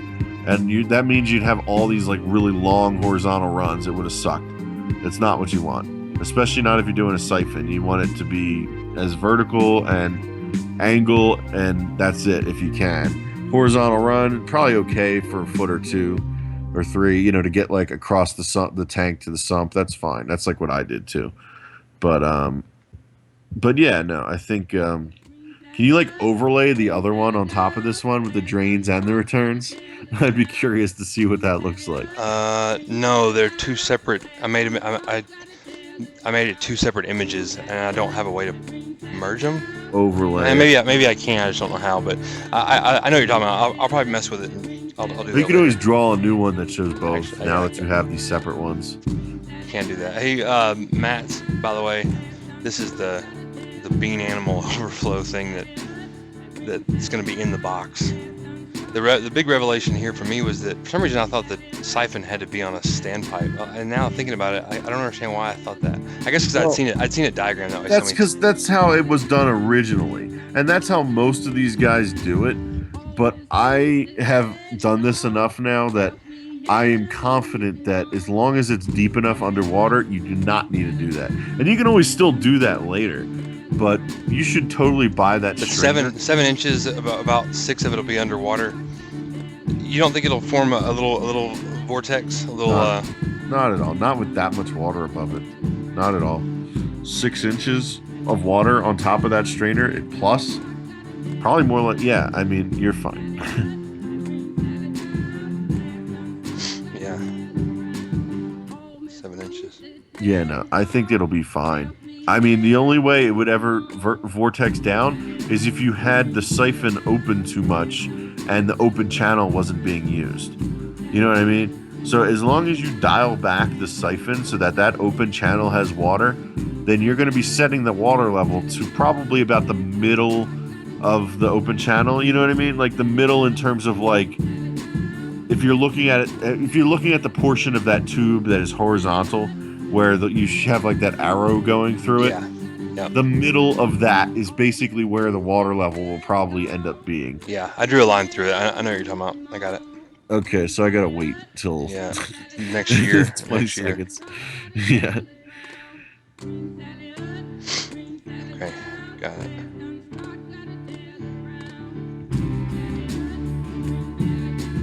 Okay, so still waiting for it. Yeah, but I got it. I know what you mean. Go ahead. Yeah, you know. All right, so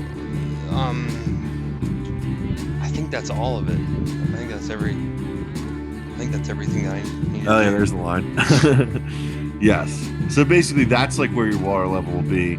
The emergency should be just above the top of the the trickle.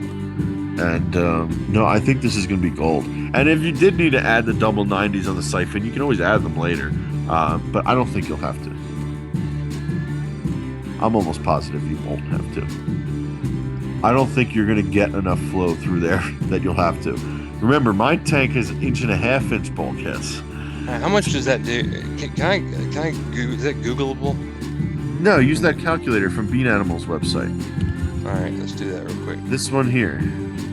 You can tell what it will be based on the head height. The only problem is it's hard to calculate because you got like horizontals and diagonals and this and that. But yeah, you can put in 1.25 inches, which is what you got, and then you can put in how many feet of drop it is, and it will tell you what it is. If you have 4 feet of drop and it's 1.25 inches, then you can get 3,600 gallons per hour. 1.25 inches, even at 2 feet, would give you 2,600 gallons per hour. Well, what I'm concerned with is the gravity's not going to play much of a factor because those two holes are facing sideways and they're only under like, a 1/2 inch of water. Yeah, see that I don't know. That's going to be interesting. Yes, that is the problem, and it's going to want to spill out of those things, but I don't know how fast, and I don't think it's going to come out very fast because there's no gravity. The water is just falling off the edge, essentially. Is one way of looking at it. So it might be what's considered a free discharge on that graph. Yeah. So if you look at it and do free discharge. So if you do a free discharge and you do, let's just see here. If you do 1 inch and 1 inch, then you get 340 gallons per hour. That would be a little low. Oh, now, so what if you do 2 inches? What is the name of the calculator you're looking? I can't click your link from where I am. It's if you just go search for Bean Animal hydraulics for the aquarist. I was just there. Okay, I don't know. See it. It's at the bottom. There it is. Open the calculator. Okay, all right, I got it. Tank discharge rate calculator. That thing. It's Flash. Yeah. Oh, I'm screwed then. Damn it. I'm on the iPad. Oh. Apple, haha. Yeah, I know, right? Okay, so yeah, this would almost be what the total head of the system is, and the top of the hole discharges through. I don't know how that you're supposed to calculate that. Yeah, that's weird because it's not really quite the same thing as what the diagram is showing. They're showing it discharging to something like below it, like how far it's dropping. But they're almost showing, yeah, the three discharge here.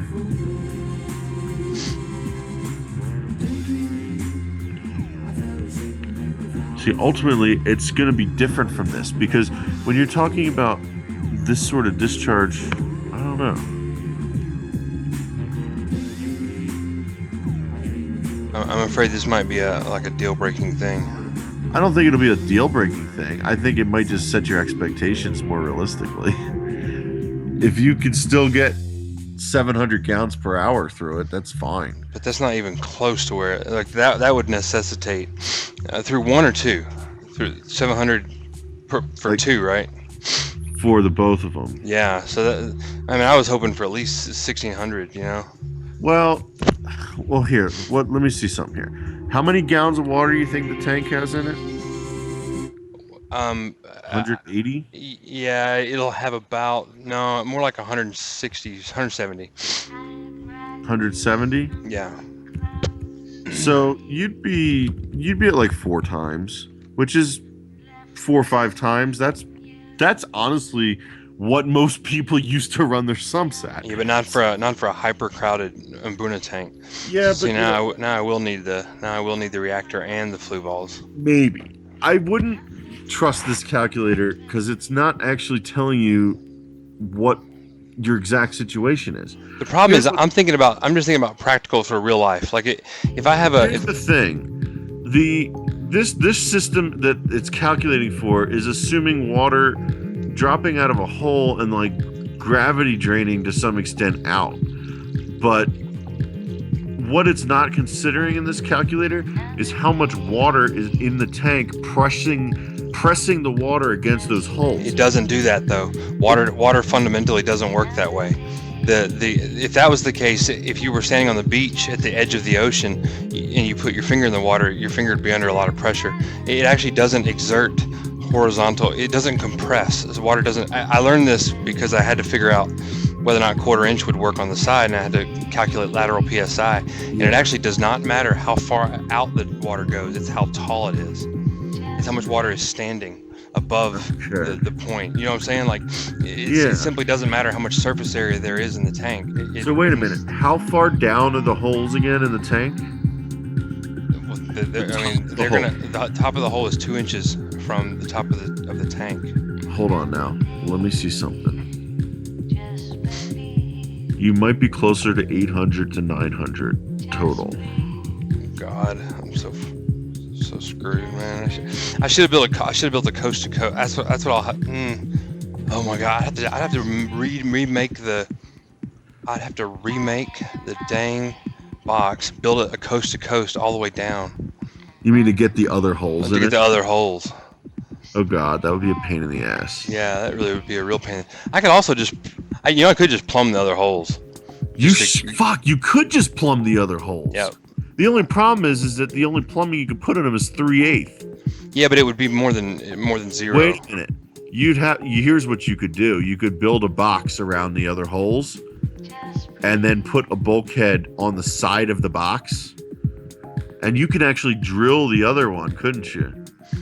That would be so hard to do after the fact. All right, so basically, I'm saying you'd build a box and connect it to the other box. Yep. You know what I'm saying? You'd build 2 small boxes and then you'd connect them to the other box with like some big pipe between them, whatever biggest pipe you could fit, whatever biggest bulkhead you could fit. The problem is the boxes aren't that big, so it might only be like a 1 inch or something. But that's fine because the holes are only 1 inch, so it really doesn't matter to have to be bigger than that. All right.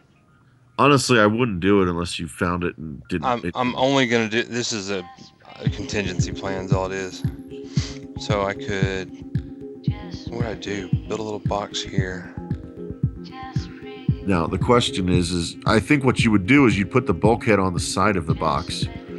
So there's your box, and you could just do a short little diagram. Just do the next box right next to it. I mean, why not just make two more little tiny? They would be little tiny weirs, little weird little overflows on each side, and I'll just have them be open channels. No, that's not going to work. It has to be one body of water. Or the problem is that the overflow.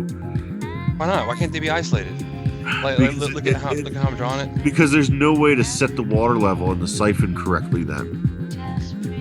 Like the siphon is gonna, like the water is gonna want to just go down the open channels. It's never gonna want to go down the siphon. But there's no. I don't think the pump can put out more than. I would easily be able to overtake the two open channels. So if I set them lower.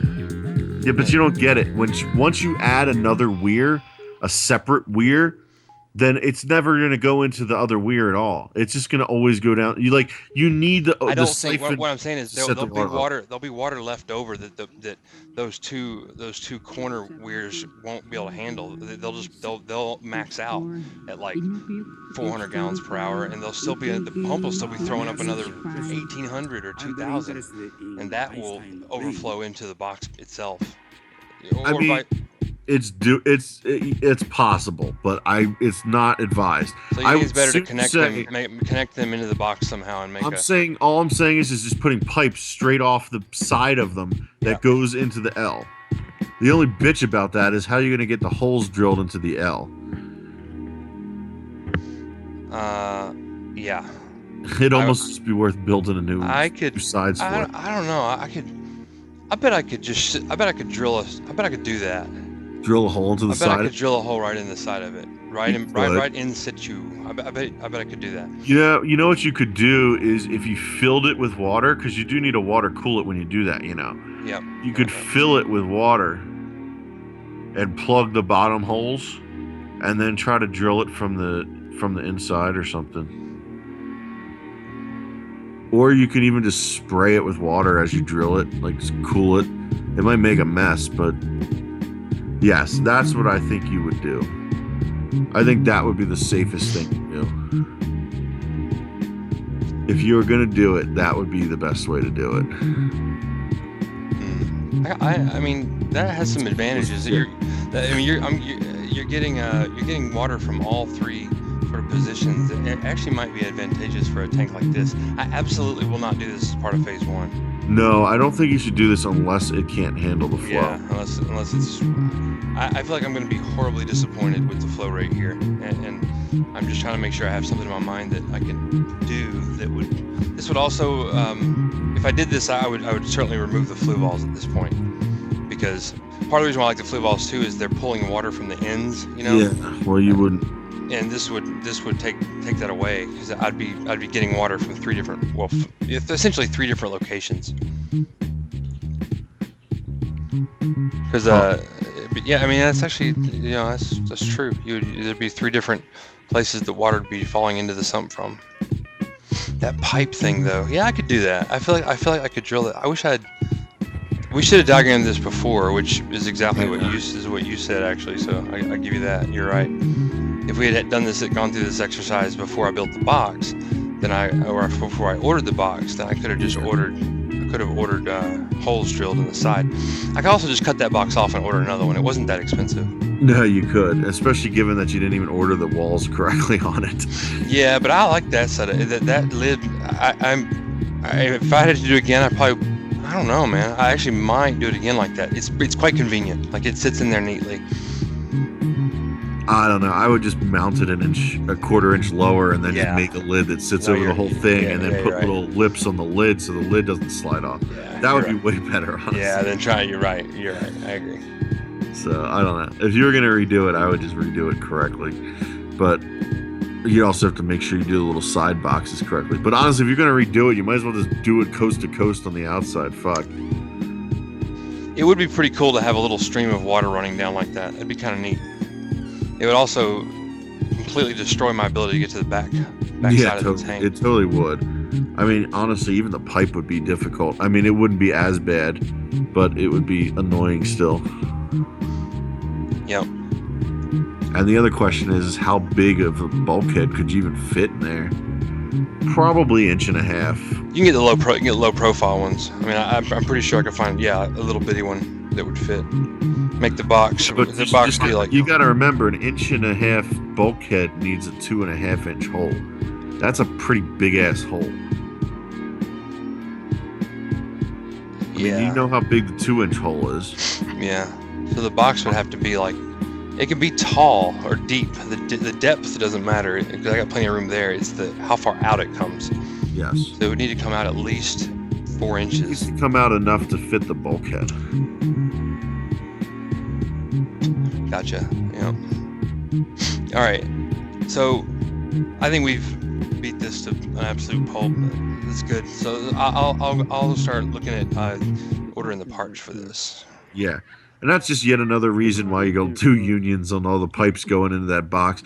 I don't even know. Well, it's gonna suck, is because if you build it all and then it like doesn't work, and then you have to build another box again, like you'd have to build that box almost identical so that you don't have to like redo the plumbing completely. You know, that would suck otherwise. I would certainly try. I would certainly try drilling the box first.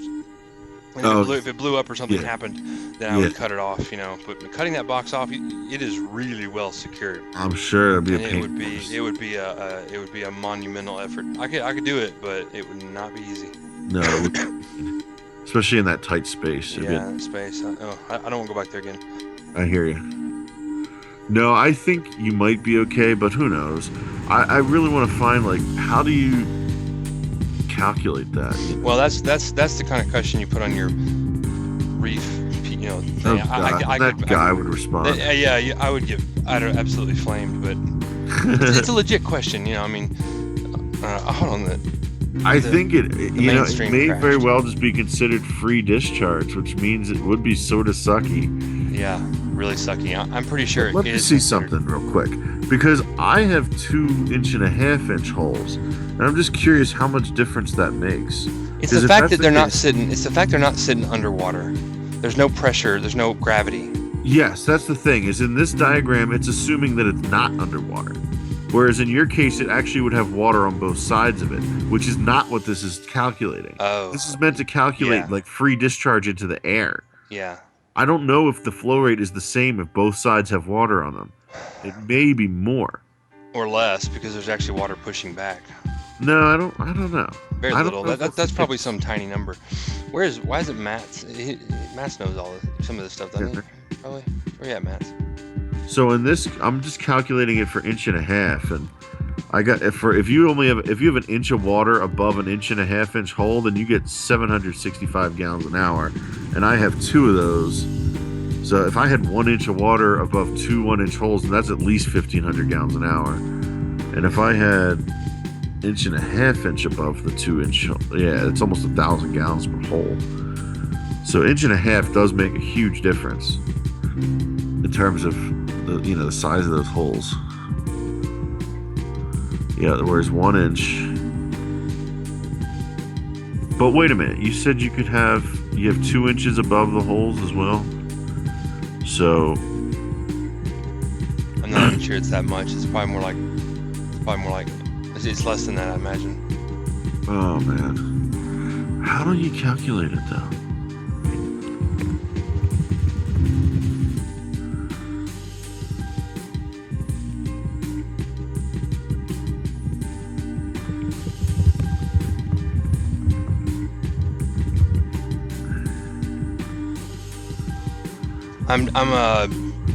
By the way, guys, I'm taking on the other stream, I'm taking the sump apart partially so I can capture some fish.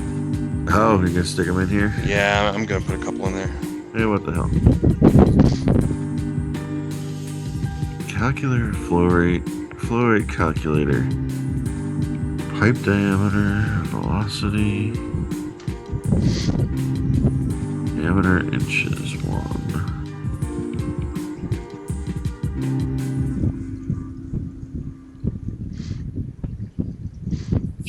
second. Gallons per hour. I thought about putting the fry in there, but I'm not gonna do that. These are my prized fry. No, don't put the fry in there. Put the fry in there, they'll just die. That'd be dumb. Yeah, exactly. Once I know it's safe, I might do that. I might give them first dibs. You know, I might let them. What's the point? It's just you're gonna have to just get them out of there again.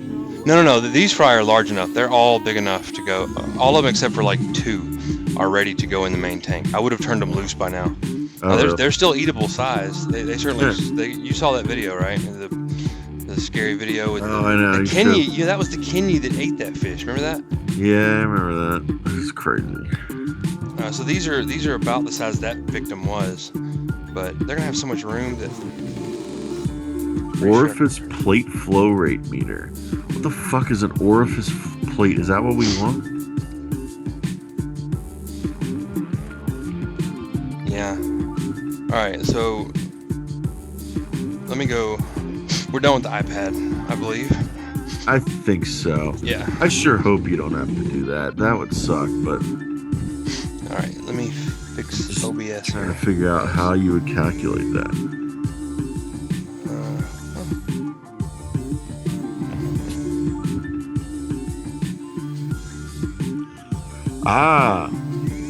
It's not a free discharge. It's a submerged orifice. Yes, that sounds right. And this is an orifice and it is submerged. This thing might be able to calculate that.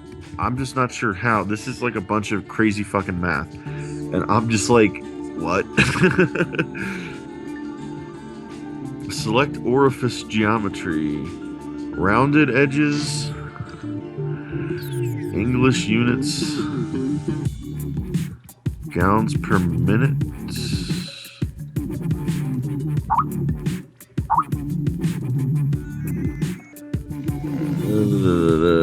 see.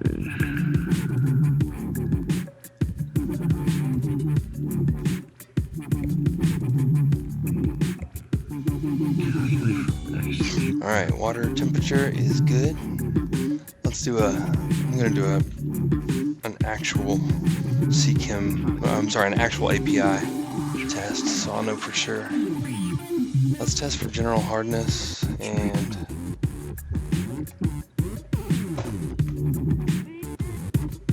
Interesting. Oh, that's interesting. So the height in a submerged orifice is not the height of the water in the tank. It's actually the height of the difference between the tank water and the where the hole is. Of the top of the water level in the external box. Interesting. Oh, wow. Okay. So wait a minute now. If the tank water, and you said it's okay, so it's still almost well, actually, you could make that almost at whatever height. Well, I'm not sure if this actually changes anything. You mean in regards to the super low rate you initially? Let me see here. If anything, it reduces it. Well, wait a minute. That's great. That's what I want to hear. Well, I'm not sure if it's this. I'm definitely gonna have to wire up those other 2 holes. So this was probably the single biggest mistake I made, was the size of those holes. Yeah, I don't know why you thought you could just have 1-inch holes. I don't know, man. I asked you. We didn't know each other as well, so you're probably like, whatever. But I didn't realize like what size holes were in it. I didn't realize I didn't know what I was doing. Yeah, I think I didn't realize you didn't know what you were doing. I told the stream, I was like, I do not know what I'm doing. The plumbing part. Yeah, I don't know why I thought that would work. Like that doesn't even, now knowing what I know now, it doesn't make sense at all. I'm trying to. It wants me to register this. This sucks. I'm not doing this. Submerged orifice flow. Okay, we'll do that. Calculator. Wow. rectangular. I don't want rectangular. I want round. Flow through civil engineering. I gotta wash some tubes real quick. Test tubes. Hold on. Wash some tubes. I got like 50. I have like 50 of them in a little rack, and every one of them was dirty. Yeah. Did you buy one of those? Yeah, I did. PI things where you? No, I went to like a nurse website. And bought, really? And, yeah. Actual some kind of pharmaceutical. Yeah. Well, how do you measure the amount then? Do you use like a syringe? It's the same size. It's the exact same. The API. Yeah. Test tube is the standard size, and so you just order that size. But does it still have the line on it? Yeah, it is exactly the same, even the same lid. Oh wow, okay, nice. That's funny. I really like that new one I got, the Nios. Yeah, I meant to order one the other day. I actually forgot to do that. That thing is amazing. That is my new favorite one. Discharge to a submerged orifice. Height 1, height 2.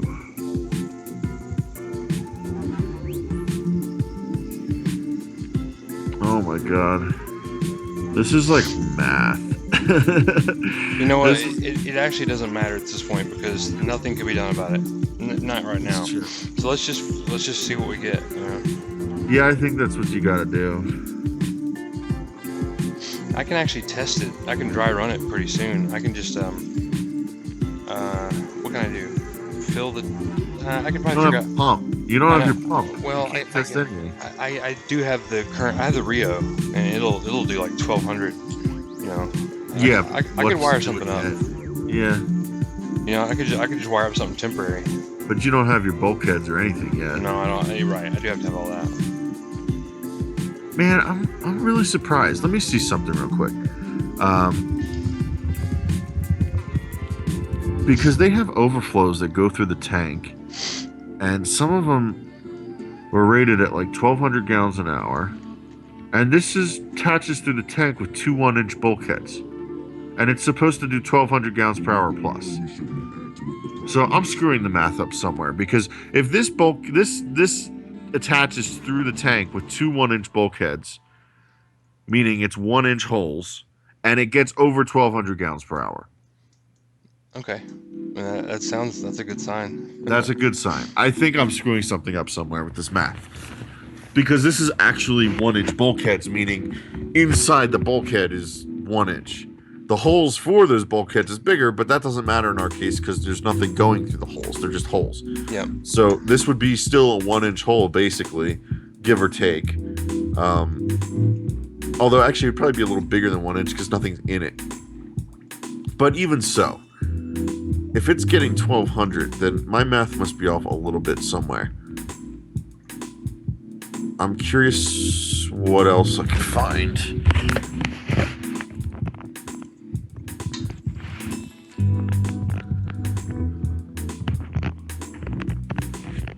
Water flow through an orifice. These calculators are ridiculous. How to size full siphons. Primary pressure. See, it's all about the pressure and the head heights, and I think you're right. It is about the height of the water above it, but man, that's weird. You'd think that that horizontally it would matter too, to some extent. But maybe you're right.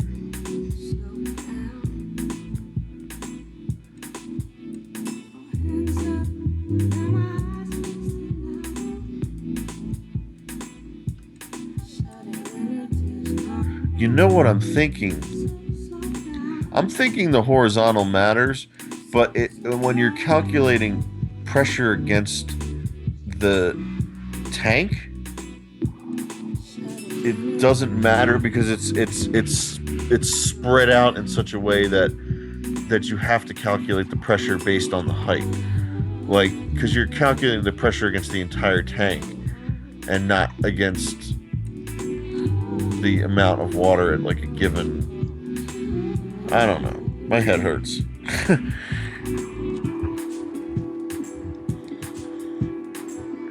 Wow. All right. So, holy smokes. I almost oversalted the GH in the new tank is 15. Oh, that's not terrible. No, it's okay. It's the upper end of what it should be, but it's higher. That's Than, I thought it was. I didn't think it was gonna be near that high. Remember, that's what mine was when I did the first dose of the buffer stuff. It ended up buffer. with This is not carbonate hardness. This is the GH. Salt. This is salts. general hardness is 15. Yeah, no. Remember the first time I did the salts and the buffers, I ended up with my pH at like 8.4 and my KH at like 15. Yeah, you remember that? That's a buffer thing though. Did you ever measure your general hardness? Yeah. That's what I'm talking about. They're different. There's general hardness, there's carbonate hardness, and there's pH. Yes. So the one you gotta be careful about is GH. You want to keep it between 9 and like 20, somewhere in that range.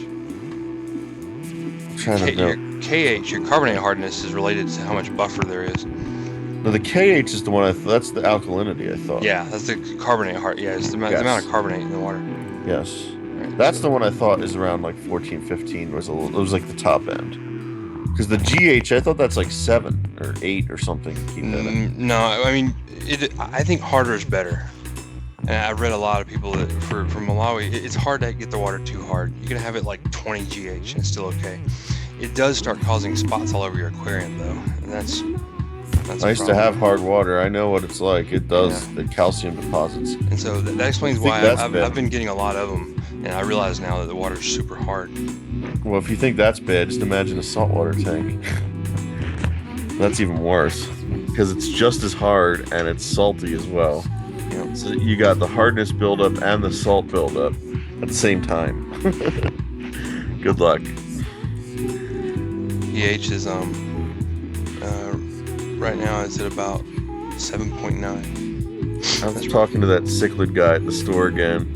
He thought I was fucking crazy doing a salt tank when I'm like losing guppies in my other tank. He's like, if you think your water parameters are fun to manage now, he's like, wait until you get a salt tank. He's like, you might want to be able to fix your shit first before you get into that. And I was like, eh. Well, okay, so I understand what he's saying, but here's the thing. I have my freshwater planted tank in there, which is now a goldfish tank. Yeah. I don't take near as good care of it as I will this tank. Yeah. I'm just not as interested in it anymore. I know. So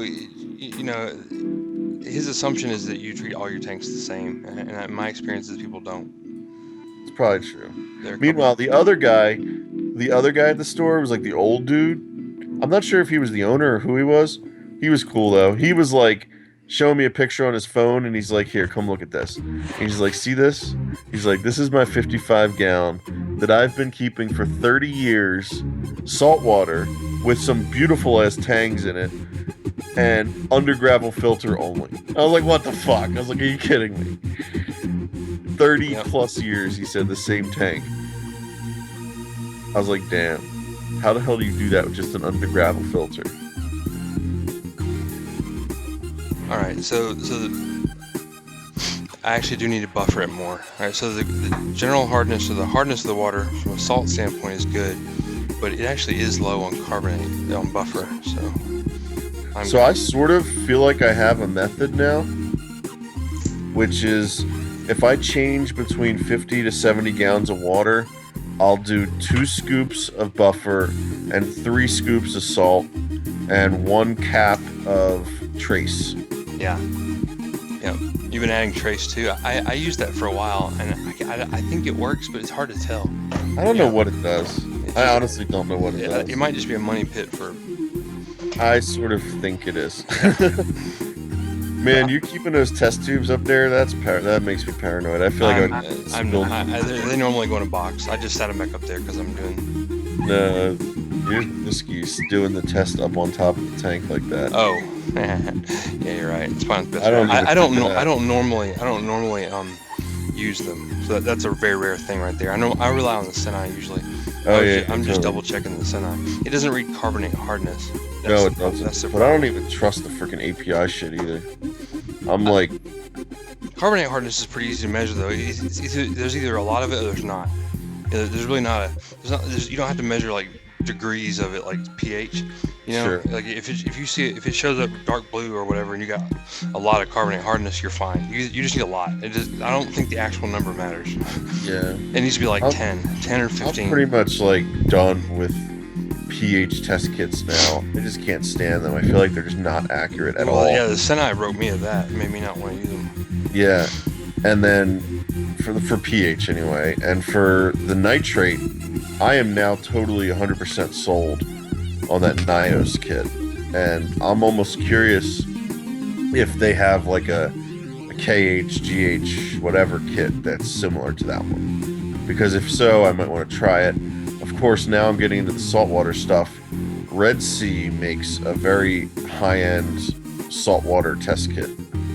And that's probably worth looking into before I go too far. Because I feel like, even if I buy a high-end saltwater test kit, I could still use it on freshwater for most of it. It's really just the extra stuff you don't need.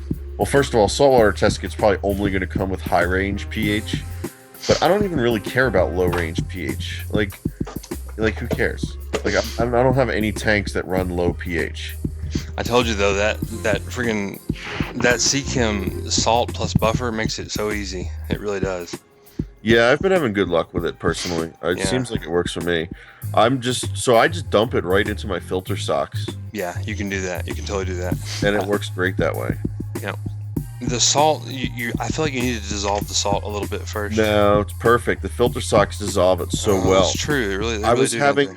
Remember when the first time I did it, I was asking you. I was like, the salt is like just stuck in my tank. they? Yeah, I it was does. like, why It won't does. dissolve? It does eventually like dissolve. Yeah. But now that I just dump it in my filter socks, it doesn't matter. In fact, it doesn't even cloud up the water when you do that because the filter socks just like catch it all, and then it just dissolves into the water. It's perfect. Literally, filter socks are awesome. I don't know. There's some people who hate them because you have to clean them. Well, it's like, yeah. well, okay, but it's like that much more that you don't have to clean out of your That's the tank. idea. That's exactly the idea. Is Like, the that you whole clean them point. so you don't clean the rest of the entire tank. Like, I get it that some people want to like have the tank naturally filter it, but ultimately that's not really what happens. The tank just gets dirty, and then you just clean the tank. yeah. Like, you're not naturally Yeah. Well, filtering. you're channeling that guy that you did battle with. Is what it sounds like. Oh, I'm totally channeling that guy. But yeah, no, it's I like this. He hates filter socks. That's another thing that guy is all about, hating on filter socks. Yeah. That's one of his other pet peeves. All right. So here I added. That's 3 teaspoons of Is that the buffer or the salt? buffer. I'm not putting any more salt in it for a while. Okay. The general hardness is plenty high enough. So wait, what's your pH then? Why are you adding buffer? Is your pH low? No, the pH was the pH is okay. It was like 7.8, but Honestly- the carbonate hardness. Oh, I wouldn't even add buffer for that. You do though. Is, You gotta have the buffer is there to. I've heard the that- carbonate hardness you care about. I've heard that's what- that pH is more important than anything. It is. pH is stable. But that's what buffer does. So Like, it the higher makes- the carbonate hardness is, the harder it is to change the pH. I'm just worried that you're making your pH too high now. Oh But- no! It can go way up. I've had it all the way up to 8.4, and they don't seem to really care too much. Yeah, no, I had it up to 8.4 too. Yeah. I mean, you don't want to be that high. That's more like the 10. I don't know how to pronounce it. Tanganyika, those fish. Tanganyika, Lake Tanganyika. Yeah, those fish like 8.2, but Yeah, Malawi. this guy's like 8.8-ish, 8.2. 8, Okay. yeah, 7.8 to 8 is I think ideal. But Really? Then I'm Yeah. using it too high. Then I should no, lower you're it. fine. If you're at 8, the I'm at fry 8.2. tank is always at like 8.1. See, I keep it at 8.2, That and I have no that's- problems keeping No, it. you shouldn't have any problem with that. That is a little bit high from ideal, I think. But Is it? I think it's all right. I wouldn't change it. Just keep doing what you're doing. It's Well, more no, important. It's more really- important. I think it's I more important to easily keep it. lower it.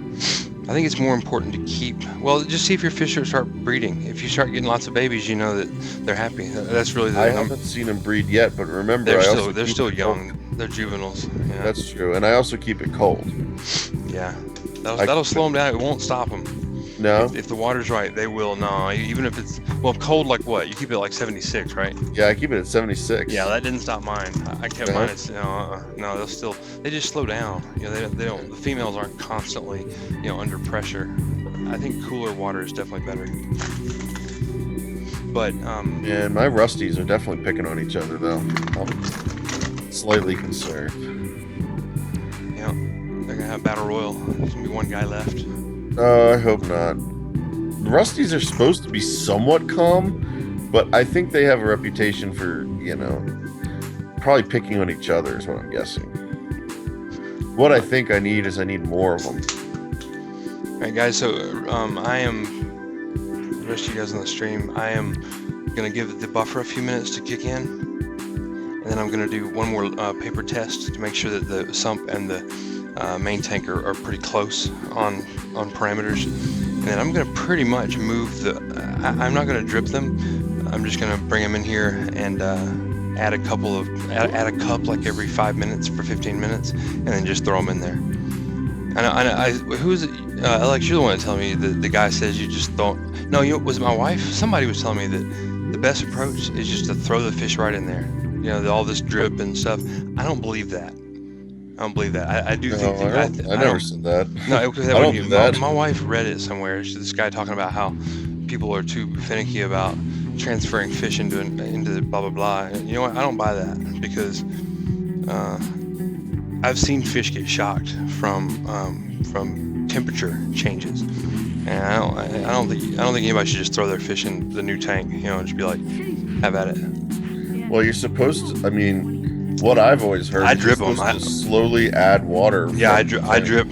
Yeah, I have a whole system of the way I do it. But I don't usually go that far. I usually just soak the bags in the water to even out the temperature, and then I usually will net the fish out instead of dumping the bag in, especially if it's from like a fish store. It's questionable or something. Yeah. You don't want to dump that water in your tank if it's crap in it. Right. So I usually drip them. I drip at a pretty high rate, so I can just walk away from it and come back in like 30 minutes, and I take half the water out, and then come back 30 minutes later, and then pretty much transfer them. You know what I'm saying? So it's like, you let the water double, and then you empty half of it, and you let it double again, and then you net the fish out. Like that's like a fast drip acclimatization. That's more than I do, but I try to do something. Although for a while I was ordering them. I was having them flown here. Yeah. Most of these fish were flown here, and so when how they are when they come out of the box, they're like bad, but they're like in bad shape, man. They're all pale, and I've had quite a few die. Yeah, no, totally. I did too. And that's why I drip them that way, because I feel like they need extra care. They're already all jacked up. So it's like. Yeah, no, I let them sit in the bags in the top of the tank for like a good hour to even out the temperature and all that. And then I was using, I think, I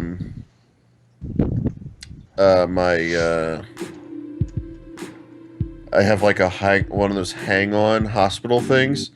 And I think I was dumping the bag into that and then netting them out of that. It's like one of those little hang-on plastic things. Yeah, I need one of those. That's actually. I actually have two different ones. I have one I haven't even used yet. It's also like a little hospital, where it's meant for almost like fry. It like collects the fry from like the parents and then like puts them into like a separate chamber. A little breeding tank or whatever it's called. Yeah, it's like a little breeding hang-on thing. But then I also have one that's like sealed.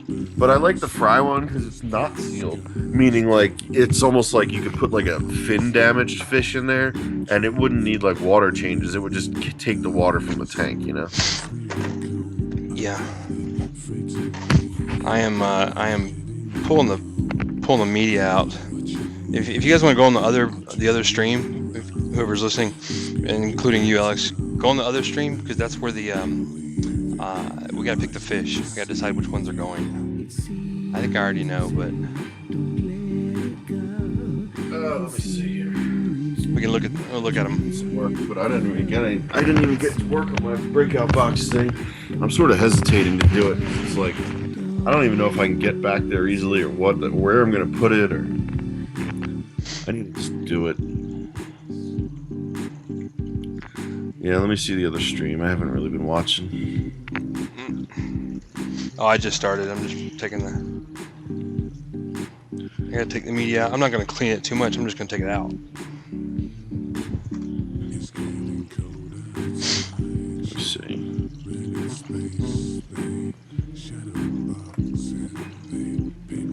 Oh yeah. I see you messing around. I'm gonna get that the Kenny that's way down in there. He's trapped. He's trapped underneath the bottom layer, you know. Oh jeez. So I gotta go all the way down. That's such a pain in the ass. It is. That's why you can't let fish be in there, you know, because they're too hard to get to. I won't normally let them. I think there are gonna be a lot of fry in there. There's no telling how many fry will end up. And I'll have to take it apart occasionally to get them out, but that won't be very often. Your fry are gonna end up in the socks. They can get. They find ways out of it. I've had that happen already, and some damn way, like they find ways into everything. They get everywhere. They might be able to jump over. Well, and as soon as the socks overflow, even for a little bit, which they will, you know, if I don't clean them, they can get out. Then, you know, it's incredible how sneaky they are. The fry just working into little tiny corners and stuff. I bet. So, I mean, you see them going underneath that baffle. They're pros at it now. Like they all just slide under it. Like they got the fish got better and better at it. Mm-hmm.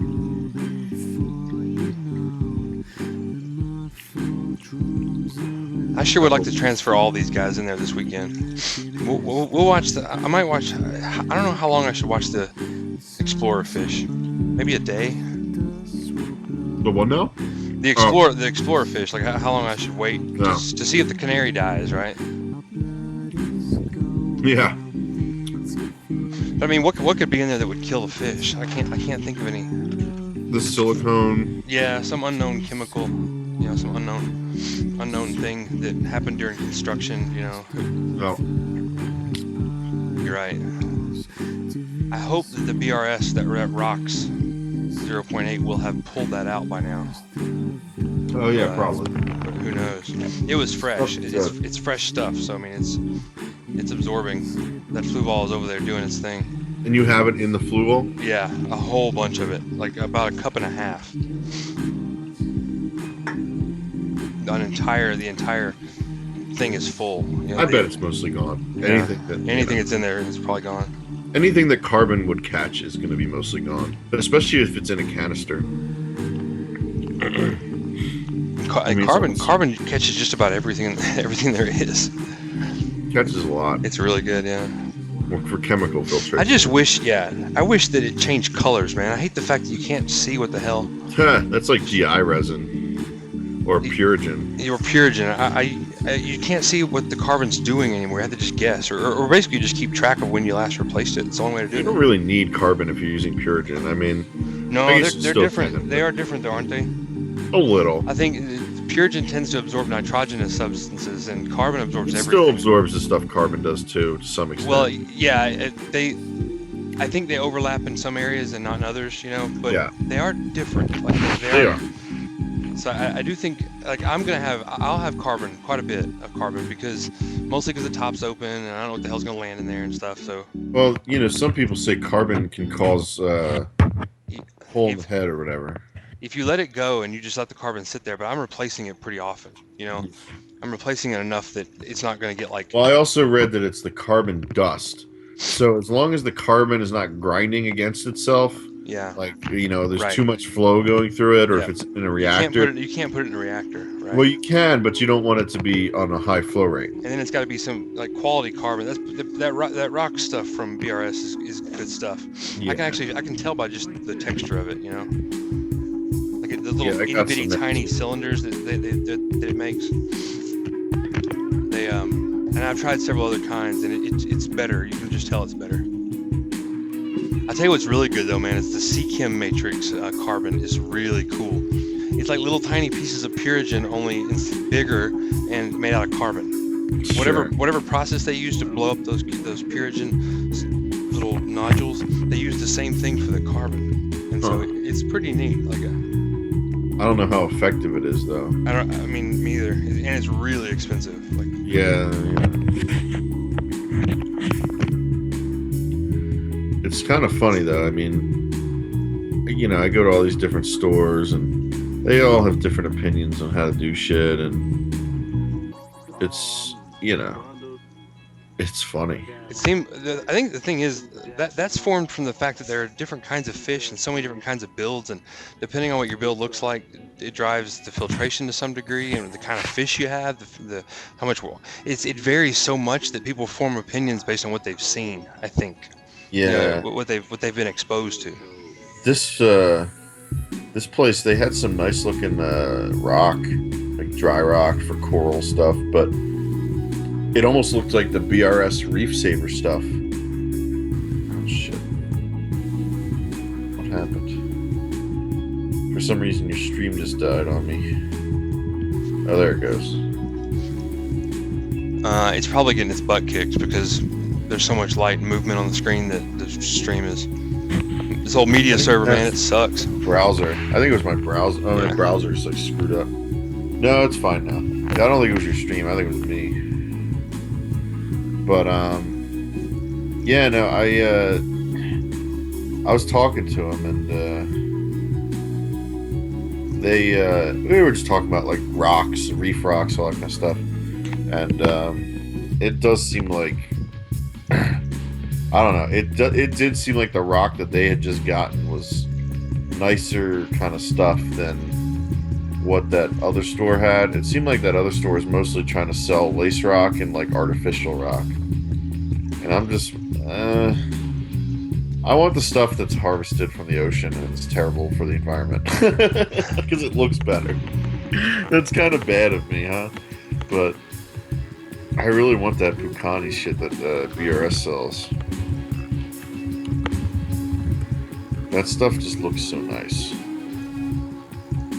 It's not cheap though. $3.79 a pound. That's really expensive. And most rock is like $2.50.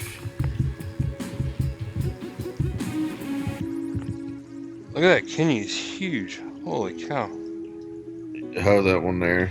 They've gotten bigger since they've been in here in the last month. Jeez, yeah.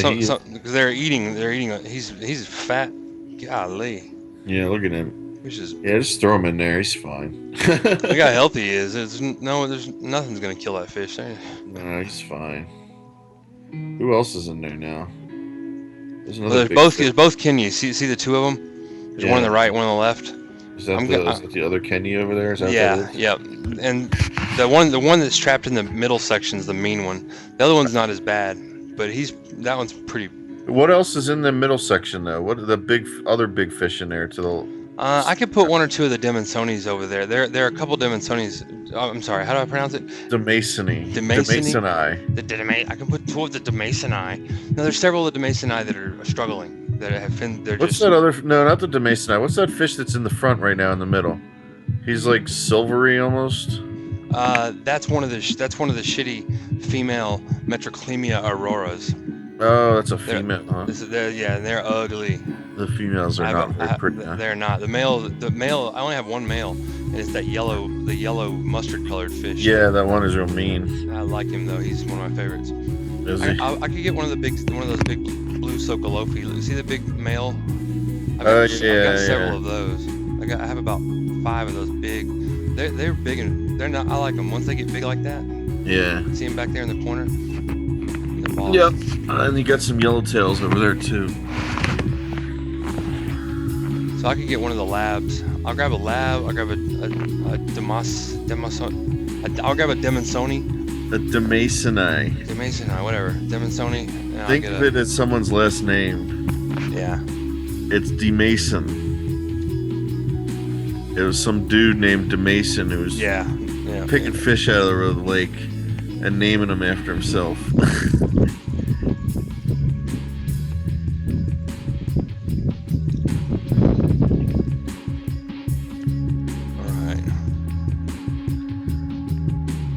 Still got the Eratus over there. I think the only reason he's working out at all anymore is just the fact there's only one of them. Yeah, there's nobody else that looks like him. They don't like that. They don't. They really the males don't. Females don't either. The females aren't too much better. They're really not. They're not. They're kind of bastards.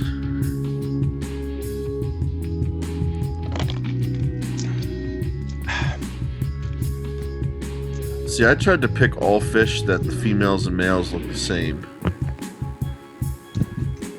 Yeah, it's called sexual dimorphism. Something like that. Oh, the Sokolofi just got in there, it looks like. Yeah, they'll start going over there if they think something's... Well, I think they're all coming over because they realize there's space there now. They will. They'll start coming over once they realize that there's something to explore. They like to explore, you know. It's gonna be a lot of fun to watch them in this new tank. I'm actually starting to get excited. Because what I've wanted to see all along is what they do. You know, where they go, what they do. What their interests are. Hey, who Molly, they be with. I'm gonna turn like 5 of the fish loose in the new tank if you wanna come watch. Here in a little bit, not yet. I'm gonna do a quick acclimatization, and then I'll move them.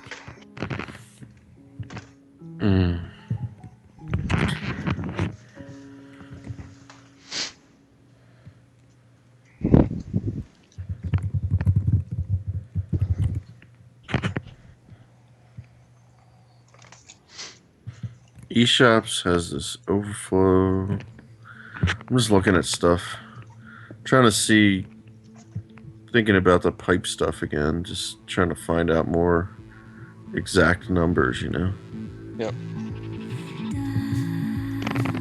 Something tells me it'll be higher than we think, because we're probably, I don't know. Pessimistic? I think I am. Yeah, I think 2 1-inch holes. I mean, really the concern is that there's not enough head height above it to create the pressure needed, but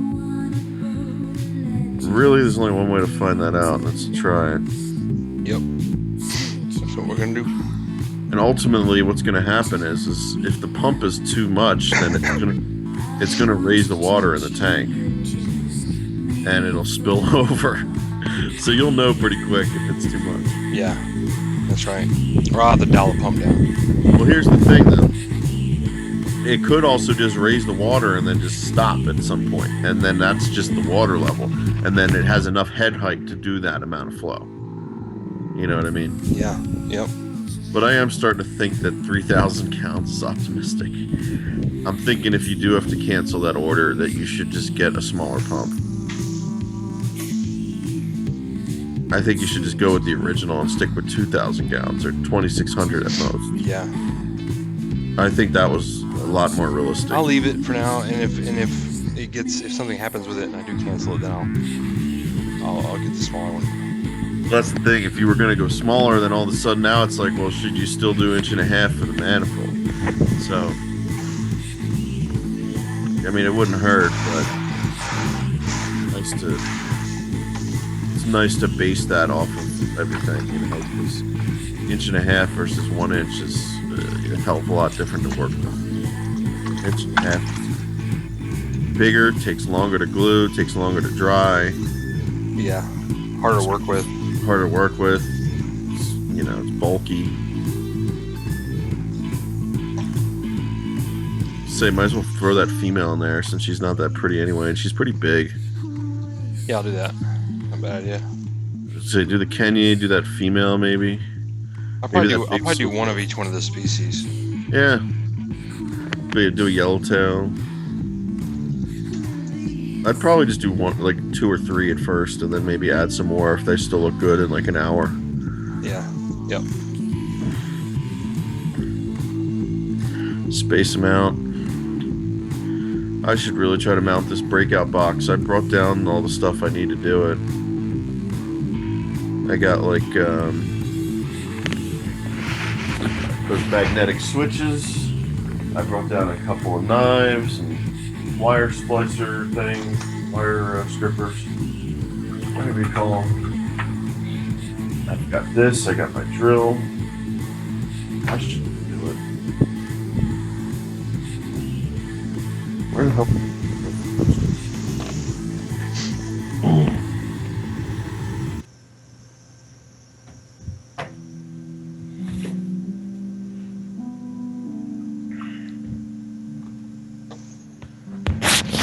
D-Mason I. D-Mason I. That's a really dumb word. I like Demonsoni. It sound or Demon Sony or something. Demonsonies. That's right. Demon Sonys. Yeah. It's like Sounds- if Sony's CEO was the Antichrist, you'd have a Demon Sony. The Demon Sony. Maybe he is. Maybe. And that freaking plumber's gonna be here in 3 hours. That's hilarious. You're just gonna pull an all-nighter? Yeah, it's too late now. I'm screwed at this point. Yeah. I got Emily's going. She's gonna be gone all day tomorrow too. It's just gonna be me with the kids, and the plumbers are coming. It's gonna be I will definitely not be streaming tomorrow during the day. No, not a chance. I'm really curious if I could pull this board out by just taking off the power strip, just like sitting the power strip in the sump, like not in the sump, but like on top of it, and then like pulling the board out, which is like the apex part attached to it, and then maybe I could fit this thing in there somewhere. What the freak am I gonna fit this? Let me take the skimmer apart. I feel like anytime I want to get back here, I gotta take the skimmer out. It's just like in the way. This is so tight on screws. I can almost fit it to the left of the apex.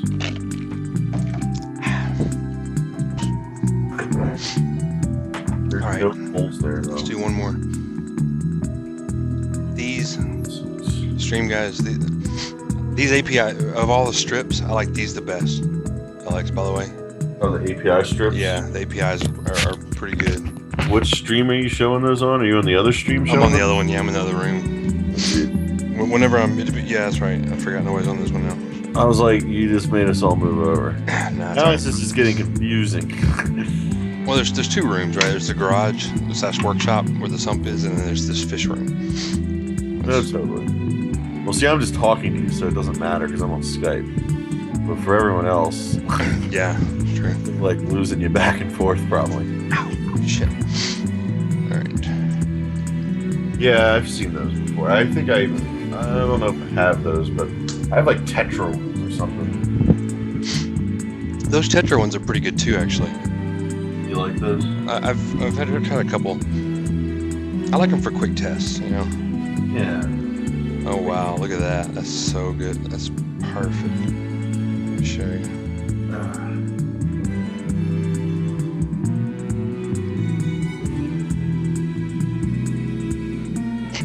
So look at well, don't switch over, but I got them both up now, so it doesn't matter. yeah, so the two strips, the colors are almost identical. That's the main thing. That's what I was shooting for. Okay, so this breakout box, I think I'm gonna mount it all the way on the right side because I really need the wire to come out on the right side because that's the side that swings open on the. It's basically the side away from the hinge on the door because you don't want to put it like where the hinge is, you know. Those are identically the same color. All right, so the parameters in the water are very, very close. Cool. That's good. You're ready to go, man. You should. Yep. You're getting out of the nitty gritty now.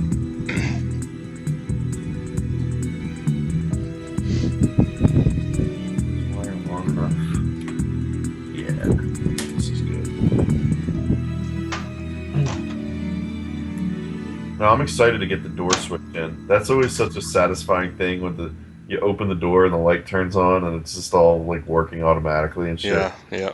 It's really satisfying when that just works. Because right now I'm like on my laptop and I have to like turn the lights on separately. You know what I mean? Like I can turn them on, but it's like manual. I do have the switch, but I didn't want to just leave it powered on with the switch turned off. Like, I don't know, I'm paranoid. I wanted just the apex to be turned off when it's off, you know? Which is what this will ultimately do. Plus it'll turn on when I open the door. That's the fun part. I got my little friggin' Swiss Army knife here. It's making my life a little easier. I think I'm gonna just wire this into number 6. It seems like it's the easiest one to do. Looks like I need to strip about a 1/4 inch off the wire.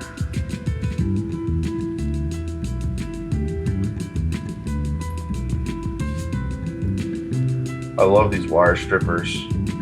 They're expensive, but they're good. The thing Matt always says. They're expensive, but they're good. They're just Klein ones. You can get them at Home Depot. They're nothing that fancy, but I mean, they are kind of expensive for what they are, but they're nice. And that's kind of what matters. Yeah, I think I think you should always spend more money on your tools, you know, and just get ones that are not going to break. Exactly. It's just one of those things you got to buy that you got to spend the money on it. I agree. Yeah. Because if you don't, then they just break, and then you buy new tools anyway, and you would have just spent. That's right. And you have to go to the store because your tool just broke. Yeah. Or buy it online and wait like 2 days or whatever. However long it takes for Prime to get their shit together to you. Okay, I got my little drip cable ready.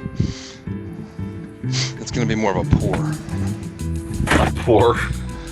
Yeah, I'm not gonna drip it. I'm gonna pour it. That's already going above and beyond here.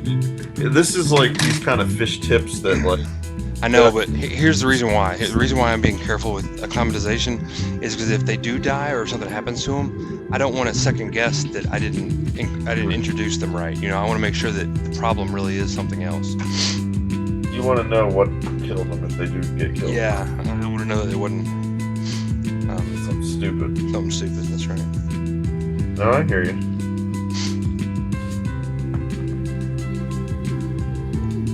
I see why people complain about this breakout box now. There's 6 wires, and then there's only 1 ground for all 6. That's obnoxious. So you have to like cross, you know what I mean? Like jam them all into one. That's annoying. I see why people were bitching about that. People were complaining about it. Although honestly, I doubt I'm going to use all 6 on here. So. Why would matter? Alright, so that's attached. Now I got to attach this thing to the stand somewhere. I really need to drill a hole in the stand, in the wood. I mean, let's see here. I don't need to be, it doesn't have to be that big. It just needs to be big enough for this cable. It looks like 3/4 would work.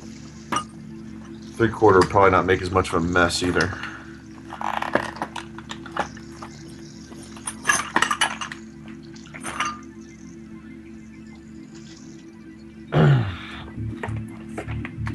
Let's see if I can actually get this power board out in one piece without taking the whole freaking thing apart. So I'm going to take this apex off, and then I'm going to see if I can just pull it out. This will be a freaking miracle.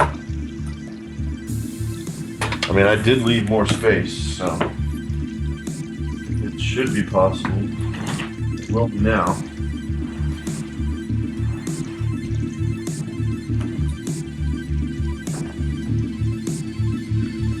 Alright, the orange female. Come on, honey. I know. You're suffering. You didn't even put up a fight. I just grab her right out of there. Grab her with your hand. No, not really.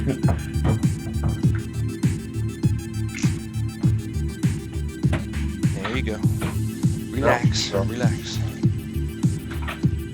Now, can I catch the big Kenyan or not? That's the question. He's as big as the net. Oh, I got him. Nice. Aha. He's so obnoxious that he just probably thought, I ain't afraid of that net. I ain't afraid of no net. Whew, come on. You're gonna hurt yourself. Stop. Huh. Golly. Quick yourself. He's big, man. Like I'm looking. Good grief. Wow. The other Kenya. Shit, I should have marked this with a marker. Got him. Now it's like I don't know where the hell this needs to go. I need to just mark it out before I do that. But this is pulling out pretty easily, so that's good. I should be using a bowl for this, but I think the net's fine. It's probably fine. Yeah.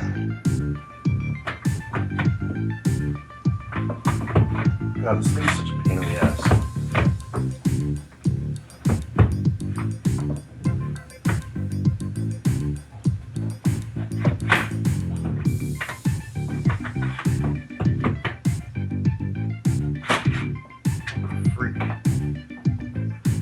Man, I don't really entirely like the mount on this Apex. It's kind of a pain in the freaking ass.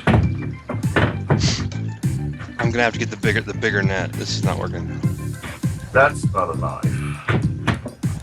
That's a knife. You need a bigger net. Yep. That's not a net. I gotta get a bigger one. This ain't doing it. I got a 12-inch net. There you Come to me, giant net.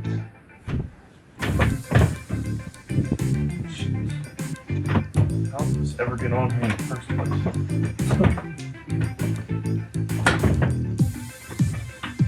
Oh, that's why. It's hitting the pipe.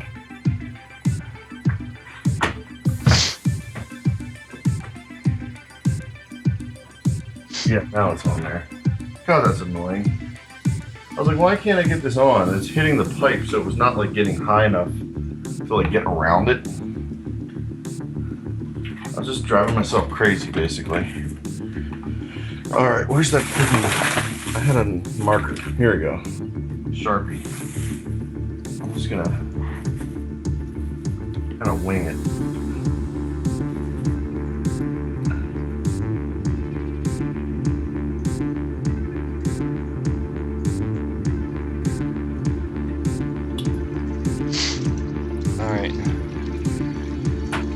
I got one of the, looks like a female Metroclemia aurora. All right, honey, let's go. Let's go.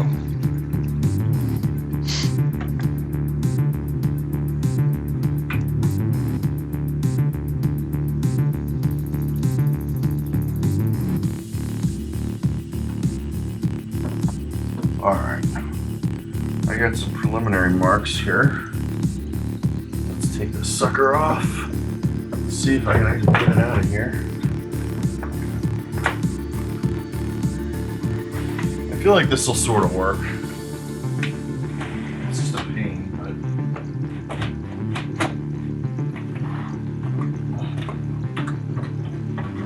I just want to make sure I don't drop my freaking Apex into the freaking sump water. Okay. Here we go. Oh jeez. What is it? All right, there we go. All right, guys. So I got two of these Kenny things. I got one of the Demosthenes, a female Metroclemia aurora, and a another Metroclemia. I can't remember what it's called. 6 fish. You fish are the chosen ones. Yeah. Go forth. Go forth into your new environment. Yes. Let us know how it went for you. Yeah. Give us a overview when you're done.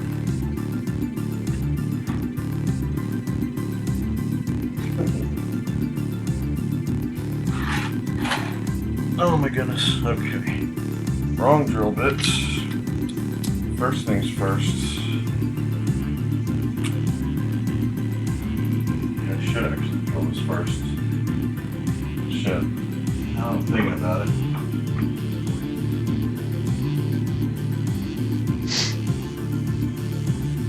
Where's that Sharpie? Yes.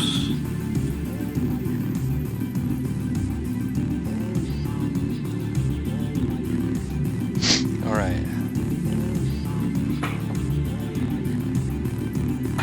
Okay. Let's drill this hole.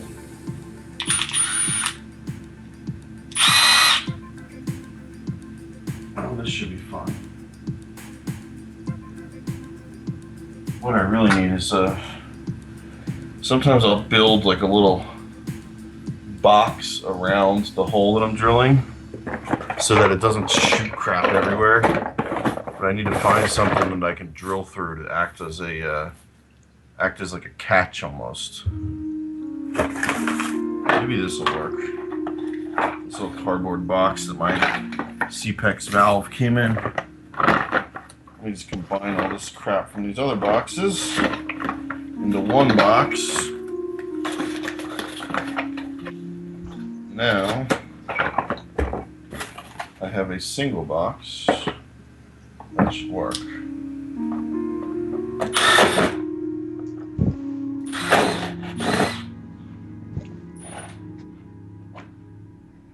Let's see. This should be fun.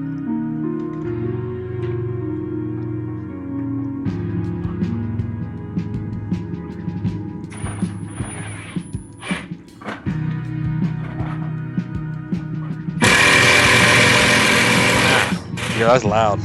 Mute. Sorry about that. Alright. That's the only one I gotta do, so All good. that was loud. Yeah, I always forget to mute too when I'm doing stuff. It's like, So what I did is, I wish I could show, I should start the video up so you can see what I did.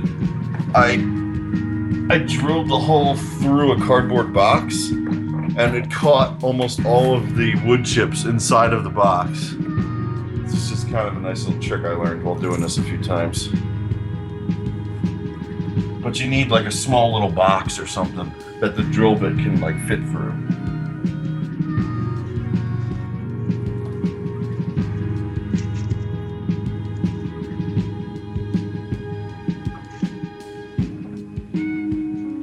there we go.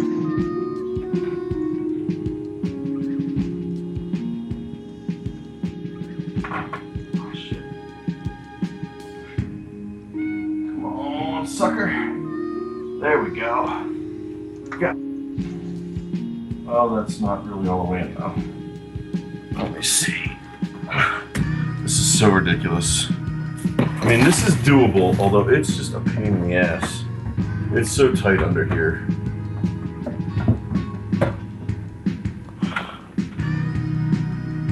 There we go. All right.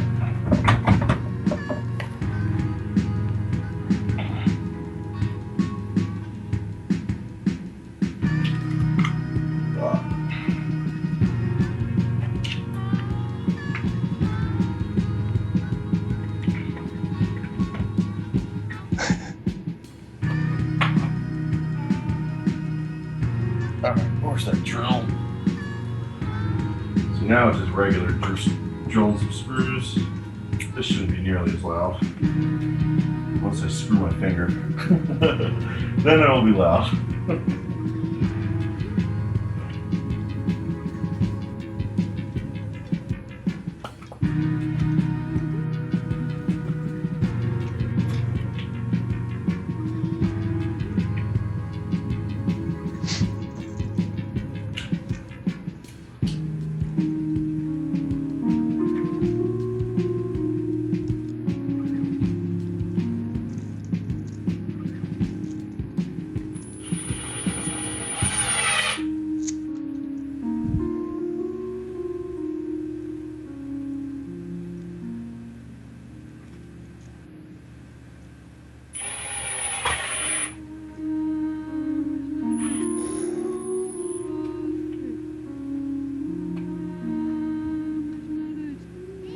Okay, that is mostly done now. Let's push this back.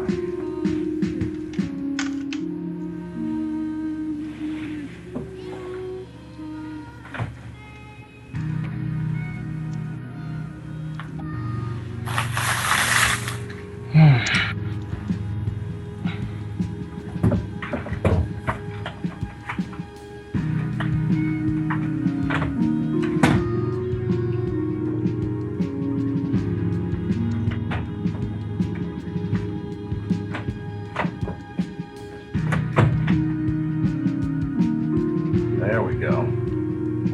Okay. Now.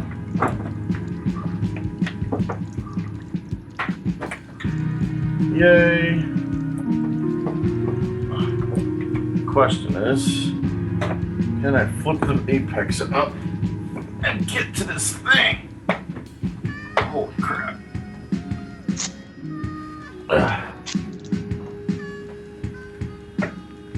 Oh my goodness. This is so ridiculously tight, but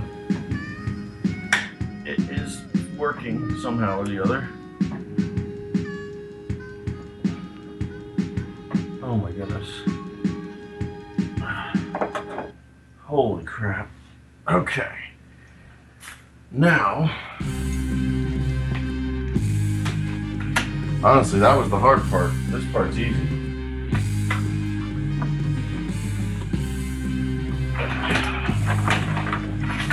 Now I just gotta put a switch on the door.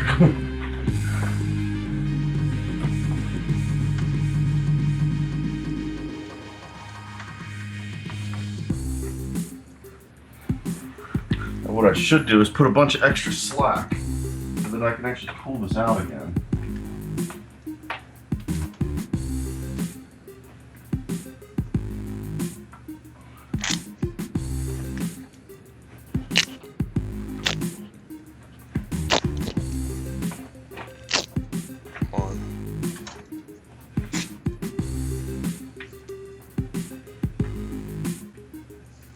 Okay.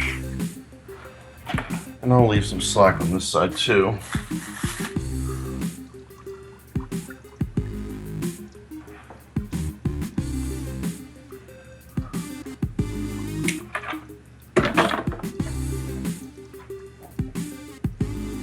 So let's see how these doors close.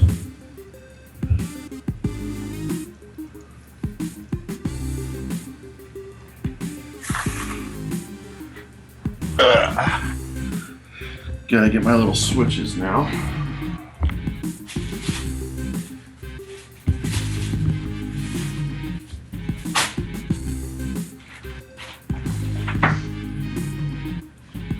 Oh, where did I put them? Oh, here they are.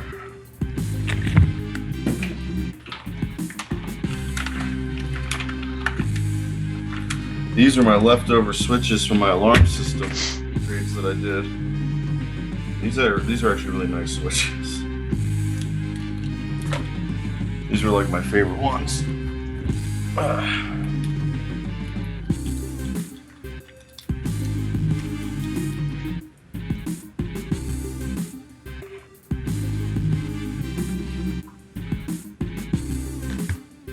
know what? I could do it on the side or I could do it on the bottom. I feel like the side is...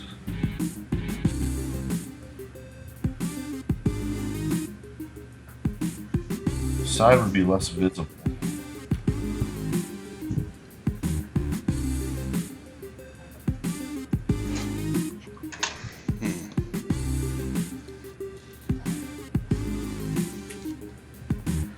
Where'd that Swiss Army knife go? Oh, what the hell? Oh, here it is. I feel like I lose my tools every like 3 seconds. Yeah, I do that too. A lot.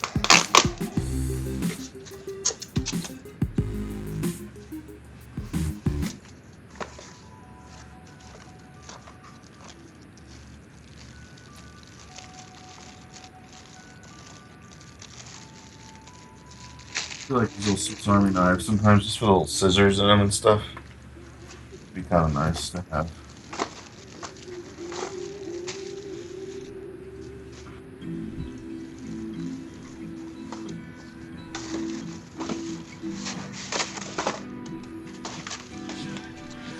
So for those of you on the stream, little plug for my company.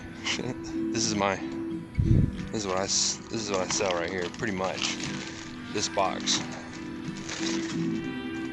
Like 90% of the hardware we ship is this little box right here. Can you even see it? Kind of. Doesn't look like much, but it's a little tiny CentOS Linux computer. Oh, really? It's CentOS on there? Yep. So it's basically the same thing I would do myself with Linux, except you're paying to have you guys do it for you. You can't do all of it in Linux. All the path the best path selection stuff is proprietary. It doesn't exist. There's It's not the same.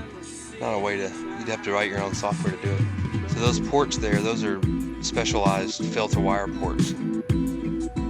So if you unplug this box, like this port here will get cross-connected to this port electronically. Oh, nice. It's kind of neat. So if you plug in if this box is in line with your Ethernet traffic and somebody unplugs the box disappears. It just becomes a barrel connector. There's 2 pairs of those. Huh. So you can deploy it in layer 2 mode and have it be essentially transparent, and just it intercepts packets at layer 2 and rewrites them, deduplicates them, compresses them, encrypts them, etc. Pretty freaking awesome. We are number 1 in our particular field right now. Numero uno. It seems like you have a specific niche. Yeah, anybody that has a wide area network. Well, no, because I feel like... No, it really is. I mean, anybody that has a traditional MPLS-based wide area network, what that box does is it allows them to migrate all of their voice, everything safely to internet, to DSL, cable modems, LTE, Metro. Yeah, but see, a big company that's got like 10 gig links between all their offices and data centers. No one has that. That does not exist. My company has generally. Not between all your sites. Like if you have most of the customers I work with, like 200 sites. I've never in my life met a customer, and I've met hundreds that had 200 sites interconnected with 10 gig. Never. Not 200 sites, but not even 5. I've never seen 5. And I've worked with company, Apple. I've worked with freaking Home Depot. We deal with streaming stock quotes. Like if you miss any data from these streams, yeah, you have lost. I'm familiar with those too. So there might be some specialized apps. You're 1 in 1,000. Maybe. No, you are. You're one in 1,000. They tried to standardize us to like the global company's firewalls, and they put us on a bunch of shitty Junipers, and we literally like the SRX. The SRX is pretty nice. I worked with the SRX a lot. We brought down those Junipers like day 1. They're undersized, man. Maxed out. Yeah, they're undersized. Way shit. The SRX is a pretty good firewall. I always heard they were good, but after this experience, I don't know if I'd ever touch one again. But you don't know what happened. I mean, were the boxes underpowered? Were they misconfigured? Did they? Probably all of those things. Yeah, I mean, so you can't really blame the vendor when the customer. Well, maybe I blame more the company. Well, they hired consultants to do it instead of having. Blame the consultants for undersizing. I did blame the consultants. Trust me. But that didn't mean anything because they were like blaming the operations team, which wasn't really their fault. They were just playing like crazy thing is broken screw. There's nothing we could do about it because it was all network problems. It was just a bad situation. It really was.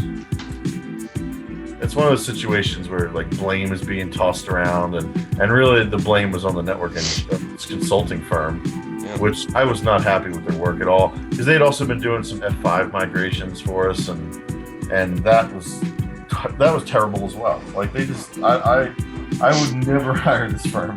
I'm not gonna mention their name, I don't think, but no, I don't do that. Yeah. But I would not hire this firm. Might be a partner of ours or something. Well, maybe I'll tell it to you in private. Yeah, I'd be curious to know. But so for most companies though, like 98% of companies have, in fact, most companies struggle. They have a bonded T1, maybe a 5 to 8 meg, MPLS connection. Those things are like anywhere from $12 to $2,000 a month. You can go out and get a Comcast business class connection for $150 and an AT&T Gigapower connection for another. It's job. So much cheaper. Gigabit Comcast link that was like a point-to-point link. Yeah, you get those Metro E, absolutely. They sell them all over Atlanta. Yeah. Yeah. So basically, it was point-to-point between our office and our data center, but it was Comcast providing it. Yeah, that's Metropolitan Ethernet. It's actual Ethernet. Layer 2 over not huge distances, usually in the same area, local area. Yeah, it was maybe 30, 50 miles away at most. Yeah, there's a lot of those. It's just, same deal.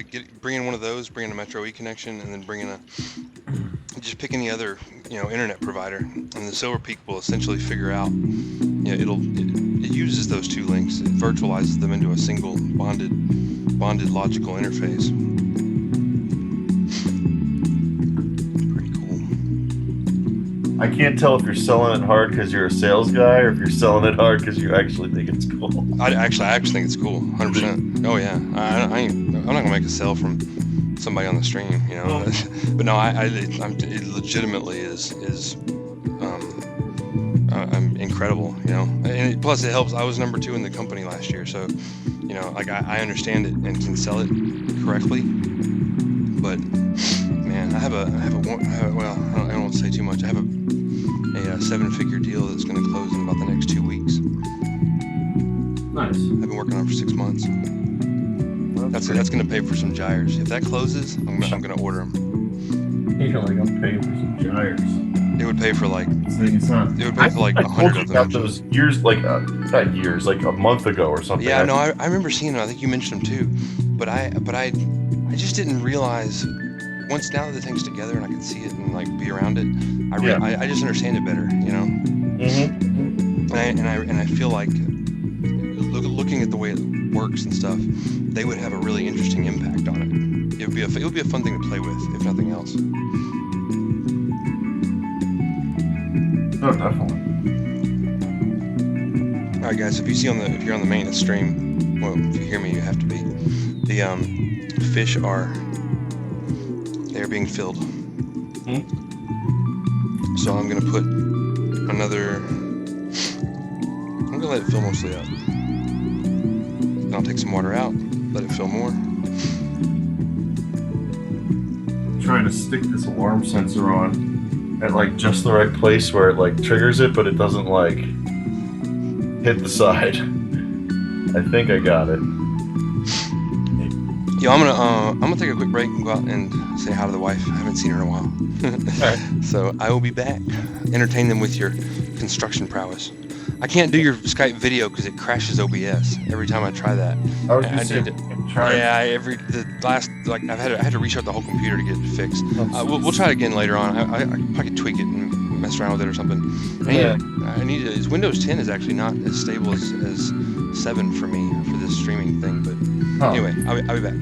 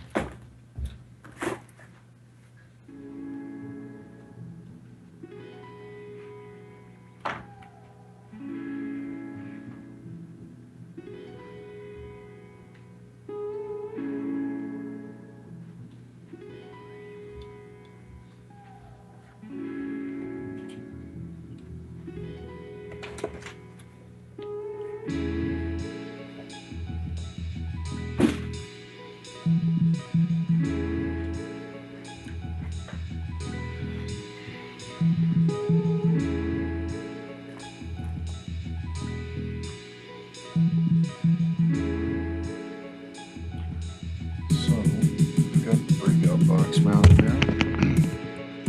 Let's show you the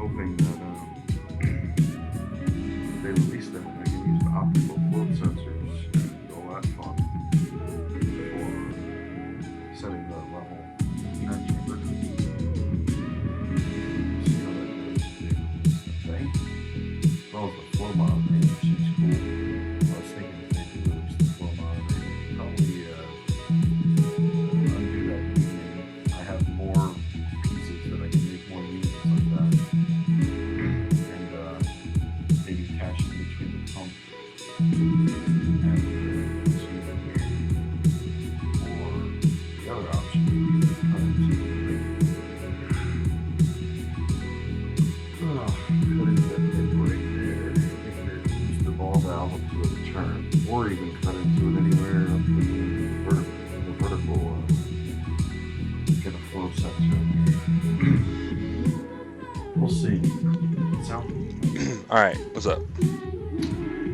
I'm doing a little video here, but yeah, it sounds like they're gonna release those flow sensors in 3/4, or they're not gonna release them in 3/4. So I don't know what I'm gonna do. If I do an inch, or I'll do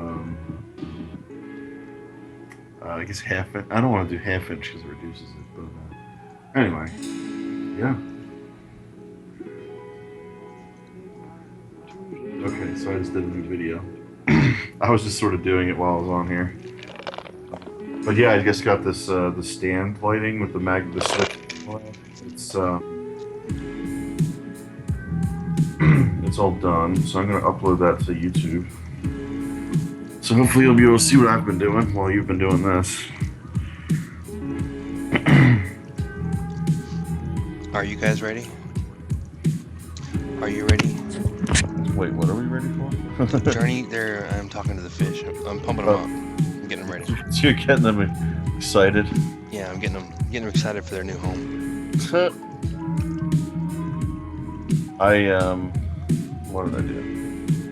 Are they going to stay in a tight ball, or are they going to all spread out and go different spots? That's the question.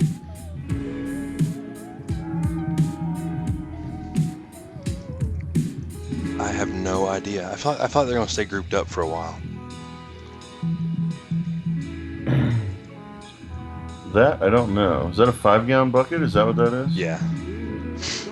Nice. One of 20.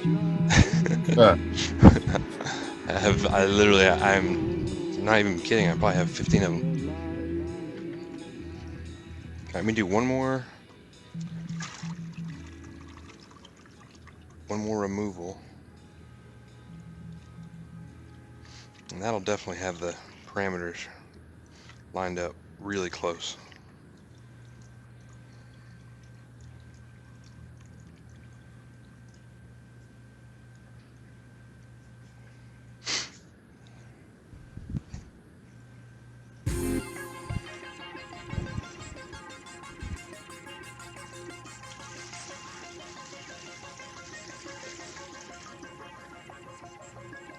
Alright, this is uploading now.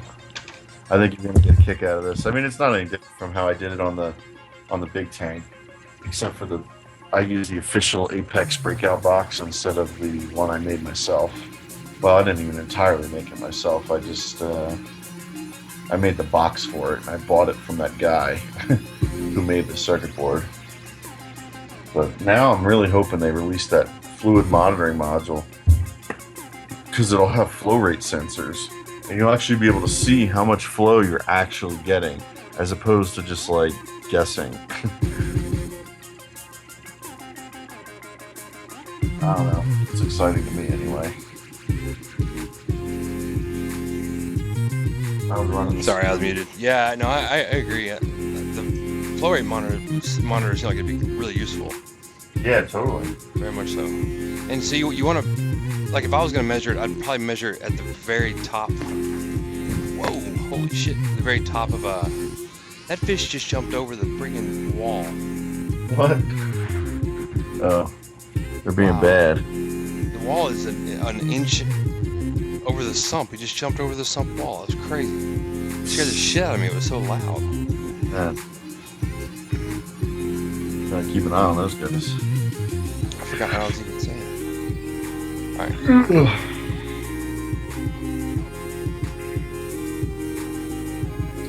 But yeah, no, I'm pretty happy with this so far. This is cool. The 60 cube. I just need to like bite the bullet and decide, am I gonna do salt in it, put salt in it? I think I am. I think ultimately what I want to do is, I think I can pull this board out enough that I can work on this thing enough that it's like good enough, you know, because I can basically detach the power strip part of it and leave the main like controller part of it attached to the board, and then like pull it out almost until the controller part hits the side of the stand. But that's still like 70% of the way out, and then I can mostly just work on it from there. So I think it's doable. It's kind of a pain in the ass, but it's doable. I might need like some tongs or something if I ever need to work on the very end of it. Yeah. But I think it's gonna work, and as is. So I think I'm gonna just, maybe this weekend I'll drain the tank and see how quickly I can fill it up with the RO. That's gonna be interesting to see, because it's supposed to do 150 gallons a day at 50 psi. My psi was a little low. It was like 46, 48, somewhere in there. But that's so close that it almost doesn't matter. Like, if it was like 30, then I'd have a problem. I'd almost need a booster pump. But I have a feeling it'll be okay. In fact, with slightly lower PSI, it might actually be more efficient from what I understand. It's just not going to make as much water. But 150 gallons per day, it's already twice what a normal RODI is. So the question is, how much is 150 gallons per day per hour? Because really that's what matters, right? Who cares about per day? No one wants to wait a day.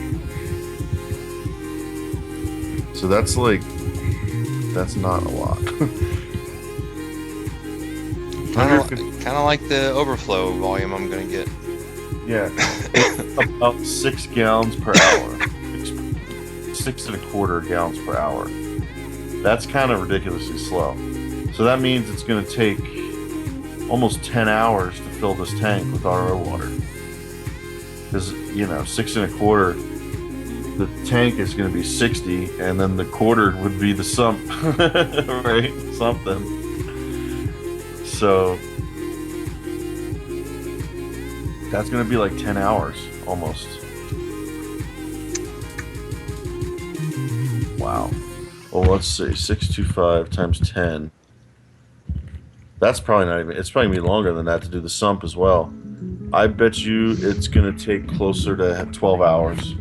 It's probably going to take half a day to fill that thing with RO water.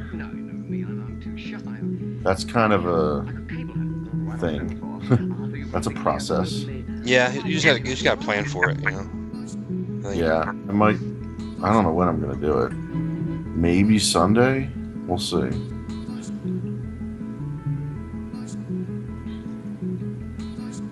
That's gonna be ridiculous. But the other thing is I need to mix salt in it. But you know what he was telling me, and this is interesting. So when you top off a salt tank, you don't actually add any more salt. Because the salt doesn't evaporate. Only the water. It works the same way for minerals in your Mbuna tank. Yeah. Yeah, you don't ever, when you top off your tank from evaporation, you never add any buffer or any minerals. Yes. You only do it for New water. Water replacement. When you actually remove water. Yeah. When you're actually removing something and replacing it, that's when, yes. So, it's interesting. Because a lot of people will run their ATO, just basically run RO water directly to their tank. But I'm not sure how necessary that really is. I could mount a RO system on that white wall behind where we were looking earlier. Yeah, but you don't want an RO system. I don't. I'm just saying it would look cool back there. I like those things. The way they mount the little stages and stuff. I think they look neat. You know, I don't know the way to describe it. I just like the way that system looks. Yeah, they do look kind of cool. Yeah, it looks like some science is going on. You know, you're like, what the hell? Look, science is going on. This tank is cool because it's got little plumbing doodads. It's got doodads. Well, are you kidding me? The manifold on this tank. So it was so funny. I was in that saltwater store, and the owner was helping out another guy, right?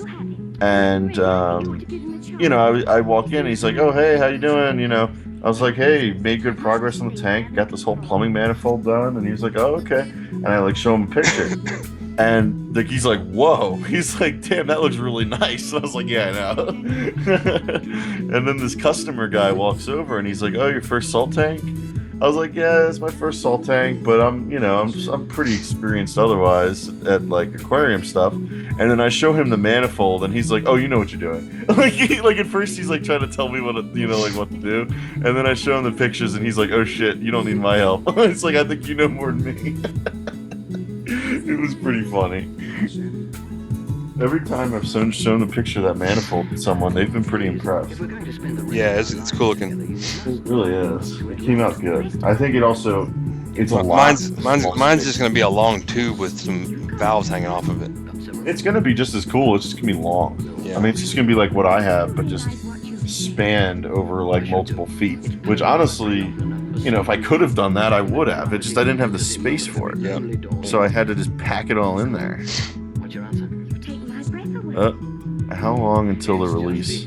That must have been an old comment, is it? Or no, I guess that's a pretty new comment, that's right? new, because I put the 6 a.m. Just type 6 a.m. 6 a.m.? Yep, 5 okay, minutes. I'll tell them 6 a.m. 5 minutes. 5 minutes. I'll just Hey, Ed, what I'm going to do, oh, they're probably on the streams. They just heard me say yeah, that. they just heard you say that, so I forget that. I don't know which stream that was on. I'm outside right now. So they heard us saying it, I'm sure. So when 6 o'clock gets here, I'm gonna like do just a quick intro so that I can I can highlight it. People will know what I'm doing. So what am I doing here? Oh, I think my video is uploaded. Yeah, but now it's got to process. Ugh. No, I think it's done. I think it's done for real. I think I'll tell you the way I believe YouTube works on processing.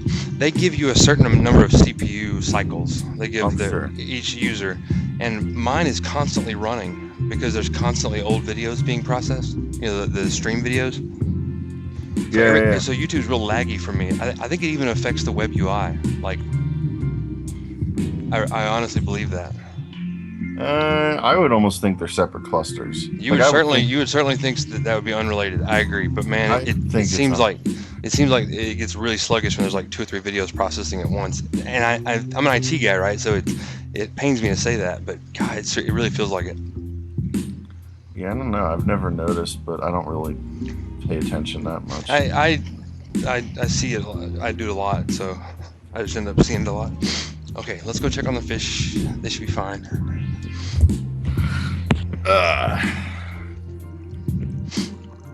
They're pretty much breathing new tank water at this point.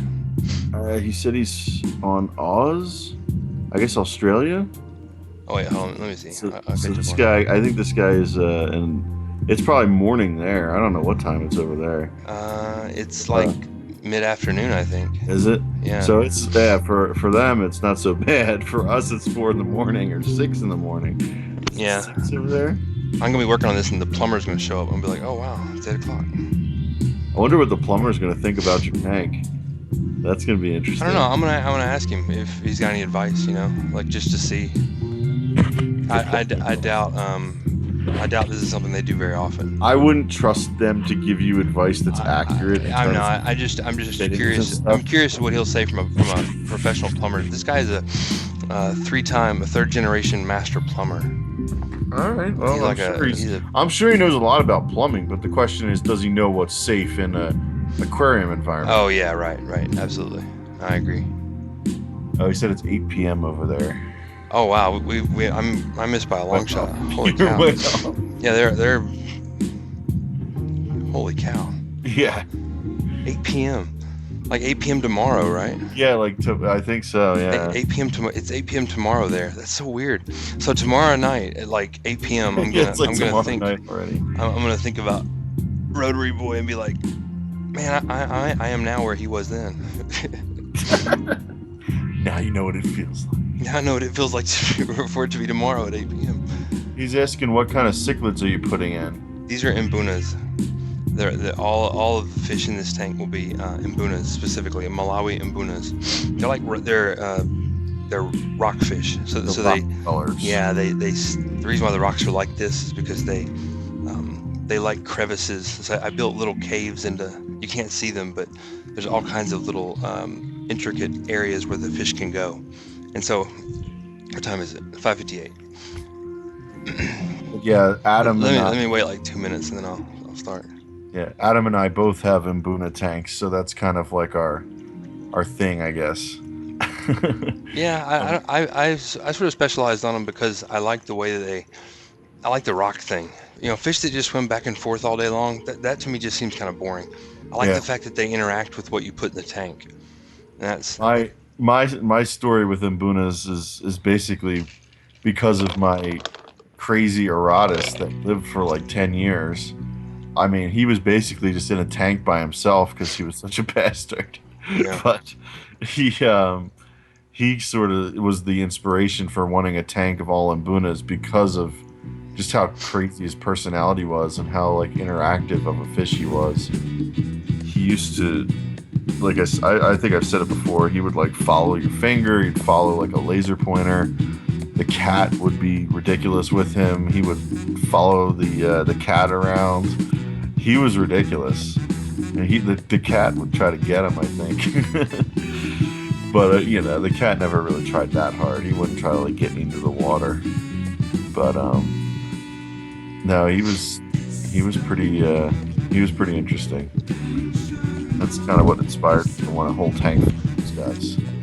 Not not a tank full of Aratus, but a tank full of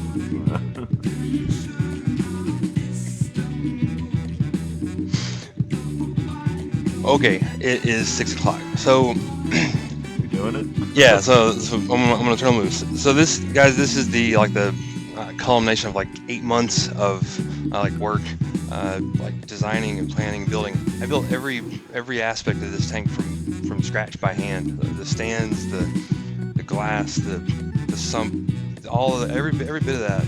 Like I did my own, which also means that a lot of it is wrong and a lot of it was done incorrectly.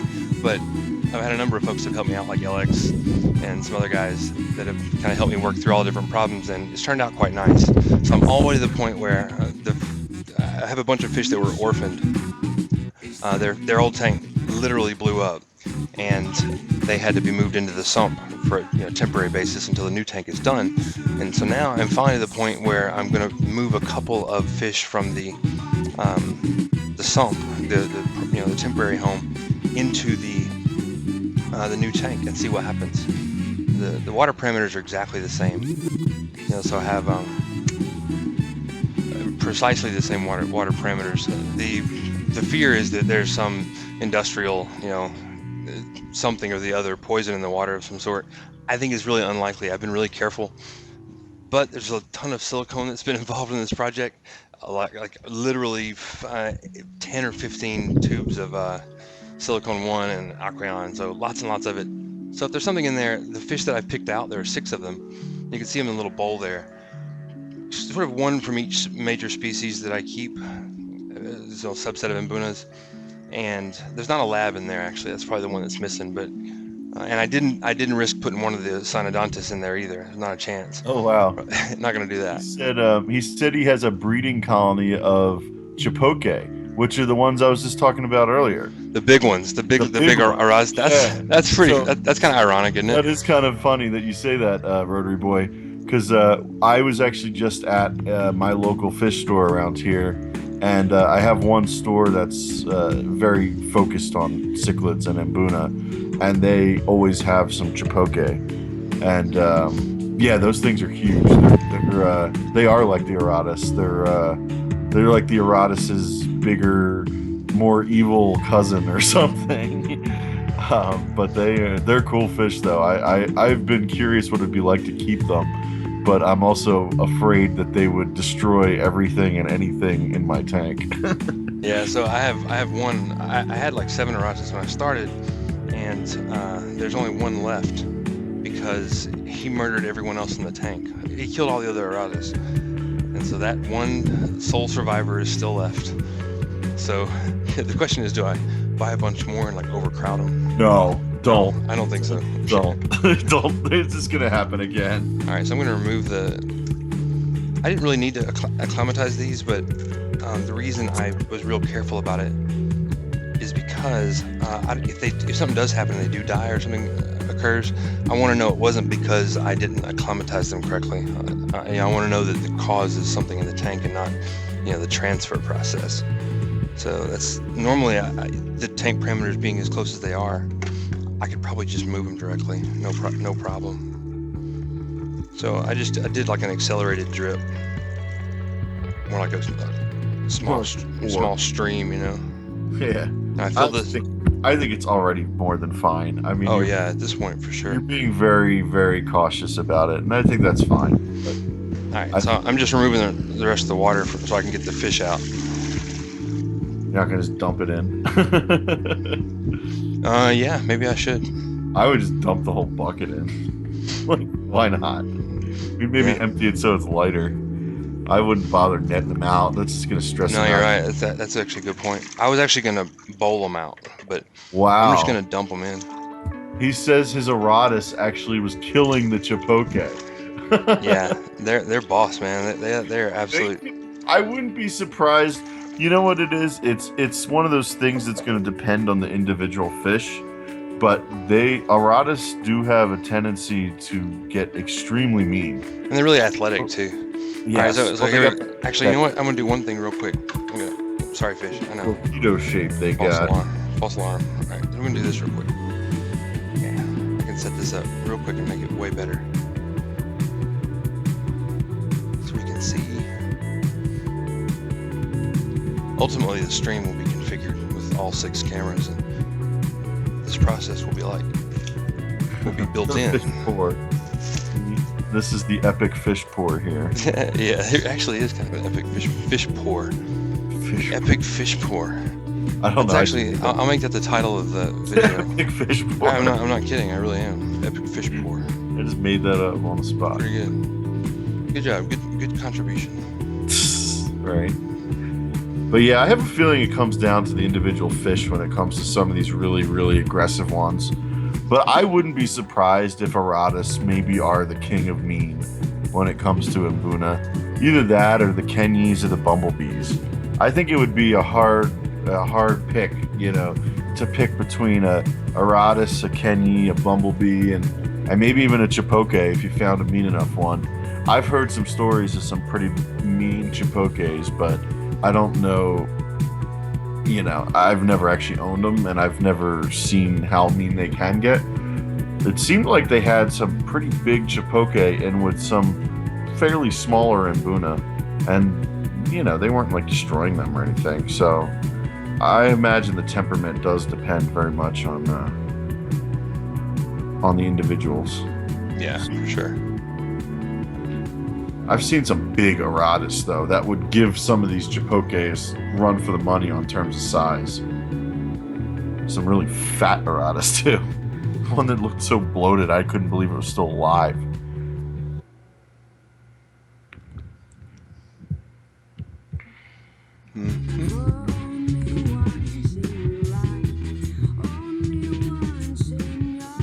Alright. There we go. We can see what happens. Like that. Adjust this guy a little bit, and then we'll do the epic fish pour. The epic fish pour. Yeah. Just make sure you get them all in the tank. That'd be a really terrible thing to do. Drop on the floor. Well, not only that, but don't like drop them on the crossbeam and then they like flop off onto the floor. Something like that, anyway. Drop them onto the strut. Alright, that camera's good. Yeah. Because you got all those glass beams in there. You got to get a nice clean pour.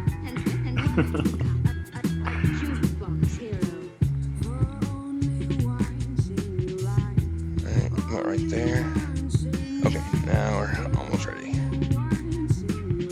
So I was looking at the GFO stuff, and I think it's iron oxide.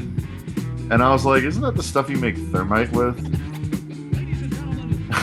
Like, I think it is. Like, this GFO stuff is literally like the ingredients to make like something really dangerous. Thermite sounds dangerous. Yeah, you know what thermite is? I mean, it sounds like a scary thing. What is it?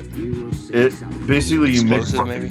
you mix like iron oxide and I think magnesium, and when the reaction goes off, you could literally melt through like an engine block with it. It's not really an explosive. It's more like a chemical chain reaction that gets really, really hot, and you could literally melt through like a solid chunk of metal with it. It's that hot. All right, so thermite discussion over. Let's release the fish. He's asking if you'll put any compressor seps. I think that's a type of fish. I'm not sure. They're going. Let's see what happens. Oh yeah. Let's get this. Let's see.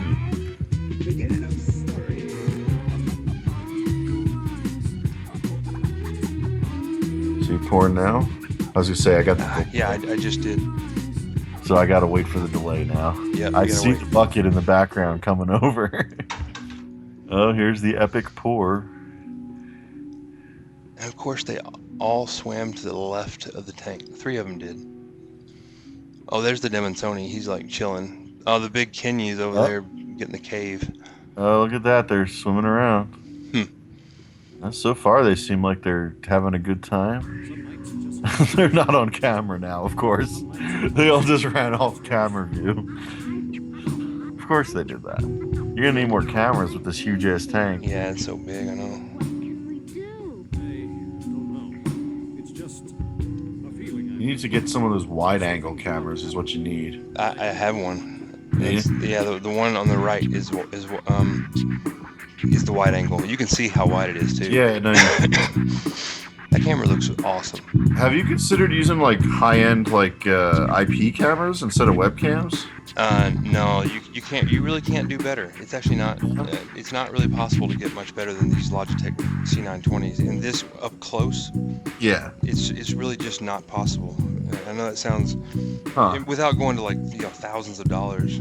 Because I have a really nice HD D-Link camera that I use as like a security camera.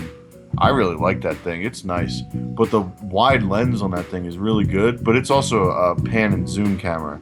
So it can like pan around and stuff. You can like move the camera. But I know that D-Link also makes like a really wide lens, like an even wider lens. That's almost like 180. It's almost like 180 degrees. It's like ridiculously wide. So that's kind of why I was asking. Because I know they make some really nice stuff.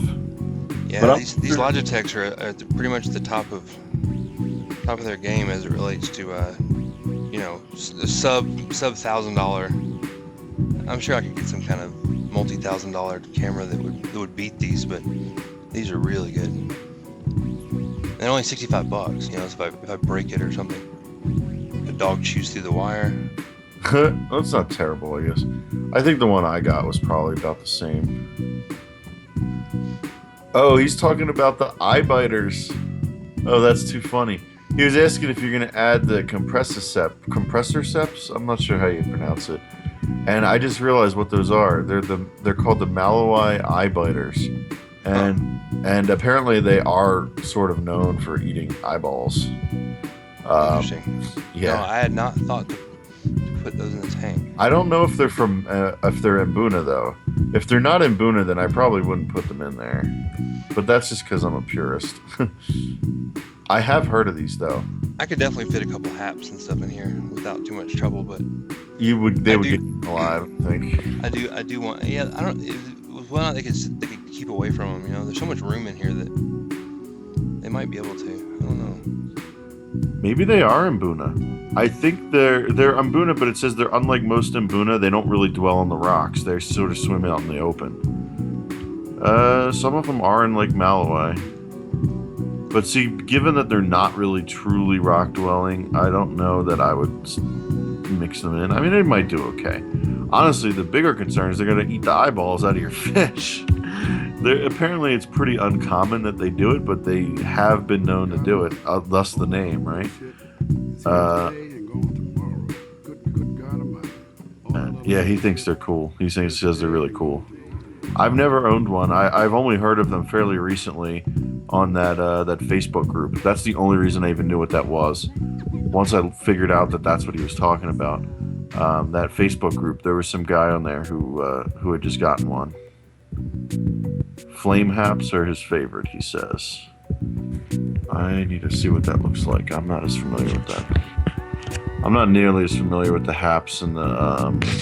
oh, those are pretty. Okay, yeah. I see why he likes that. Yeah, the haps and the peacocks are definitely prettier than Mbuna, but only the males. And then I don't think they're as exciting, like, personality-wise. So was there a yellow lab you put in there? This the orange metroclemia that was all sick for like days and days. So it wasn't a yellow lab then? No. Mm-mm. He was asking if you put a yellow lab in. No. I didn't. I might go back and grab one. Although you got a yellowish fish, but he's not a yellow lab. It's a female that has no color, basically. There's some of the metroclimas. The females on the metroclimas are usually not as colorful, but that's not universally true though, because like I have the metroclima Mbwekas, and the females are not like super colorful, but they still have like stripes and they're still kind of interesting. But a lot of the metroclimas, the females are just born yellow, or they don't really have like anything interesting at all. They just look like a yellow fish or something. It's kind of like the Johannes too. The female Johannes are the same way. It's like they're just a yellow fish. Which sometimes that can be okay if you're doing a single species tank. Like if you ever walk on the cichlid forums, those guys there, anytime they're like, oh, what can I do for like a 30-inch or like a 36-inch tank? And they're always like, oh, you could do like a Pseudotropheus celosi tank, where it's only celosi and just male and female, because the females are yellow and the males are like that really pretty blue stripes, almost like a Demasoni, except bigger. You know, they're a little bit bigger fish. But I don't know. I mean, it would be kind of cool because you'd get the yellow and the blue. It's almost like having a yellow lab or something. But it's not a yellow lab. It's just the female of the colorful fish. You know? Yeah. All right. So I got that's about as close as I can get the two cameras. It is striking how much better the image is on this more expensive Logitech. So the Logitech C920 only has there's only one better camera than it, and it's the whatever this thing's called. The one on the right is the one. I'm gonna buy a bunch of those. They're just so good. Is that the 920 on the right? No, the left is the 920. The one on the right is the 930E. Oh, is that the wide one? It's the wide one, the corporate one. You know. Why do the colors keep changing on the one on the left? I was messing with it. I was tuning it. Okay. Yeah, Okay. and The that's colors, they're all changing up. yeah.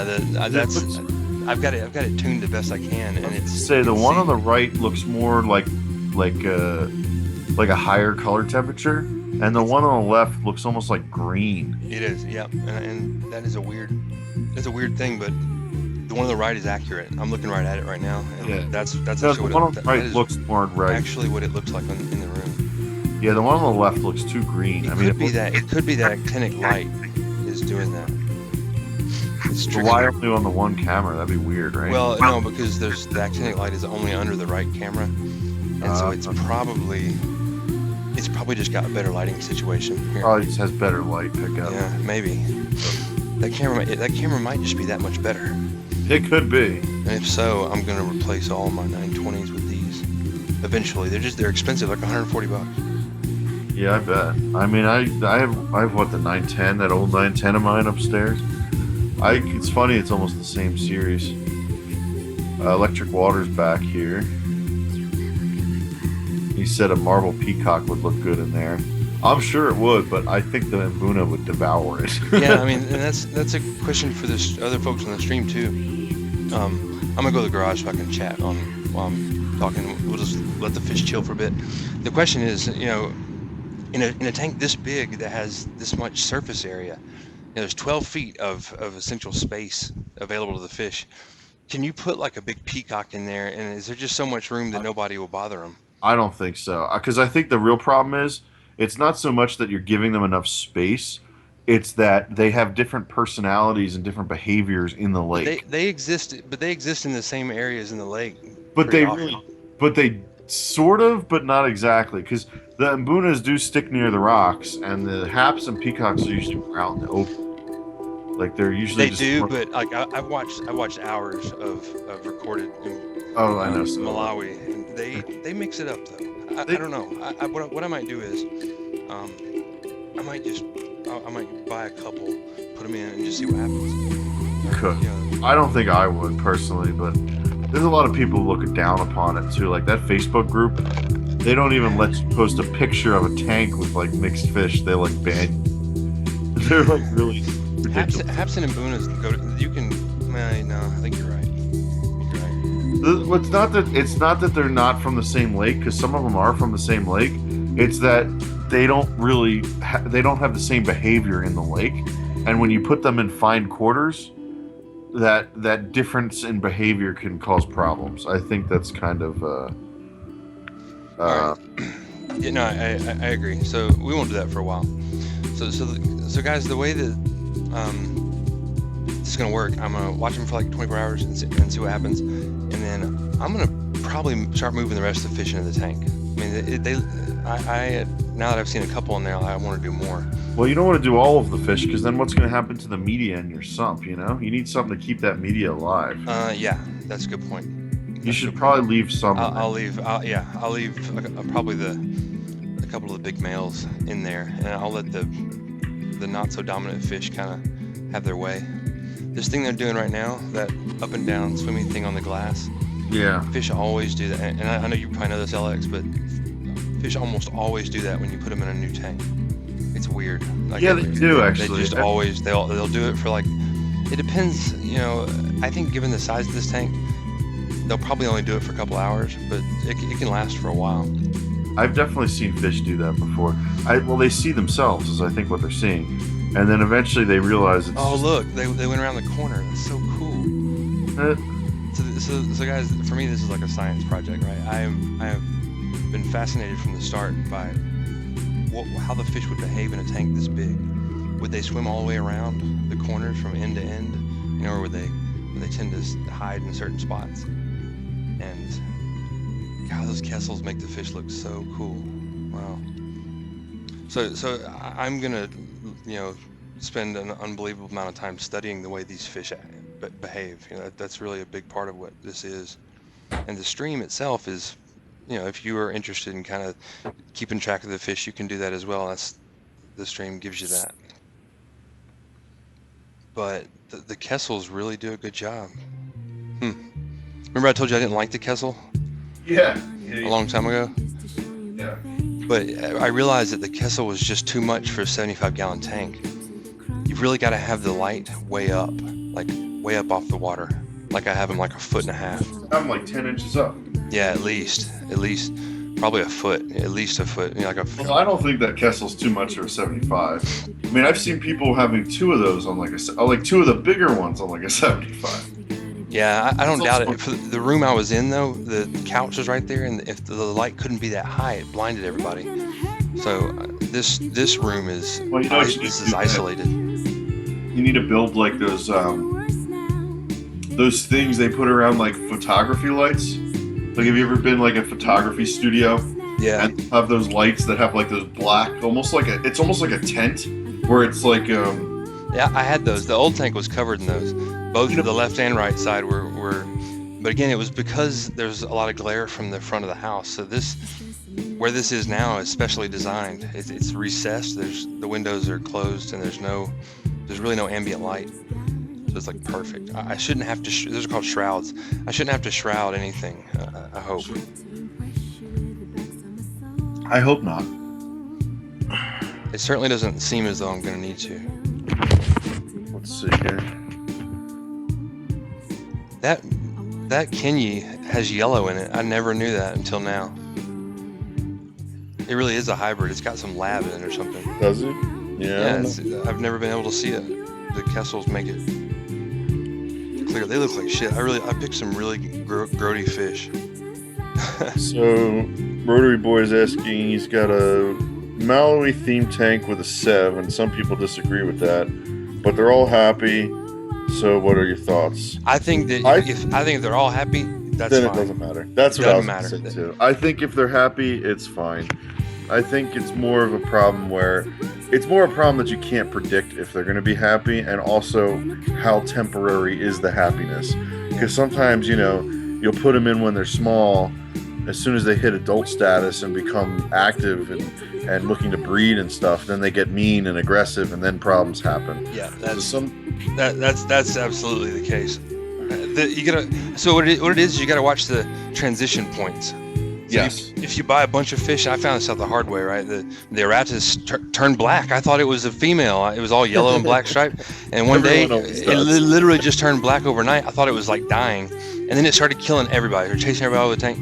So that's like one of those transition points I think you gotta look out for. But the other thing to look out for too is like water temperature. And I think that applies to interspecies spats as well as breeding and everything else. If the water temperature is lower, the fish will eat less because they're cold-blooded and they metabolize slower. If they eat less, they have less energy, less aggression, and so cold, like 75-degree water, I think for mbunas or any Malawi fish really is where you want to be.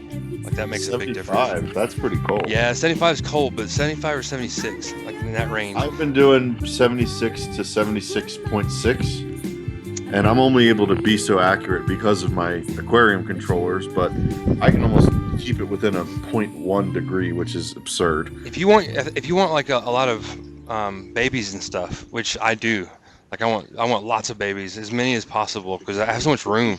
I'm like, have babies, go forth. So for me, it probably does make more sense to raise the temperature to like 80.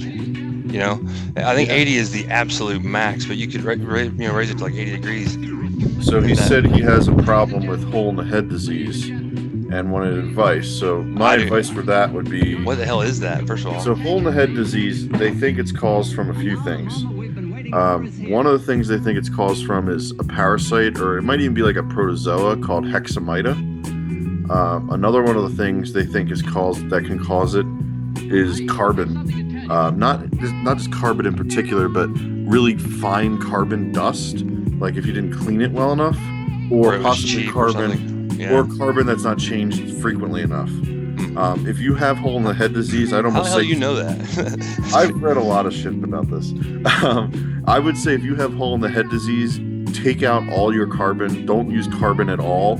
If you want to use filtration, like chemical filtration, then use Purigen. Seachem Purigen, if you can get that. I know you said you're in Australia. I'm not sure what they have over there. Oh, they can order it. I'm You sure can you definitely get get it. Yeah. Yeah, I'm sure you get something. I'm a big fan of the Purigen too. That's a good.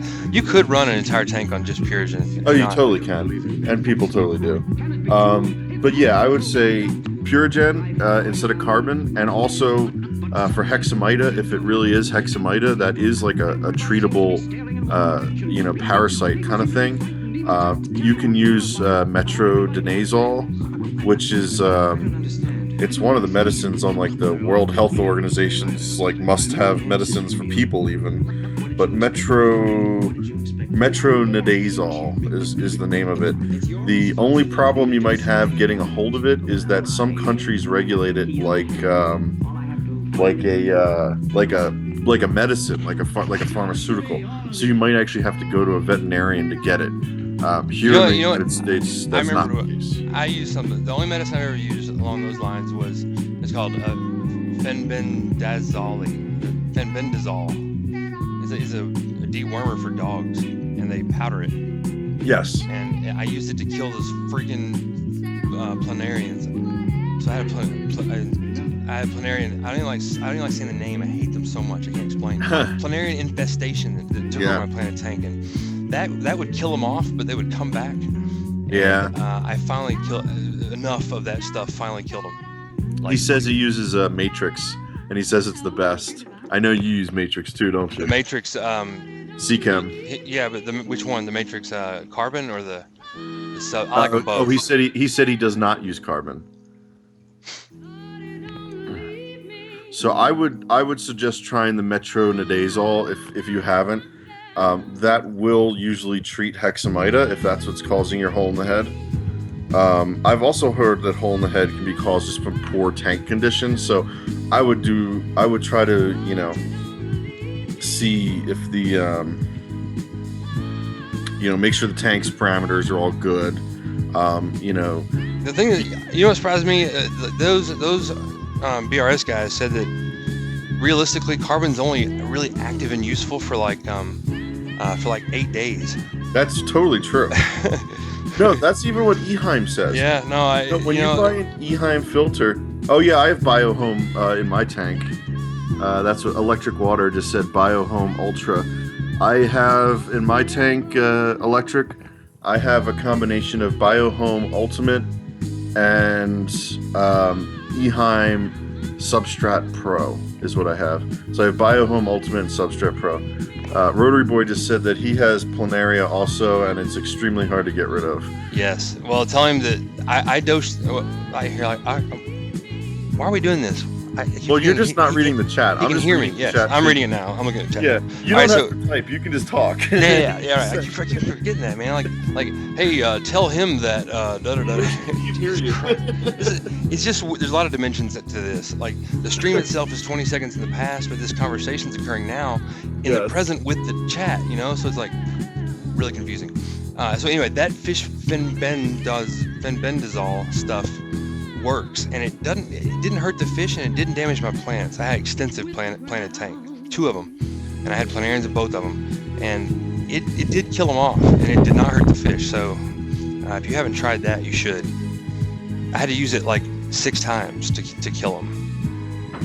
And the reason why I hated them is because I had cory cats, and the cory cats laid eggs on the side. So I moved the eggs in. The first time I left the eggs there overnight, came back the next morning, they were all eaten.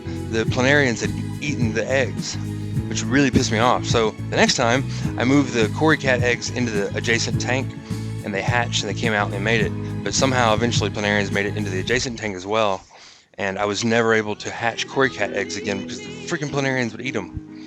And I hate them. They're disgusting. I don't like little tiny itty bitty worms that crawl around and eat you. Like that. What do you call it? Parasites? Parasites freak me out.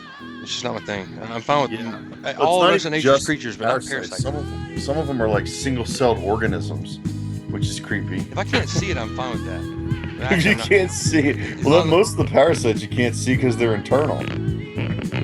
You see when they get pulled out of you like a big plug of bot fly or something.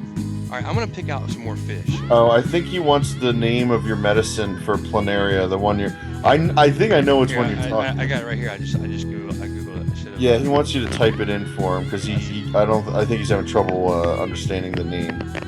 Yeah, because I'm not saying it right. Because you're making up a name for it. That's not the right name. You'll see. I'm saying it right. It's like phenyl. It starts with like fen. Here, I got it right here. It's a Right here. dewormer. It starts with like if it has like fluval or not. This is exactly what I ordered right here. This is precisely what I used. The exact item. Anything that ends in like azole or like zol is usually an anti-worm. Yeah, see, it ends in zol. Yep. Anything that ends in like zol is like an anti-wormer. I don't know if that's some kind of Latin, but yeah, no, totally. Fenbendazole. So yeah, I mean it's almost the same kind of thing as metronidazole, which also can be used as a dewormer. Probably pretty much the same thing, most likely. Yeah, I was gonna say because it's also called flagyl, which I'm pretty sure was used for dogs, for deworming dogs. Yeah. So if you might be able to get away with just the metronidazole and use it for both your problems, to be honest. Try it for the hole in the head. Nowadays, I'm using metronidazole for just prophylactically. So if I get in new fish, I'm definitely giving them metronidazole dosed food. So you basically soak the food in it. This is like. Are you doing that? Are you actually? So you don't drip acclimate, but you hospitalize your fish first before you introduce them? I don't believe that. I try to. I haven't actually had to do that yet for the Buna tank because I just got all the fish at once. So what point would there have been of quarantining them? Yeah, you're right. You know what I mean? But yeah, I think from now on, I definitely want to do that. I don't want to just drop fish into tanks anymore. Just get a little I'll show you the little thing I got. It's whatever gauge is slightly bigger than normal air hose tubing, and you just order. Hold on. Oh, for dripping, you mean? Yeah. I've got tubing, man. I got plenty of tubing. Yeah, No more. just make you a little thing like this, and see, it's like a hook, and it just. Wait, which camera are you on? On the right one. No, I mean like. I'm on the maintenance stream. You're on the maintenance stream. Okay, good. Yeah, no, I keep forgetting that. I forget about that dimension as well. Oh, there you are. This little thing right here. You're just showing up now. And you can just adjust it. It's just so simple, you know, like it's just a little hook. But this is not an air hose tubing. It's like it's rigid, you know. It's like. Oh, it's like vinyl air hose too. Yeah, it is. It is. It's vinyl. Because you can air hose in vinyl or in silicone. You're probably used to the silicone stuff. Yep. I like the silicone stuff better. Well, I used to dose CO2, so I had to use silicone. Did you? Oh yeah, there you go. Well, that's it eats, but this stuff is perfect. So this is what you need. You know? Little, and then you just let that. It'll drip or it'll pour, whichever way you want to do it. So, what are you guys doing? Go swim around. I can't believe how yellow this fish is. You mean the orange fish? No, the mean Kenny has a defined yellow sheen over its entire body. Are Kenyes normally like that, or is no, it's a hybrid. I've never believed it was it's some kind Actually, of. no, Kenyes they do have a yellow sheen. Do they really? Because they start off yellow and they turn white. So yeah, there's definitely a yellow sheen. So no, that's that totally fish correct. is showing the way he's supposed to. Then I guess. I think they turn mostly white, I still but don't like him. He's ugly. Well, he's probably not a specimen. You know what I mean? It's just like with yellow labs. Like if you have a shitty yellow lab, they have bars on them sometimes. They're awful. They're dirty looking. You know? Yeah, I have a number of those as well that need to be culled. Honestly, I just can't do it. These fish made it through the shattering. So they made it through the shattering. Yeah, sounds like a. I should link that. So I think a couple folks haven't already seen it. That video. Hold on, let me find it. I'm also gonna get some more fish. I'm gonna do another. I'm probably gonna do like 6 or 8. What kind of fish you want to get though? No, I mean out of the sump into the main tank. You know what I'm gonna do? I am going to do a video asking for people's opinion. And I'm gonna cross-post that a bunch of places, and then ask folks what they think. What would they do? For what? For stocking, additional stocking for the tank. you're already doing like an all male and Luna tank, which is generally not recommended. But It's not all. There's tons of females in there. It's all mixed up. It's like. I guess that's true. It's a No, bit, it's not all male at all. but you're not really more doing a females. harem tank, is I guess what I'm saying. I'm definitely not doing it the way people on Cichlid Forum say to do it. No, you're not. But it's working. It's working so far. I mean, your tank is more like an all-male tank than it is a harem tank. It's just a mix. It's just a natural mix. You know, there aren't a lot of the piles of females. Though. That's true. They're showing. It's basically an all-male tank with some females.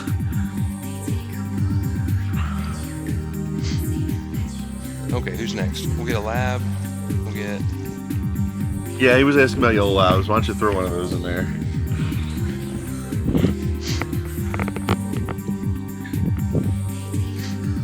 I like labs okay, but you're right. Some of them they do get kind of ugly from time to time. Well, if they aren't pure, if they've been shittily bred, then they tend to have bars, and some of them won't have the black stripe on their dorsal fins, which they definitely should have.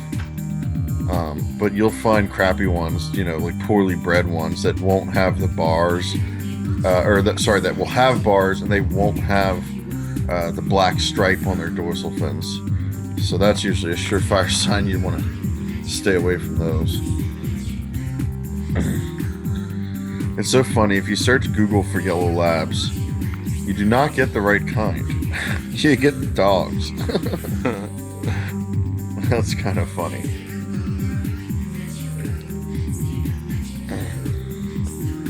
Okay, where's my net? My yellow labs are pretty. They're pretty.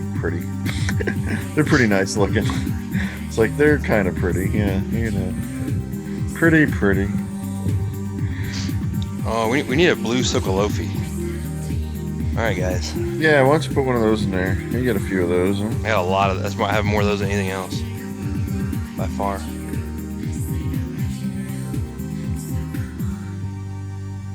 They're pretty cool fish, the Sokolofi. Yeah. Although, I think. Oh, this is a big pregnant female. Wow. Oh, really? Maybe I shouldn't. I was gonna say, maybe don't stress the female. If she's pregnant, I would. Yeah, I'm not gonna do that. You're I right. would do that. She's all swole up. I can actually tell. Probably why she was easy to catch. Yeah, she just floated up into the. I was gonna say she's probably not gonna put up much of a fight because she's all bloated up. I was wondering if they would breed in the sump. It took the sump a while to level out, honestly. Yeah, I think see you now. just threw all the bags in there. Yeah, I didn't want them to dry out, man. That's the golden jewels right there. It truly is. I'm surprised you didn't just leave it like that. Well, I guess they would jump out the top is the problem. All kind of problems with it. I mean, there's no water flow over the matrix. First of all. Well, but it's still getting water.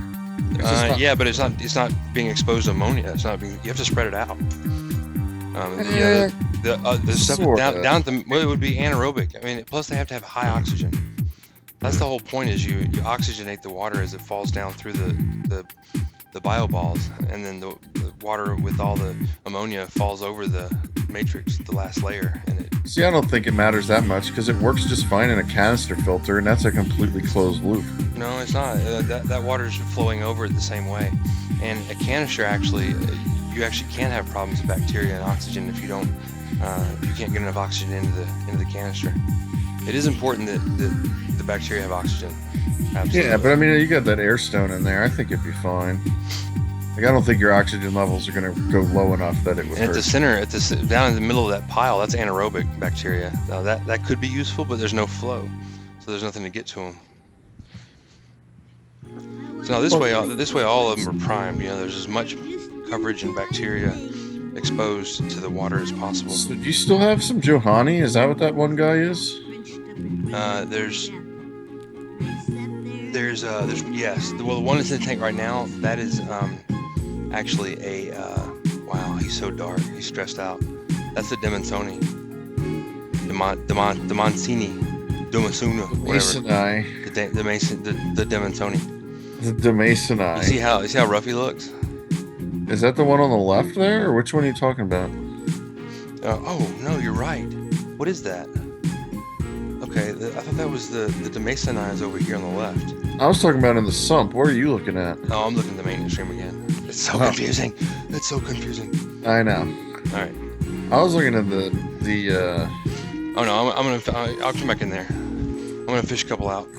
I gotta turn the water hose back on though, because the sump's getting low. Is it? Yeah. You got a lot of those Socolofi. You're not kidding. Yeah, so many. I didn't buy more of them. They bred better, you know. So I think part of I think some of these fish you have are prone to making hybrids. Yeah, a lot of them. There's a lot of the fish in there are hybrids. That's what I mean. Tons of them. That's why I can't ever give them away, you know. Yeah, no, you shouldn't, unless unless people know. But I tried to pick a selection of fish that would be more unlikely to hybridize. Yeah. Almost every fish is from a different family, or is different enough within the same family. Like a yellowtail Akai or ACI versus like a Mangano. They're both pseudotropheus, but they're not going to crossbreed. They're like completely different. Yeah, I didn't have any idea. I knew what I was doing, but didn't really care. I was like, I'm just gonna buy a bunch of Mbunas from the store, and we'll just see what happens. If I had it to do again, I would have been more calculated about it. But a lot of folks recommend only 3 or 4 species. You know? I know. I'm not doing that. Like I'm not gonna have just 3 or 4 species. Oh no, they all said like 8 or 10. You know? Dude, they all were telling me for my 120 gallon I should only have like 4 species. People always say that. That's because they're trying to avoid hybridization and stuff. You know, but that. Well, I ended up putting 5 in, so I didn't listen. I'm gonna end up having like 12. Oh, I know, you have a bunch. So I'm gonna stock more in it. But you're not doing a harem tank either, so you're almost doing an all male tank. I mean, I know it's not truly all male, but it mostly is. It's 60%. It's probably 65 or 70% female actually. The whole tank. Really? Yeah. Look at the fish. You can see them. Which are the females? Well, like all of the labs. There's only like 2 males. Oh well, the labs you can't even tell. Yeah, you can. You can tell by looking at the 2 front fins if they're dark. Like this big fish that's in the main side of the pit part of the sump. That's a big male. That's the biggest one in the tank. Oh yeah. You can't miss him. Yeah, yellow labs are harder.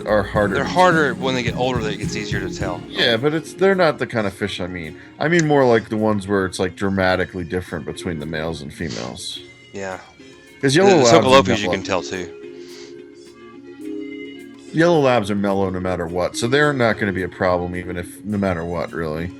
I'd be more worried about like those OBs or some of the Demasoni. I got you saying it right.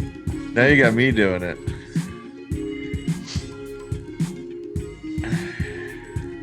Okay. Mr. Erotis got in the middle. I could probably put him over there. He'd survive, but I like him. I'm not gonna do that quite. I was gonna say I would leave him alone. He's cool. Plus, he's going to be a bitch to catch. I wouldn't want to try to catch an Erotis in that thing. I'd wait till the tank is mostly empty to him. It'd be a pain in the ass. They're fast. There are so many Socolopi. Look at that. 1, 2, 3, 4. I know. There's You 6. have a ton of those. There's 6 right in front of me right now. It's crazy. Did you see the? I don't know if you watch the stream in a second. Watch him bump my hand. Watch him bump my hand. That's the bump thing they do, and he did it to my hand aggressively. You get my hand out of the tank. That's funny. That's funny. They don't do that much, but the big Socolopi will do it. That one fish will freaking bite my hand. Oh yeah, I bet. I've got this shit, man. My guppies will bite my hand. Those things, especially because they hang around the top, so they have a tendency to like,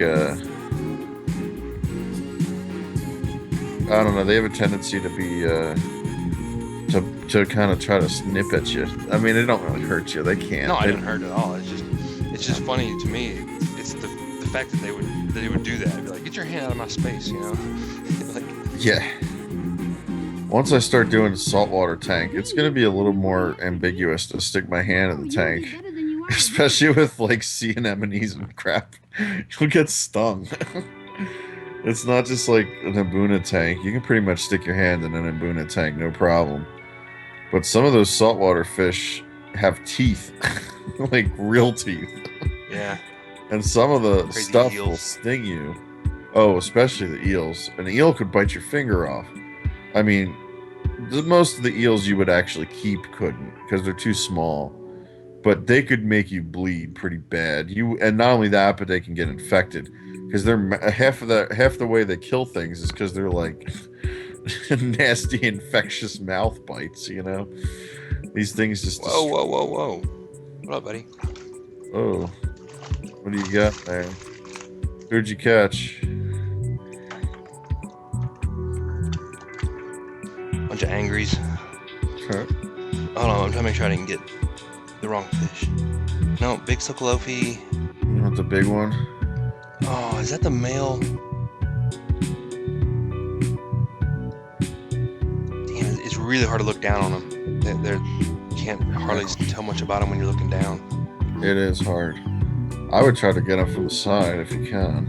Like, look from the side. Hey, Alratus. What's up, buddy? See you over there? Oh, yeah, there he is. He sees Look at you. all the labs. Labs. Yeah, they're all Anyone? swimming back and forth. Anyone? You look nice. Come. Huh? Yeah, I see the Eratus over there. He's swimming near you. He sees you. He knows you're up to something. These gotta go. All right, I gotta fill a bucket up. Put the bags in a bucket. Shit. Stand by. No, I just gotta have a the matrix biomaterial has got to be moved. Oh, is it in the way? It's in the way. I can't catch them. I don't want to stress them out. Well, you have it all stacked up against the side. Yeah, I know. It's just in the way. I'm just gonna take it out. You should just push them on the other side.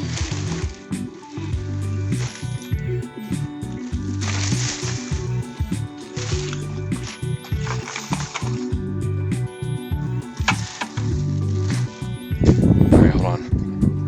I'll rinse this out. 6:48. Plumber will be here soon. Assuming he's on time. Yeah, true. It's his first meeting.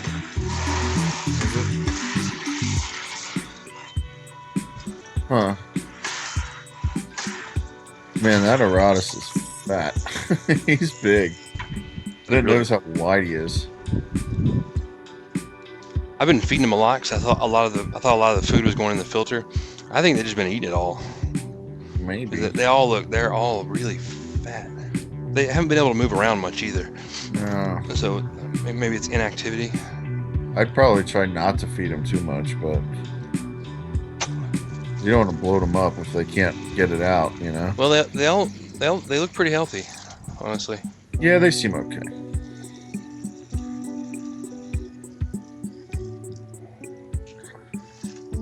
Sort of thought the Eratus was a little darker, but it might just be the lighting. It could be the lighting, yeah. It's all clouded up too. All right, guys, move.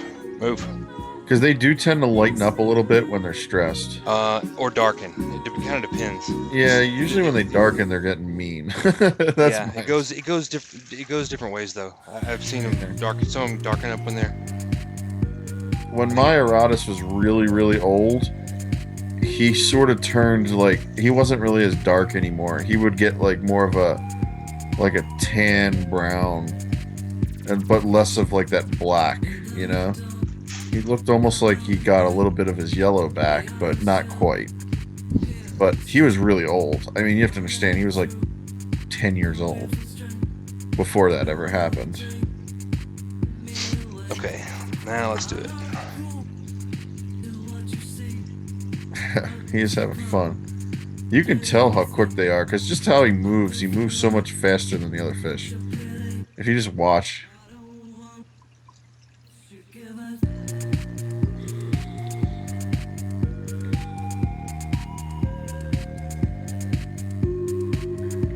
Oh, I'm gonna catch a herd of labs. You gotta get a bunch. I got 3 of them. Nice. So they're all female. Probably female. They're all 3 females. I can tell by looking at these pretty easy. I don't know how you can tell. I have to The back look that up. fins, how pronounced the black stuff is on the back of their fins. I've heard that can be a difference between a male and female, but I've also heard that's just poor breeding. Like they should all have black on the fins. Yeah, that's true. You could probably make that mistake pretty easy.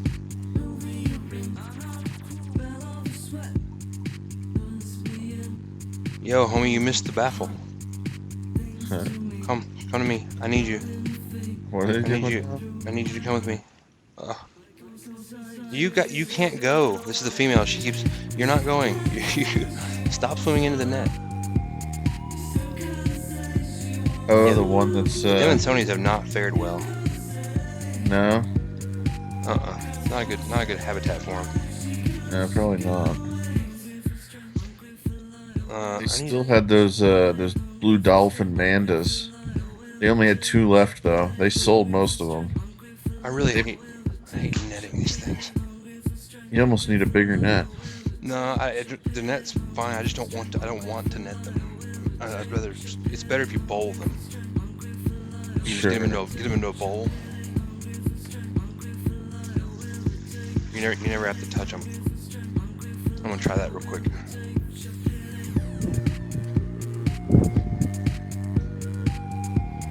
Fish bowling. Yeah, fish bowling. You It sounds different from what it is. no. Fish bowling. It sounds like you're throwing them down a bowling alley Yeah. or something. Bowling with a fish. This is way too big. I didn't realize it was this big. Okay. What was it? Oh, the bowl? Yeah, this bowl is too big. Oh. It looked smaller to me in the other room. Oh, wow, yeah, that is big. Way too big. I have a better bowl though. It's like a bucket. I have a better bowl.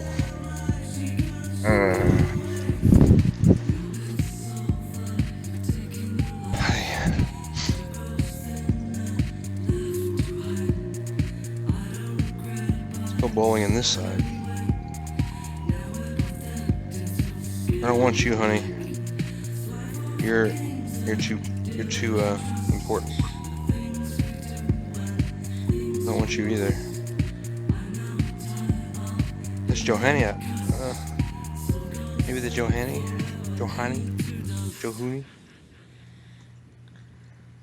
This is never gonna work in this big tank. Yeah, this is ridiculous. Not a chance. Not a chance they're gonna let me get them. Okay, fine guys. That's you friggin' are getting the net.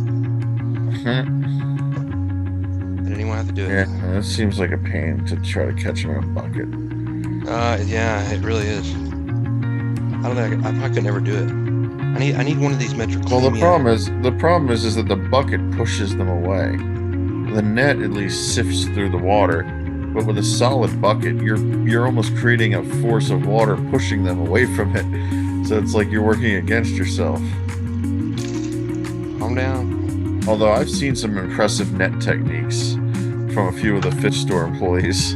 Yeah, for sure. Some of those guys have it down. They do it for so long. Oh, I know. Some of those guys really have it down.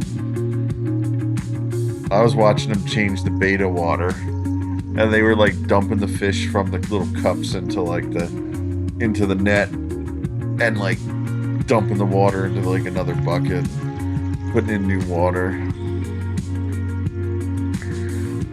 They put in that methylene blue stuff with the betas and the cups.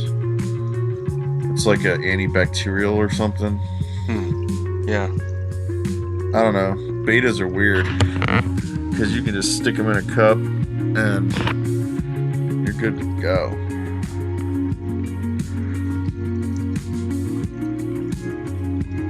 Not you, buddy. Betas are basically gourami, which is something I didn't know. They're part of the gourami family. Yeah, they can breathe air and stuff to some degree. Yes, they're labyrinth fish. Labyrinth fish. Yeah, that's right. Yes. I remember that. Like Aren't carp and goldfish similar? I think. I'm pretty sure they are. You might be right. I'm not sure. I mean, they're not gourami, but they might be. No, but they're like the labyrinth. That might be true. I think that is true. Okay. Because goldfish can also live in some pretty shitty water. About 10 more fish here. We're gonna accelerate this process. I'm gonna like switch back and forth between these streams. Yeah, I'm back in the maintenance stream. I'm gonna be in here for a while. I don't have any reason to go back in there at the moment. I'm pretty much done with my tank for tonight.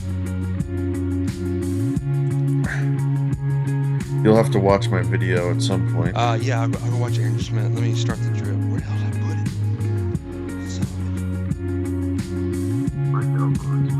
Okay. There it is. I was about to say, did anybody see where I left the drip? I found it. Drippity drip.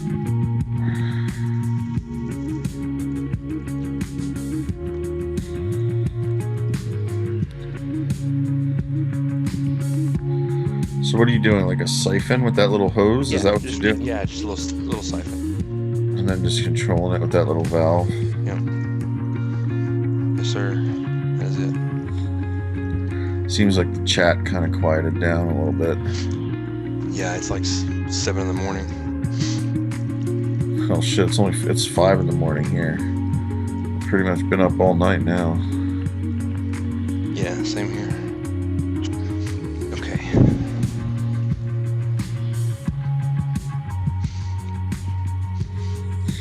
Man, it's so cool. I'm so glad to finally see fish in this. Right?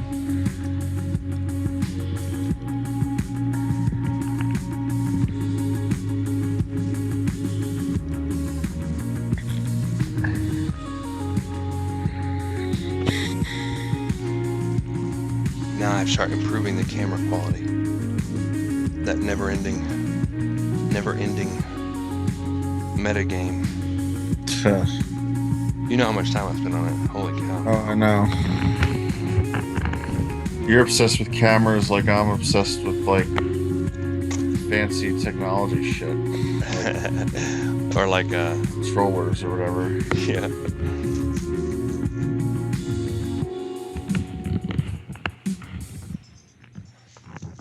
No, my daughter's awake. Not good. Uh-oh. Hold on. You have an alarm. Nah, she's awake. Hold on.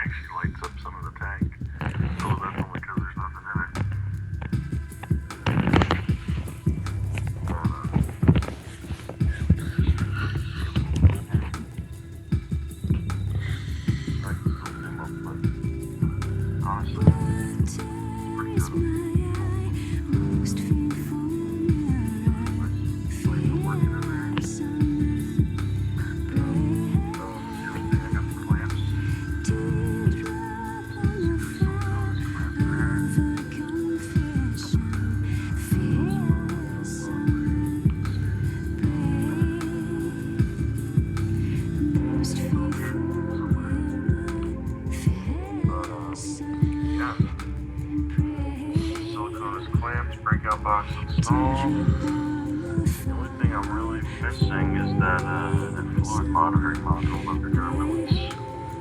So I'm hoping that when they release that, they use the optical flow sensors. Is that your new video I'm hearing? Yeah, I was watching it Okay. while you were gone. Yeah, I'm sitting on the back porch with my daughter in my lap, so it's gonna be a minute. Yeah, I was looking at what I was doing here.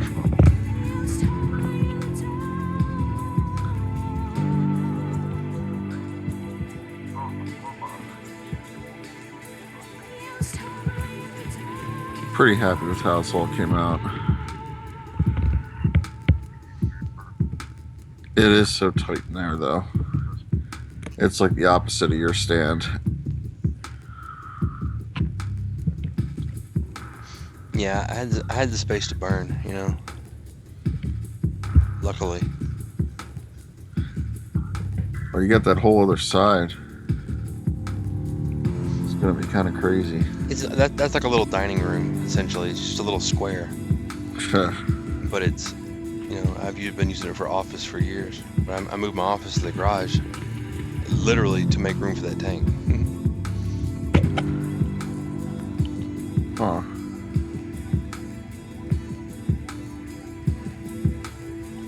I had to change up the entire house, like all kinds of stuff, to make it work. Yeah. No joke. My wife was not happy.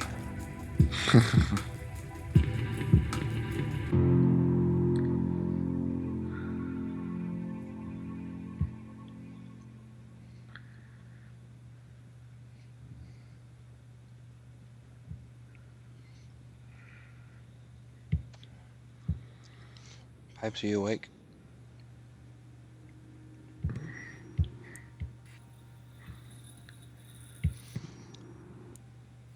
I think she is. Are you looking around? When you walked away, Let me see. it was the saddest day that the world has known. Shattered my heart. Daddy's girl, man, 100%. Holy cow. Broken home. Now you say you need me, standing at the door,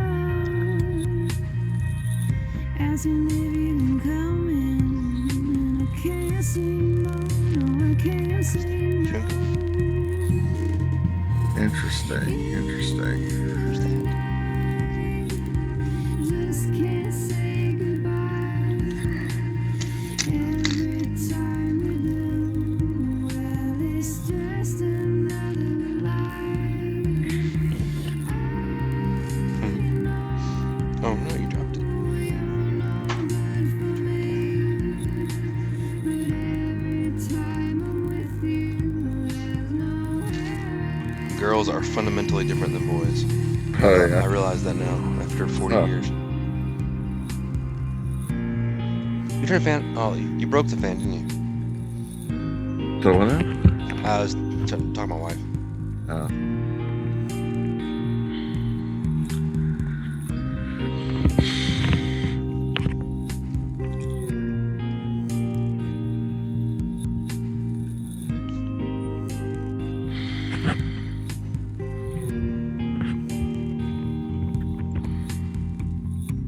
We've been to hell, been burned by the flames.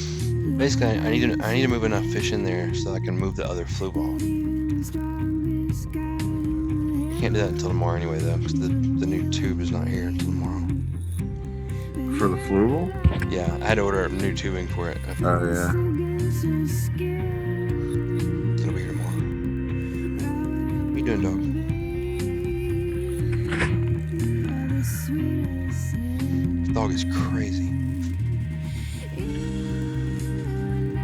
She's battling a bug or something. What is that she's got?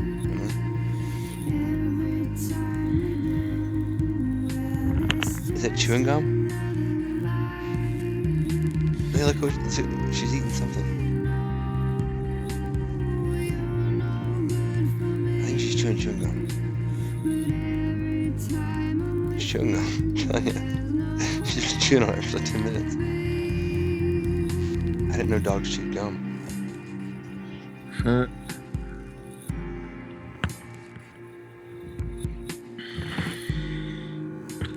What is it? It's chewing gum. The dog is chewing gum. Not swallowing it. Wait, I spoke too soon. Never mind. You're not supposed to swallow it. You know that'll get stuck in your tummy and you'll die from chewing gum ball. Somebody used to tell me that when I was a kid. Don't swallow your chewing gum; it'll get stuck in there. That's ridiculous. Yeah, that's super ridiculous. That's like, don't make that face or your face will get stuck like that. Yeah. Or whatever the hell. There is some truth to that though. Like I'm witness to that. Like I have crow's feet, like crazy on my eyes. It kind of runs in the family, and it's just because I like smile a lot, you know, like big facial expressions, and it tends to make, when you get older, it tends to make wrinkles along the lines where you in your face. So that there is some truth to that, but you'd have to hold it that way for like 40 years. Right.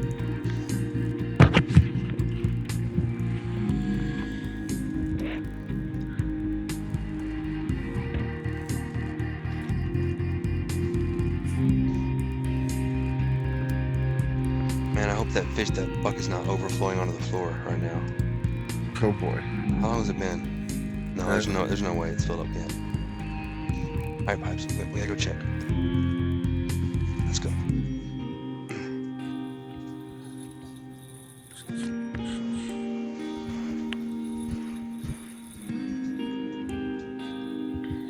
All right. No, it's only half full. All right, we gotta empty some out. I know, look at that fish. Here, let's get a cup.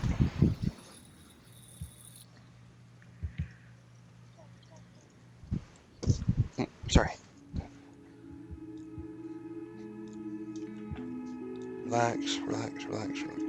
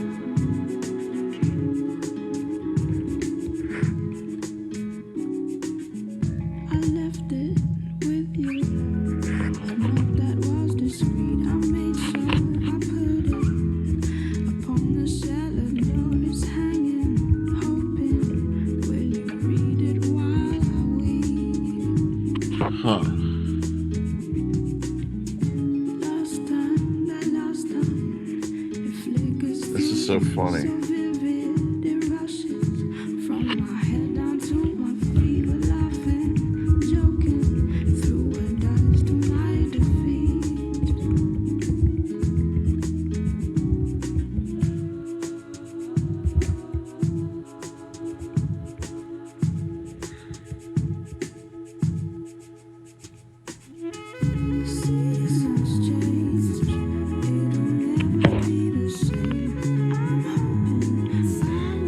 I found a page that tells you how quickly your boat will flood based on the size of a hole in it.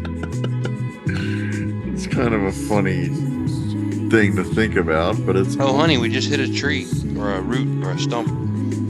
Here, quick, let me look it up to see how long we have to get out of the boat. Yeah, like what? But it's almost the same numbers that you would use, you know, if you think about it. The only problem is it starts at a foot. I need like an inch. Yeah.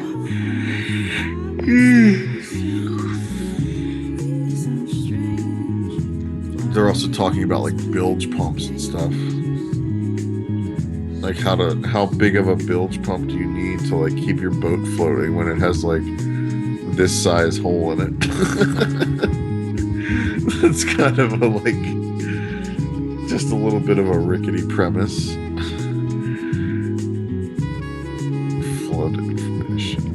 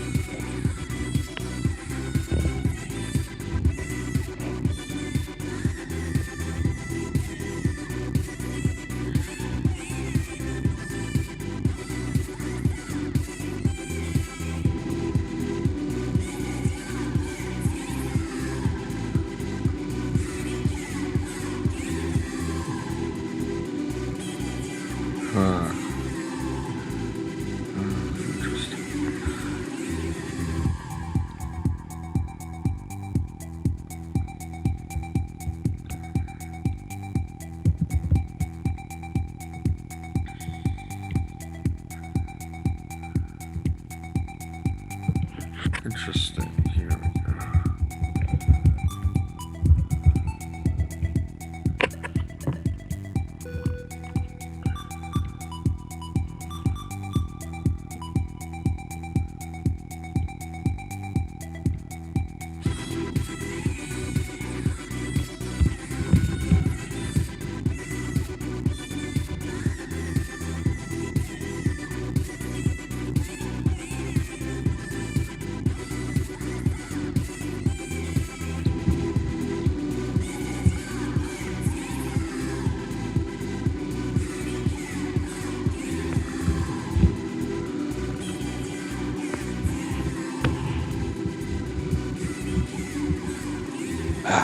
All right. Soon, fish release number 2. So, the epic bucket pouring or whatever. The epic fish pour. The epic fish pour.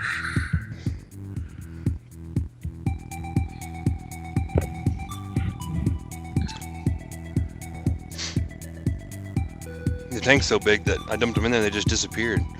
You hardly even see them. Right? That's why I had to get more.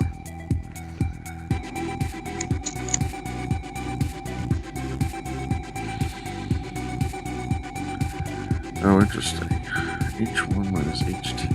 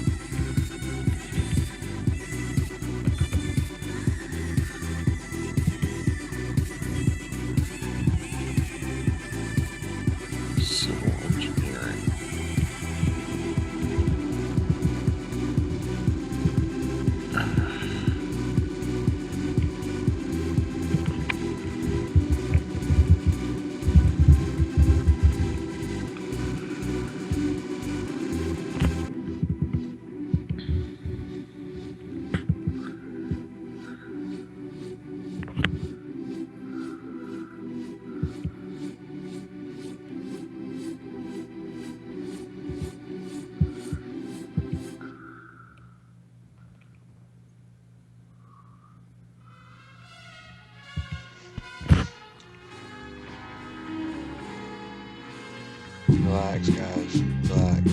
We'll be okay.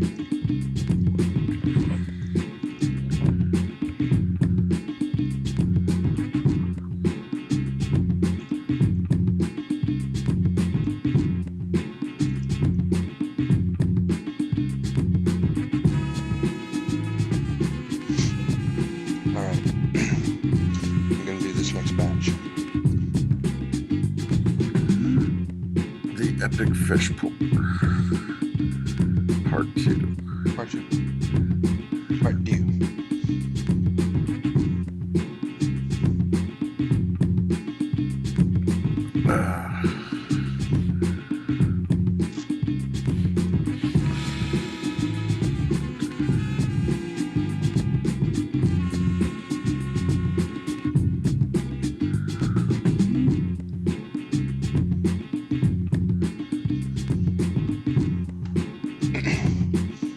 Okay, let's go, guys.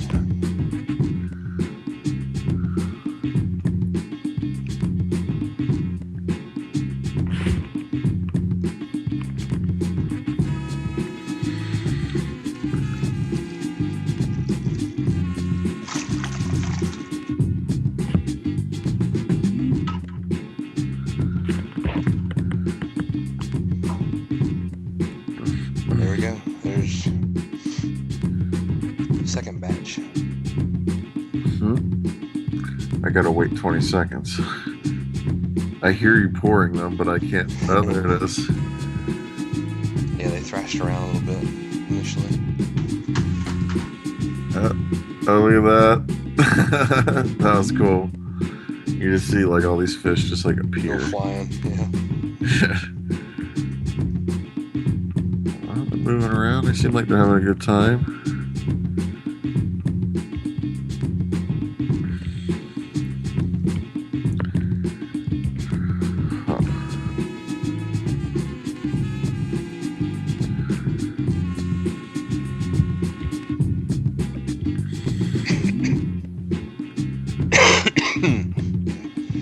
Huh.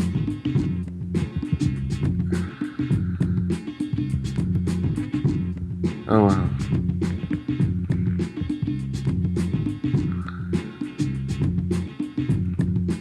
Drink of the water from the bottom of the edge. Amorphous. Just going to.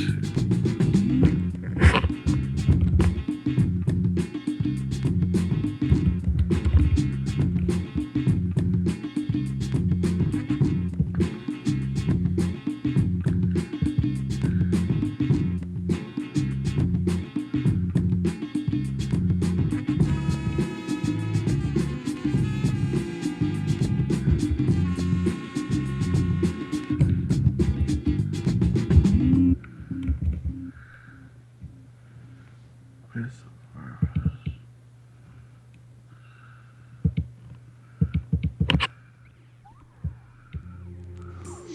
Yeah, so they are sticking together initially. I think that's their instinct, is to sort of stay together initially, especially once they first get in there. They move as little groups.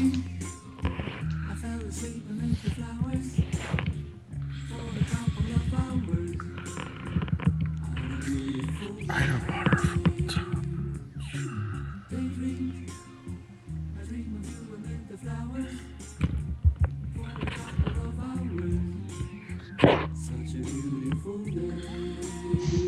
And one thing I do have to watch out for is jumpers. When you first put them in the tank, Yeah. they get confused and stressed out, and you can get jumpers. I think the water's low enough that they would have a hard time. Although they probably could get up though over that. I'll have to just watch it.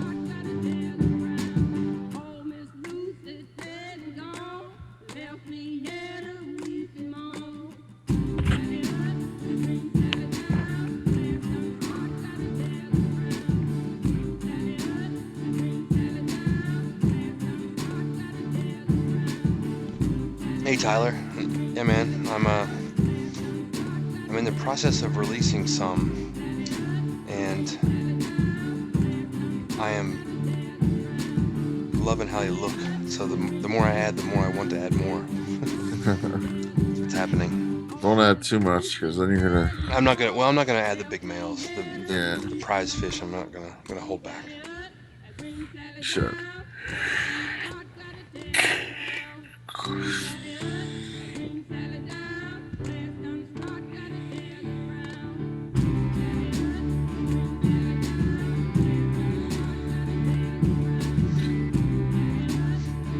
I need to go get another camera.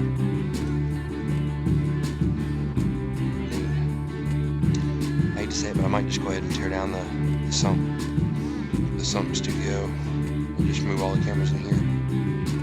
Might as well. Well, now you got fish to look at, so Yeah. people don't complain as much.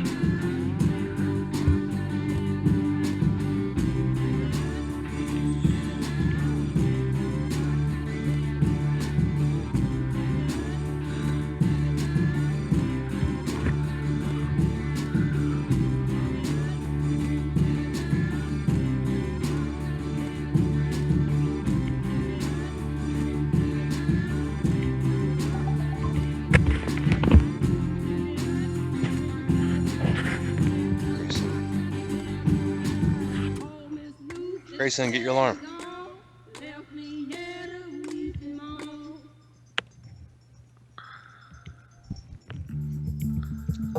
Get your alarm before I punch it.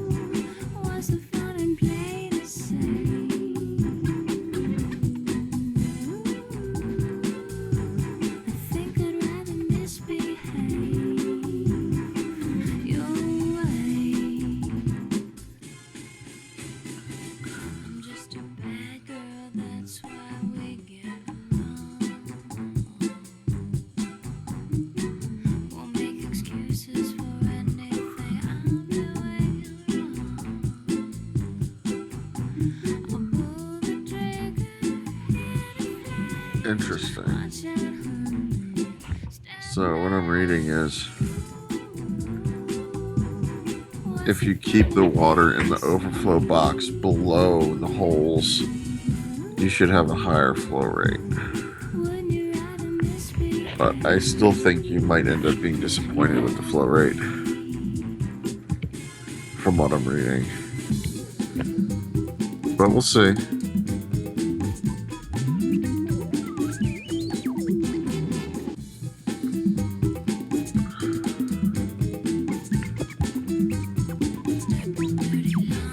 Still there? Yeah, my wife's leaving. I'm gonna have to go take care of the babies. Oh. Her absence. I'm gonna do one last batch. Plus you got the plumber coming soon, don't you? Yeah, like any minute. Oh, jeez.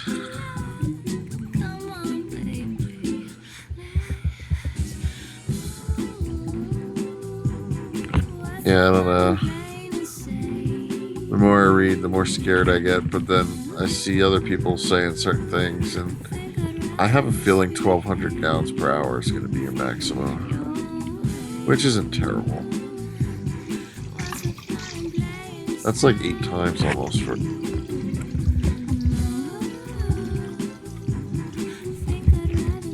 Yeah, it's like 7 times. That's pretty acceptable.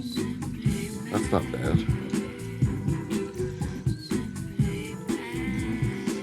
Well, we'll see.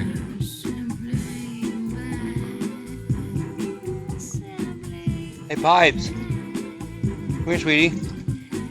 Come here. Look. Look.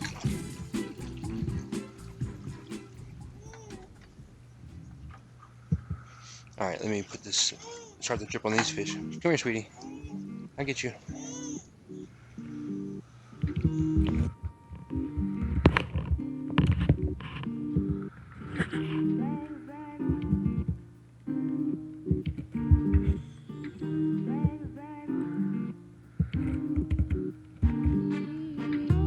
And you said those holes are dead on 1 inch?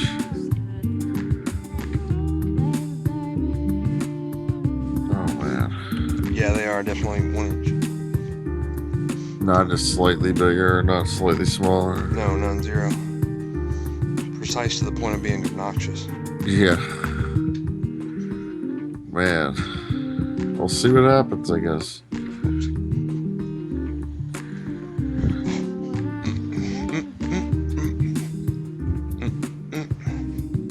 Worst case, you'll have like 700, 800 gallons. Best case, you'll have 1,200. That's my guess. Well, so I could double it though by adding the other 2 holes in. Well, not double it, but I could add more to it. You could. And I suspect, like, worst case scenario, if you added the other 2 holes in, you might get to like 1,500-ish. That would be worst case. Best case, you might get to like 2,400, which might be optimistic. And that's assuming you have 1.25 inches of water above the hole, which doesn't leave you much. That's like putting the water level 3/4 above the top of the tank, 3/4 inch. Assuming that there's 2 inches there. So that's something you should measure. You should measure the top of the tank to the top of the hole. Yeah. All right, I'm gonna go try to get her back to bed for a little bit, and I'll be back later. I'm gonna keep trying to work on the fish, but I gotta be off audio for a while. Yeah, I'm gonna. Okay, cool. Yeah. Yeah, I'll catch you this afternoon if you go to sleep. Yeah, I might go to sleep. That's what I was gonna say. So. Cool. All right, man. All right. Later. I'll talk to you.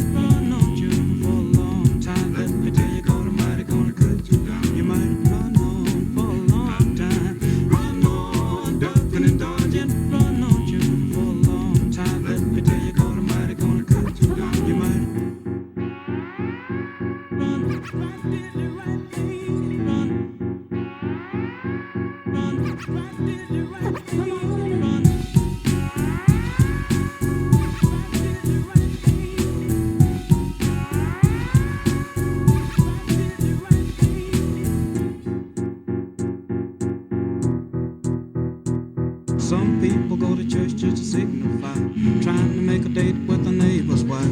Brother, let me tell you, just as sure as you're born, you better leave that woman alone. Go tell that lonesome liar, go tell that midnight rider, tell the gambling, rambling, backslider, tell the God Almighty gonna cut him down. You might run on for a long time, run on, ducking and dodging, run on you for a long time. Let me tell you, God Almighty gonna cut you down. You might run on for a long time, run on, ducking and dodging, run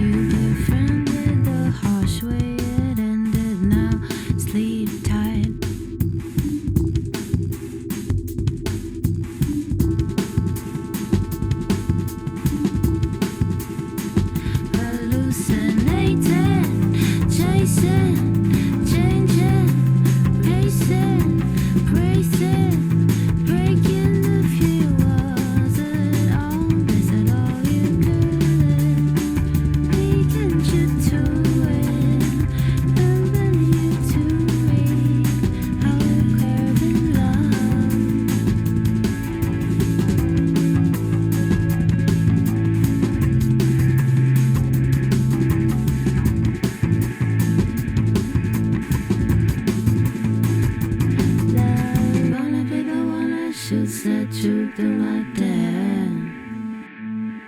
I'm running so far out of my head.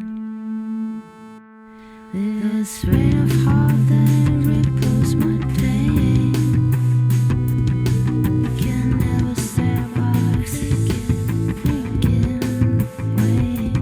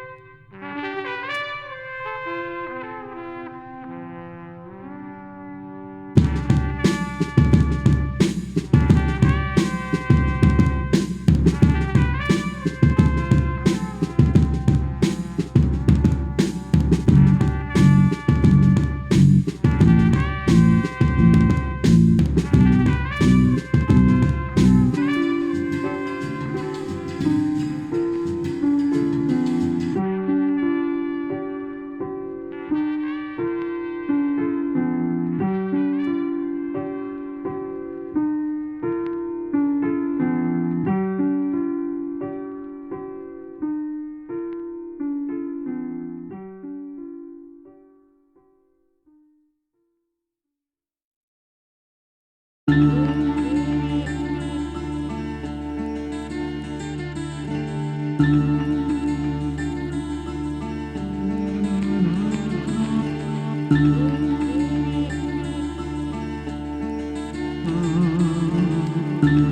guess I'm only human.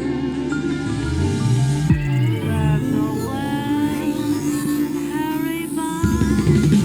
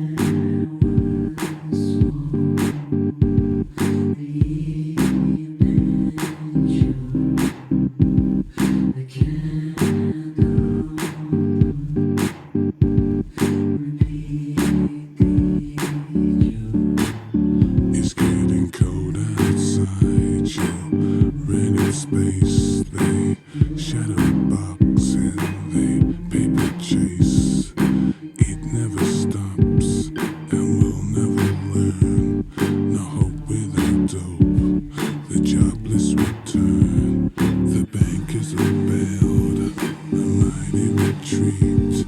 The pleasure it fails at the end of the week. You take it or leave, or what you receive. To what you receive is eternity leave. It's easy, don't let it go. It's easy, don't let it go. It's easy, don't let it go. Don't lose it.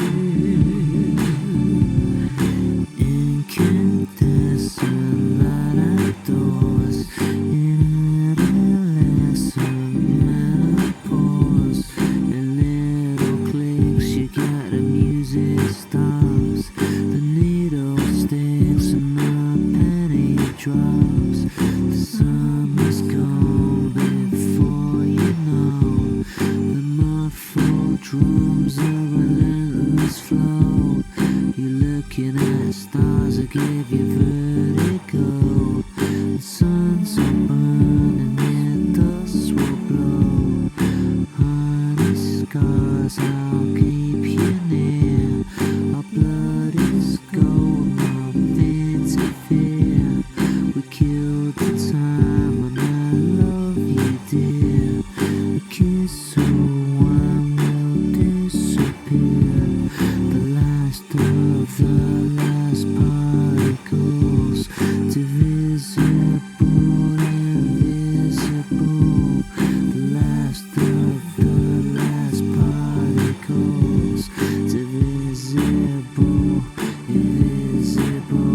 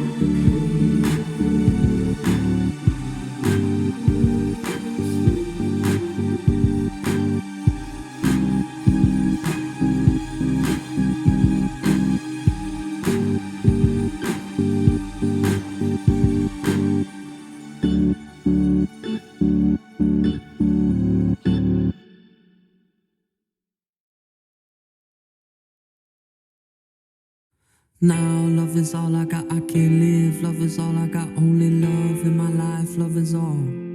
Love is all I got now, love is all I got, I can't live. Love is all I got, only love in my life. Love is all. Love is all I got, love is all I got. Live life with love and trust that love will come down to earth and save us all. Love is all I got, I can't live with everything I've lost, because love will come to save us all. So save us. Wake your soul with love in the morning, feed your soul with love till the evening, expand your soul with love on the weekend, cause love is all I got. Wake your soul with love in the morning, feed your soul with love in the evening, expand your soul with love on the weekend, cause love is all I got. So wake your soul with love in the morning, feed your soul with love in the evening, expand your soul with love on the weekend, cause love is all I got. Wake your soul with love in the morning, feed your soul with love in the evening, expand your soul with love on the weekend, cause love is all I got. My darling, I can give you what you want if what you want is love. Darling, I can give you what you want is love. So save our soul.